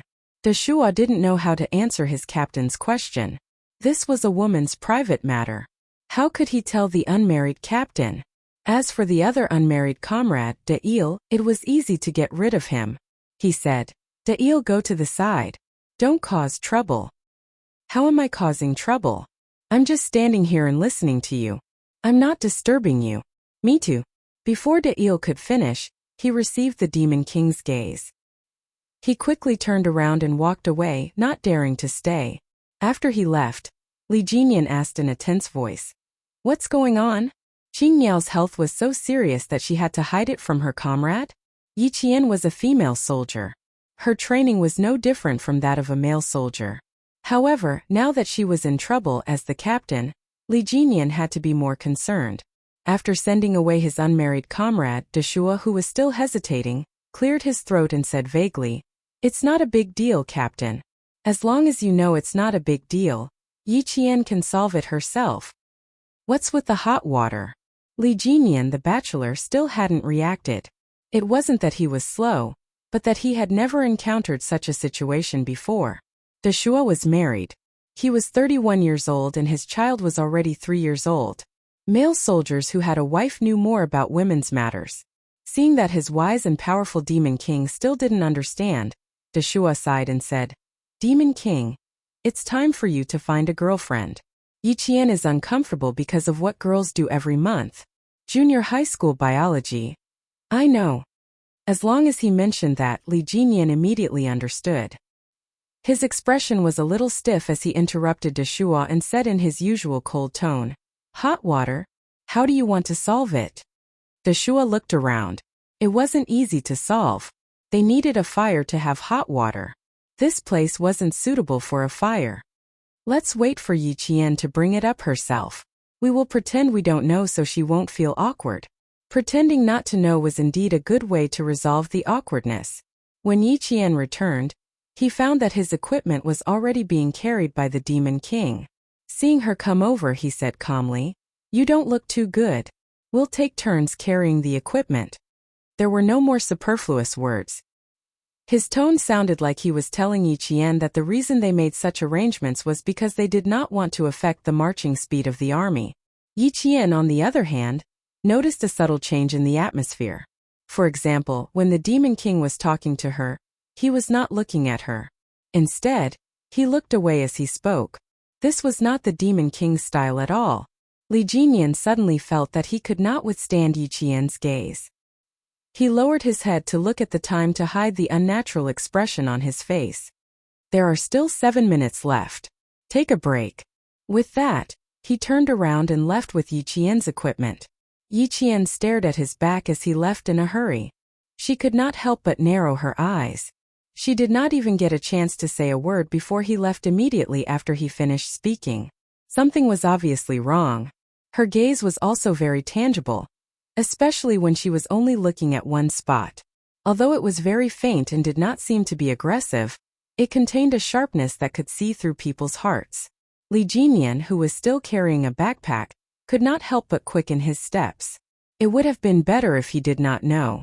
Now that he knew, he felt a little awkward. He should take care of her. When it was time to take care of her, he would take care of her. Otherwise, he would appear to be unreasonable. Chapter 16:11.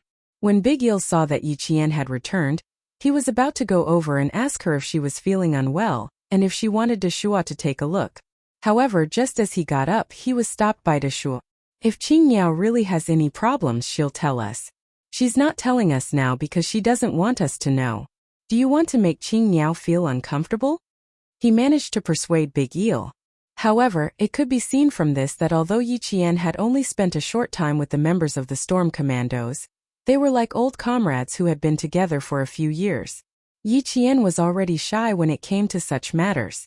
If Big Eel really went over to ask her, although she could find an excuse to cover it up, she would really feel a little uncomfortable. There was no need to let the whole team know about a normal physiological matter. After the break, the Storm Commandos set off again. This time they were even faster than before. Originally, they were weaker than the Snowfield Brigade when it came to mountain warfare. If they did not seize the opportunity, they would be hunted down and killed by the wolves of the Snowfield Brigade.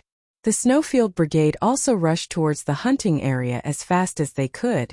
The senior generals in the command center watched as the 44 green and red dots that represented the number of people all rushed towards the final battle area. The green dots represented Group A, and the red dots represented Group B. Surprisingly, the red and green dots were moving at almost the same speed. For a moment, the generals of both the Navy and the Army laughed. Watching the strongest special forces in battle was even more exciting than watching a drill. Although it was not a large-scale confrontation, and they did not even have high-tech equipment, their battle greatly stimulated everyone's most primitive desire to win. It looks like they'll meet in this area. Judging from the time, they can only see their own battle area. As for going to the other party's battle area, there's no way for them to do so. From the time we arranged, they didn't have time to go to the final battle area in advance. Now that they have an extra 2 hours, it can be seen that both sides have already made arrangements. The most basic battle strategy of both sides is the same, which is also very desirable. Ha ha ha, it looks like we've underestimated them. We should add another event to the list. Major General Yang of the army laughed heartily. Looking at those flashing green dots, Major General Yang was satisfied. In terms of time, the Snowfield Brigade had very good control over time, and from a strategic point of view it was also desirable. However, he had encountered Li Jinyan, who was on par with him in terms of strength, so the time strategy could only be said to be a draw. Now it was time to see their true abilities. The two teams met on the other side of the lake. Xia Jinyuan flashed the searchlight at the other side of the lake tentatively. Then the searchlight flashed back at him. The Demon King is an opponent. We're racing against time and he's racing against time as well. To think that both sides would meet. J5 smiled and sighed. Now no one can think of exploring the enemy's combat zone. Everyone head to the 4th combat zone. They were currently in the 5th combat zone. Xia Jinyuan spread out the combat zone map and pointed at an intersection. Meet them here and head to the combat zone together. He wanted to ask about Little Fox's physical condition. Calculating the time, today or tomorrow should be Little Fox's special day as a girl. Carrying 25 kilograms of combat equipment and being drenched in the rain, he did not know how she was doing. The members of the Snowfield Brigade had no problem with his arrangements. The next 2 events would need to be completed together. Tonight, they could meet up and talk about what they had learned over the past few days. Chapter 16:12.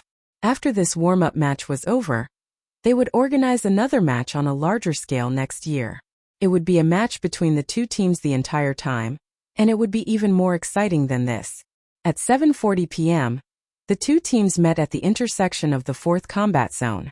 The members of the two teams patted each other's shoulders and thumped each other's chests as their laughter echoed in the night. When the two teams met, they did not stop. The two teams advanced side by side, one on the right and one on the left. Impressive. We were thinking of taking the time to explore your territory, but who knew that you were already there? You're different. The Demon King also arranged for us to visit your territory, but someone flashed a light in our direction, and the Demon King told us that we could return to the 4th combat zone tonight. When the members of both teams talked about this, they had helpless expressions on their faces. Li Jinyan, who was walking at the front, said to Xia Jinyuan, "We returned empty-handed." "Same here," Xia Jinyuan said with a smile. He would occasionally turn around and look behind him. Tonight, the two teams can sit down and have a chat. Let's hear what you've learned over the past 2 days first. Li Jinyan knew he was anxious to find Yiqian, so he said, "Qing Niao is in the middle of the group. She's not feeling too well." "Thank you. I'll go over and take a look now."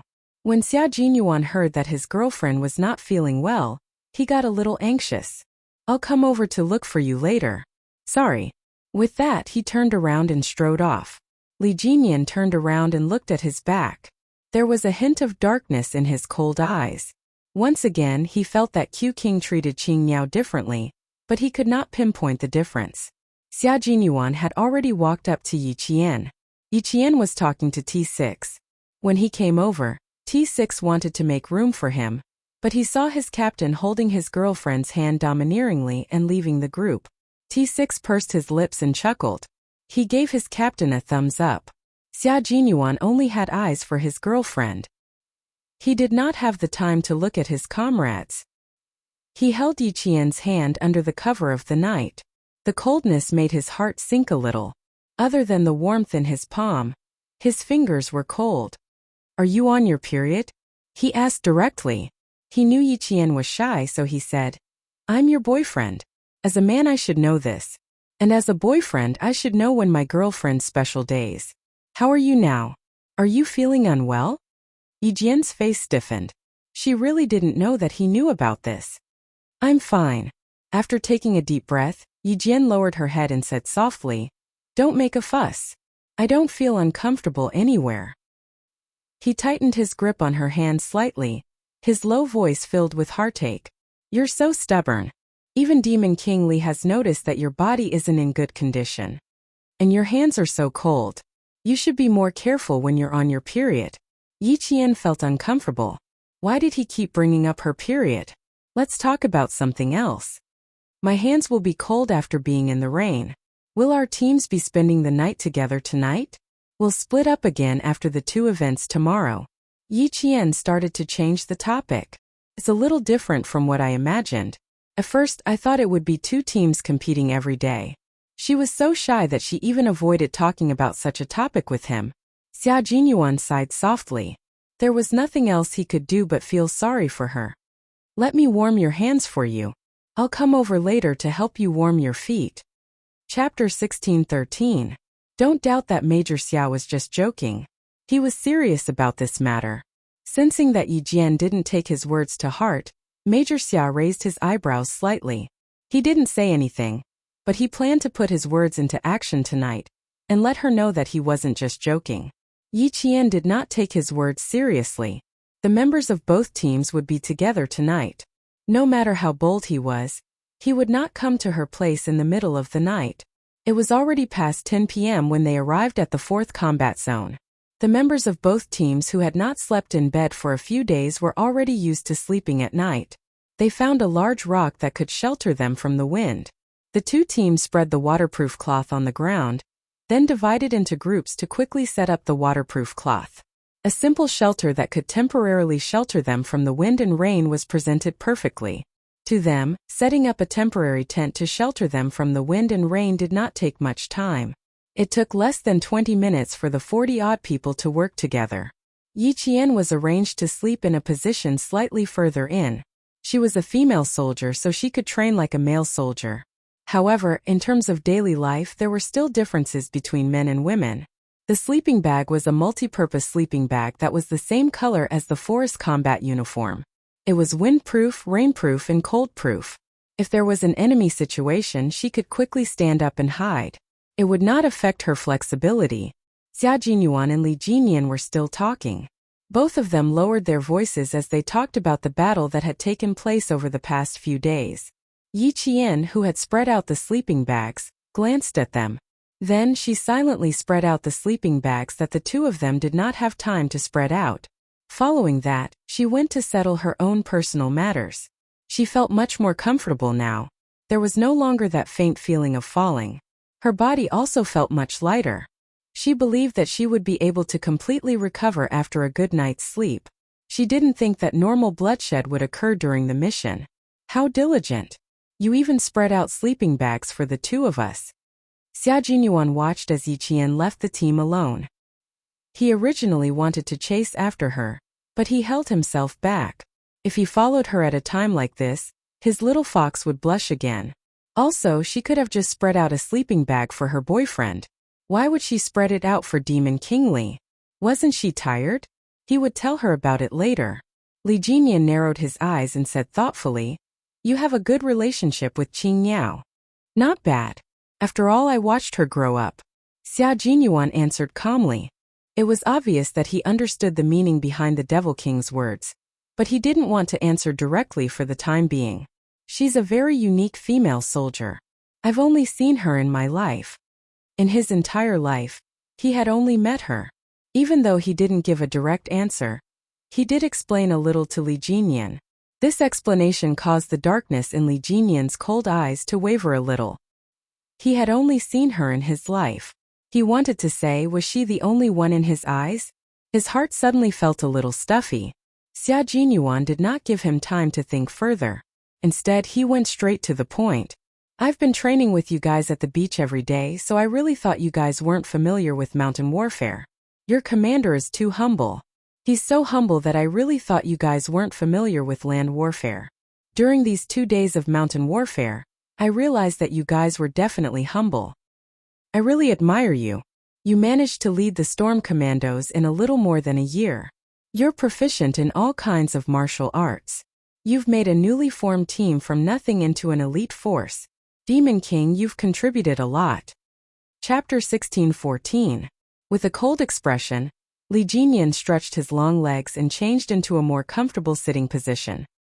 He suppressed the irritation in his heart for some reason, and after a while, he said calmly, I've given a military order to train this team into a sharp knife within 2 years.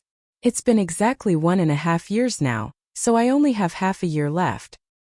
Back then, when we were named the Storm Amphibious Frogmen Commandos, the Army hoped that we would be a team that could enter the sea and level the land instead of just fighting on the sea.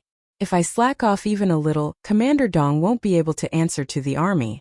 After all, it was Commander Dong who made him the captain of the commandos despite all the difficulties in the first place. When it came to training, Li Jinyan was obviously more talkative than usual. In February this year, I took them to the junction of Guangdong and Guangxi, as well as Ulaanbaatar, and the desert for a 2-month wilderness survival training. The results were still very good. There are 6 scouts in our team, 3 from the Army and 3 from the Navy.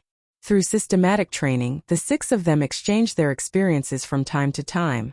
Now, there's no difference between the sea and the land for the 6 of them. There's a very big characteristic of the Storm Commandos, which is that not all of the members are from the Navy. They're formed from the sea, the Army, and the Air Force.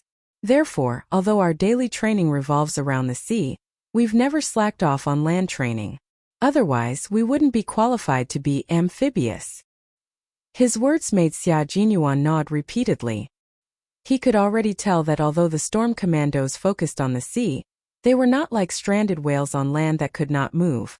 Once they took off the rubber diving suits and put on the land combat uniform, the 2 of them were as fierce as tigers released from their cages. It's true that the Army doesn't only limit you to fighting on the sea. Being able to enter the sea and level the land is the Army's hope for you, and Xia Jinyuan's voice lowered a lot and there was a hint of a smile in his voice. I have a guess.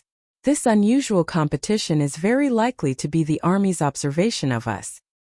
He and Li Jinyan had known each other for many years. With their mutual understanding, the Demon King must have had his suspicions long ago. It was just that he was a man of few words and did not like to say it out loud. Li Jinyan, who was taking off his helmet, was surprised when he heard this. He held the helmet in his hand and rubbed the edge of the helmet with his fingers.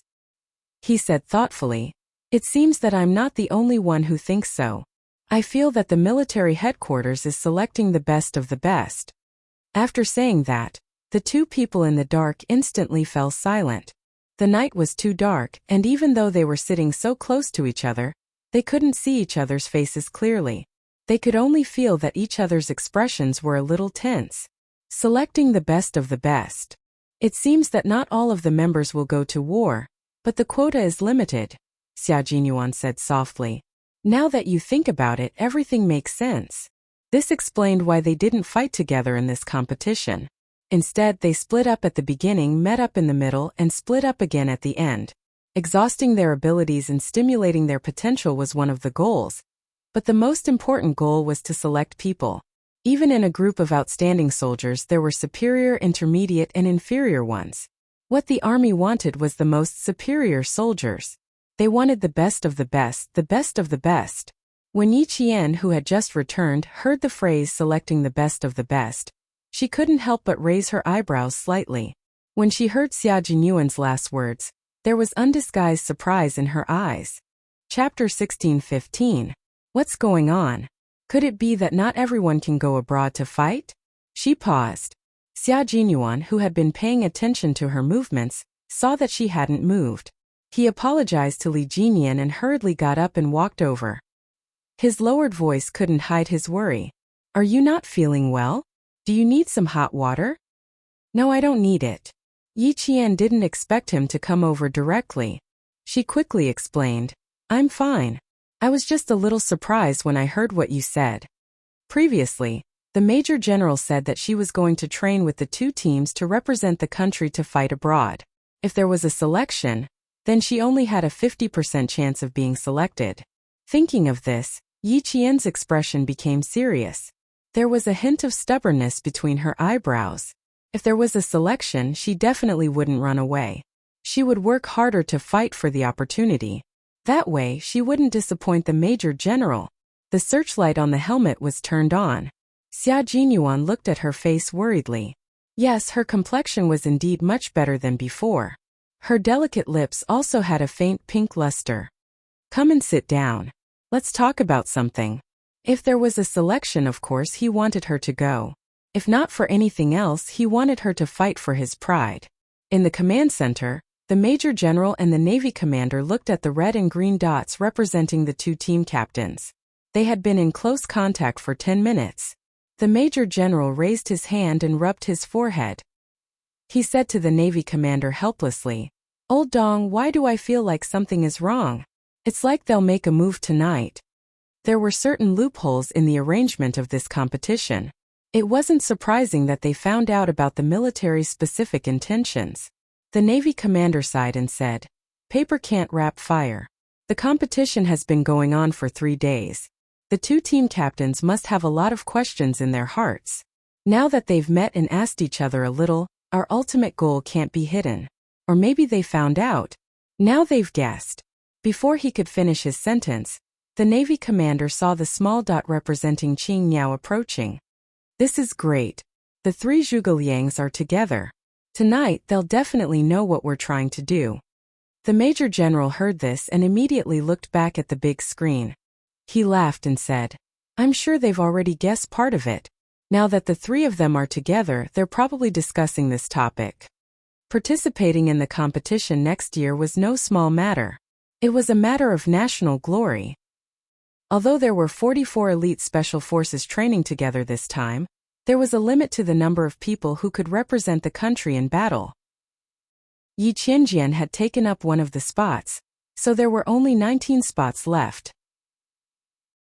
"If the three of them know now," the Navy commander smiled and said, "basically, the three of them are taking up the spots, so it doesn't matter if they know. As a battle commander, my analytical ability is naturally better than my team members. If they know, then let them know." Chapter 16:16. In that case, for the sake of fairness, let's announce it to all the team members. The Major General of the Army stopped smiling and looked at the big screen with a serious expression. Let them do their best for themselves. The Navy commander agreed and nodded. Only with competition can there be improvement. Only with motivation can there be hope. Let's see who will rise and fall.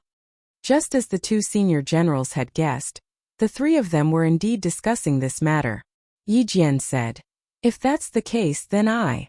She looked at the two black figures that couldn't be ignored even in the darkness around her. "I will do my best to become a female soldier who can stay. Then I can't lose." Xia Jinyuan's thin lips curved up slightly, revealing a faint, evil and confident smile. "The female soldiers have all stayed. As the leader, I can't lose."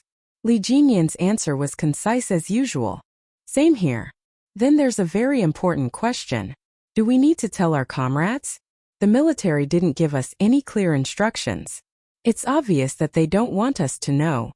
After Xia Jinyuan finished speaking, his handsome face darkened. "We need to contact the command center. Otherwise, it will not be fair to them. Unless all three of us don't participate." However, this was impossible. This kind of thing was the captain's business. Although she didn't have the right to speak, she could still say something. Yi Qian pursed his lips and said, "I'm also one of the team members. Now that I know, the others don't know." Just as Q King said, it won't be fair to them. This was because everyone wanted to represent their country and fight for their country's glory. "Contact the military. Contact the military." Two voices sounded at the same time. Xia Jinyuan looked at Li Jinyan and said, "Now let's go together and contact each other." Yi Qian got up. "Then I won't disturb the two of you. I'll go back and rest first. Good night." The two young majors who still had work to do nodded and watched her leave. Soon, the Navy commander and Major General of the Army in the command center received a call from their proud subordinate. Just as they had guessed, they really called to ask for confirmation. 5 minutes later, the members of the Storm Amphibious Frogman Assault Team and the Snow Region Special Forces were informed. The sudden news made them, who had always been calm, stunned for a few seconds. "That's how it is. We guessed it 10 minutes before you guys did." After confirming with the military, we immediately gathered and informed our comrades. So we're not just comrades but also rivals. Xia Jinyuan stood at the front to announce the news. For this kind of thing, the sooner it was announced, the better. "The quota is limited. The military didn't tell you exactly how many quotas there are. You just need to remember that all of you have the opportunity to bring glory to our country. Whether you can represent our country or not depends on your own ability. Yi Jian, who was standing upright, suddenly recalled Uncle Zhen's words. If you're strong enough, you'll definitely stand at the highest peak for the world to look up to. Suddenly, her heart was filled with lofty aspirations. Her pair of clear eyes seemed to be burning with a ball of fire, burning until her eyes were black and bright. For a moment they were even more dazzling than diamonds. She didn't need the world to look up to her.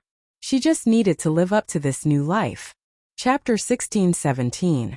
After the temporary assembly, Yi Qian could clearly feel that the atmosphere had changed. It was like a loaded arrow filled with killing intent. Go for it, brother. Okay, don't cry when you lose. Looks like I can't go easy on you anymore. Let's see who's better. Qing Niao, from now on I can't treat you as a female soldier. If I offend you in any way, please forgive me. Because I'm a soldier and I have my mission. It tells me that I have to keep moving forward. Big Eel stood in front of Yi Qian. The water ghost looked at Yi Qian seriously. From now on we are comrades and also opponents. Yes, Big Eel. From now on we are comrades and also opponents. So please don't treat me as a female soldier. Because a female soldier will not admit defeat just because she is a female soldier. Because a female soldier is also a soldier and has a fearless military spirit. Yi Qian looked at him with a smile and answered him seriously. She was a female soldier, but she had her own beliefs and pursuits. She was ready to go and fight for glory. Xia Jinyuan, who was standing behind her, smiled. His handsome and elegant face had a deep smile. As he looked at his girlfriend, the gentleness in his eyes rippled like water. After Big Eel left, he took a few steps forward and stood a certain distance away. The tall man stood quietly and looked at her deeply. Qing Niao, I'm the captain of the Snowfield Brigade, codenamed Q King. From tonight onwards you are my comrade and also my opponent. I won't be modest just because you are a female soldier, and I won't give you special treatment because of our relationship. I am a soldier, I have my principles and I have my mission. As for you as a soldier, you don't need others to be modest, nor do you need special treatment. I will always believe in you. I believe that as a female soldier, you will overcome all obstacles and become an outstanding special forces soldier. As her boyfriend, Major Xia also said the same thing to his girlfriend. Look, this was the love between them. It was a unique love. A love that was even more dazzling than those romantic relationships. They were lovers, comrades in arms, and rivals. Their love in this life would be more exciting than anyone else's love. Yi Qian turned around and looked at the young major who had always spurred him on. His bright eyes were like crescent moons as he smiled. Thank you, Captain Xia. Thank you, Q King. Thank you, my boyfriend. You used your unique way to protect her growth and made her so happy. Not far away, Li Jinyan smiled as he watched. He finally understood why he had a subtle feeling every time he saw the two of them. As long as the two of them were together, their smiles, their words, even if they were just standing together and not doing anything, there was a kind of intimacy that no one could get close to. Turning around, Li Jinyan returned to his seat without hesitation. At the same time, he moved his sleeping bag a little further away, leaving more space for the two of them who couldn't be intruded. They were comrades in arms, rivals, and lovers. It was already very late at night. Xia Jinyuan, who was lying in his sleeping bag, turned slightly to his side. He used his hands to tightly hug Yi Qian's cold feet, using his body temperature to warm them up. He wouldn't give in to her during the competition, but in life, he would definitely do his best to take care of her and make her happy. Yi Qian struggled for a while and stopped moving. He had already experienced his stubbornness. He was a man of his words. When he said that he would cover her feet, he definitely wasn't joking. Chapter 16-18. That night, Yi Jian slept very soundly. Her cold feet seemed to be warmed by a ball of fire. The warmth spread from the soles of her feet to her limbs and bones. It was so warm that when she opened her eyes and woke up, she found that her forehead was slightly sweaty. Realizing that her legs were still in his arms, Yi Jian's face, which was full of vitality, blushed even more. She kicked her legs lightly, trying to get out of his arms. As soon as she moved, the man who had his eyes closed suddenly opened his eyes. His handsome eyes were like the cold moon breaking through the clouds. His gaze was so cold that it was suffused with a little bit of cold light. His hand was already holding the rifle. The moment he opened his eyes, Xia Jinyuan entered combat mode.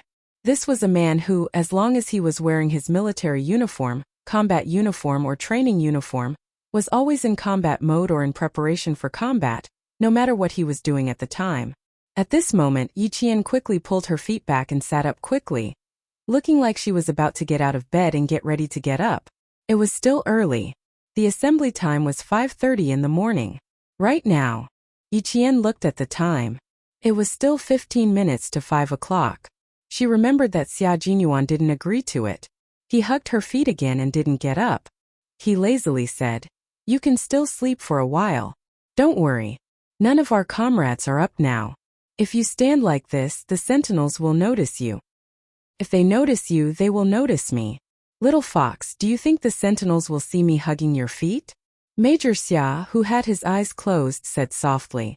Because he had just woken up, his deep and slightly cold voice had a hint of sexy hoarseness. "If you want the sentinels to see you, just sit. I won't mind." Yi Qian didn't think too much about it. After being reminded, she raised her eyes like a deer and looked around vigilantly. Her comrades hadn't gotten up yet. The sentinels were 5 meters away from them. Fortunately, they didn't notice her little action. The major, who had his eyes closed, seemed to know what she was doing. He slowly opened his eyes, and his deep dark eyes were filled with smiles. "The sentries are the scouts of the water ghouls. Little fox, do you want to continue sitting there?" She didn't dare to continue being a role model. Yi Qian, whose heart was racing, was afraid that she would wake her comrades up if she spoke. She could only lie down again. She helplessly said to the major who was hugging her feet, "Hurry up and let go. It's going to be dawn soon. It won't be good if they see us. There's still some time before dawn. Don't worry. Why don't you sleep beside me for a while longer?" The major had his eyes closed, and he wasn't worried about being discovered in the slightest. He said in a calm and collected manner, "With me here, do you still need to worry about being discovered? If they see us, they'll see their comrades taking care of their comrades." Major Xia was the best at arguing irrationally. He wasn't worried, but she was. Yi Jian, who did not dare to move too much, did not directly argue with the unreasonable man in order to successfully withdraw her feet. Instead, she negotiated with him. "Then you have to let go of me so that I can go over." When he let go, she immediately got up. Xia Jinyuan knew his girlfriend very well. If he let go, she would run away immediately. He was even worried that his comrades would see him covering her feet. If the two of them slept side by side, TSK, would little fox be willing? Don't even think about it. The shy little fox would never agree to it. Chapter 16:19. How about I hug your feet and warm you up a little more? Are you satisfied with being treated like a human furnace? Major Xia, who had seen through her little plan, remained unmoved and only hugged her feet tightly. The military multipurpose sleeping bag was different from normal sleeping bags. Normal sleeping bags were designed according to the human body, with wide shoulders and narrow feet. The multi-purpose sleeping bags they were using now had sleeves that resembled clothes. It was designed to make it easier for soldiers to quickly grab their guns when they noticed something unusual while sleeping. The sleeping bag had a double-ended zipper. In order to allow Yi Qian's legs to be close to his body, Xia Jinyuan pulled the zipper up to his chest and hugged Yi Qian's legs. Therefore, as long as Yi Qian moved slightly, he could feel the wind in the mountains rushing towards his chest. Therefore, he sighed softly and said, "Don't move. My chest is cold. You don't want me to catch a cold, right?" She could still rest for a while. She was in a special situation right now, so she had to rest well. Even though Yi Qian knew that he was deliberately acting pitiful, he couldn't bear it and could only whisper, "I'm much better now. I wasn't in good condition yesterday, mainly because I've been soaking in the water every day. Now I'm really fine after sleeping for a night. If you don't believe me, I'll come over and let you take a look." Xia Jinyuan believed him. When he heard this, he let go of his hands and sat up. He reached his right hand out of the sleeves of the sleeping bag and gently stroked Yi Qian's cheek. It was very warm. His body temperature was indeed much more normal than last night. As for whether his qi and blood were good, There was no way to tell at the moment. He could only wait until dawn to find out. Finally, he could pull his legs back. Yi Qian instantly breathed a sigh of relief and even his expression became lighter. He didn't stop Xia Jinyuan from stroking his face. Do you feel that my body is much warmer? She felt the gentle touch of his fingers on her face. It was very light and very soft, like a flower gently falling into her heart, filled with a sweet floral fragrance that made her feel sweet. Yi Qian smiled at the man who only had a rough outline. The corners of his mouth were a little deep. I couldn't take care of my body during training, but I won't push myself when I'm resting. During training and missions, no matter how bad her body was, she had to hold on. This was the tenacious willpower that a soldier must have. When she was resting, she would adjust her body so that her body wouldn't be unable to get the rest it needed when she was resting. She needed to be strong, but she wouldn't push herself just for a moment of strength. Xia Jinyuan then looked at his girlfriend sitting in front of him and laughed softly. Indeed, it seems like I was a human furnace last night. You sound like you're energetic, so there shouldn't be any big problems. I can't bear this kind of thing for you, so I'll have to trouble you. Yi Qian. It was better to change the topic. She didn't want to talk about her physical problems at all. However, it was indeed because of him that she was able to sleep so soundly last night. She thanked him graciously. Yes, thanks to Q King for taking care of me last night. I'm so energetic now. How are you going to thank me? Xia Jinyuan didn't give Yi Qian any time to catch her breath. He quickly said, I'll be happier if you thank me sincerely. Of course, we can only record it now. We'll talk about it after training. After bringing his girlfriend to his unit, Major Xia suddenly realized that he could occasionally seize the time to talk about love and romance. It had to be said that this was a good way to kill two birds with one stone.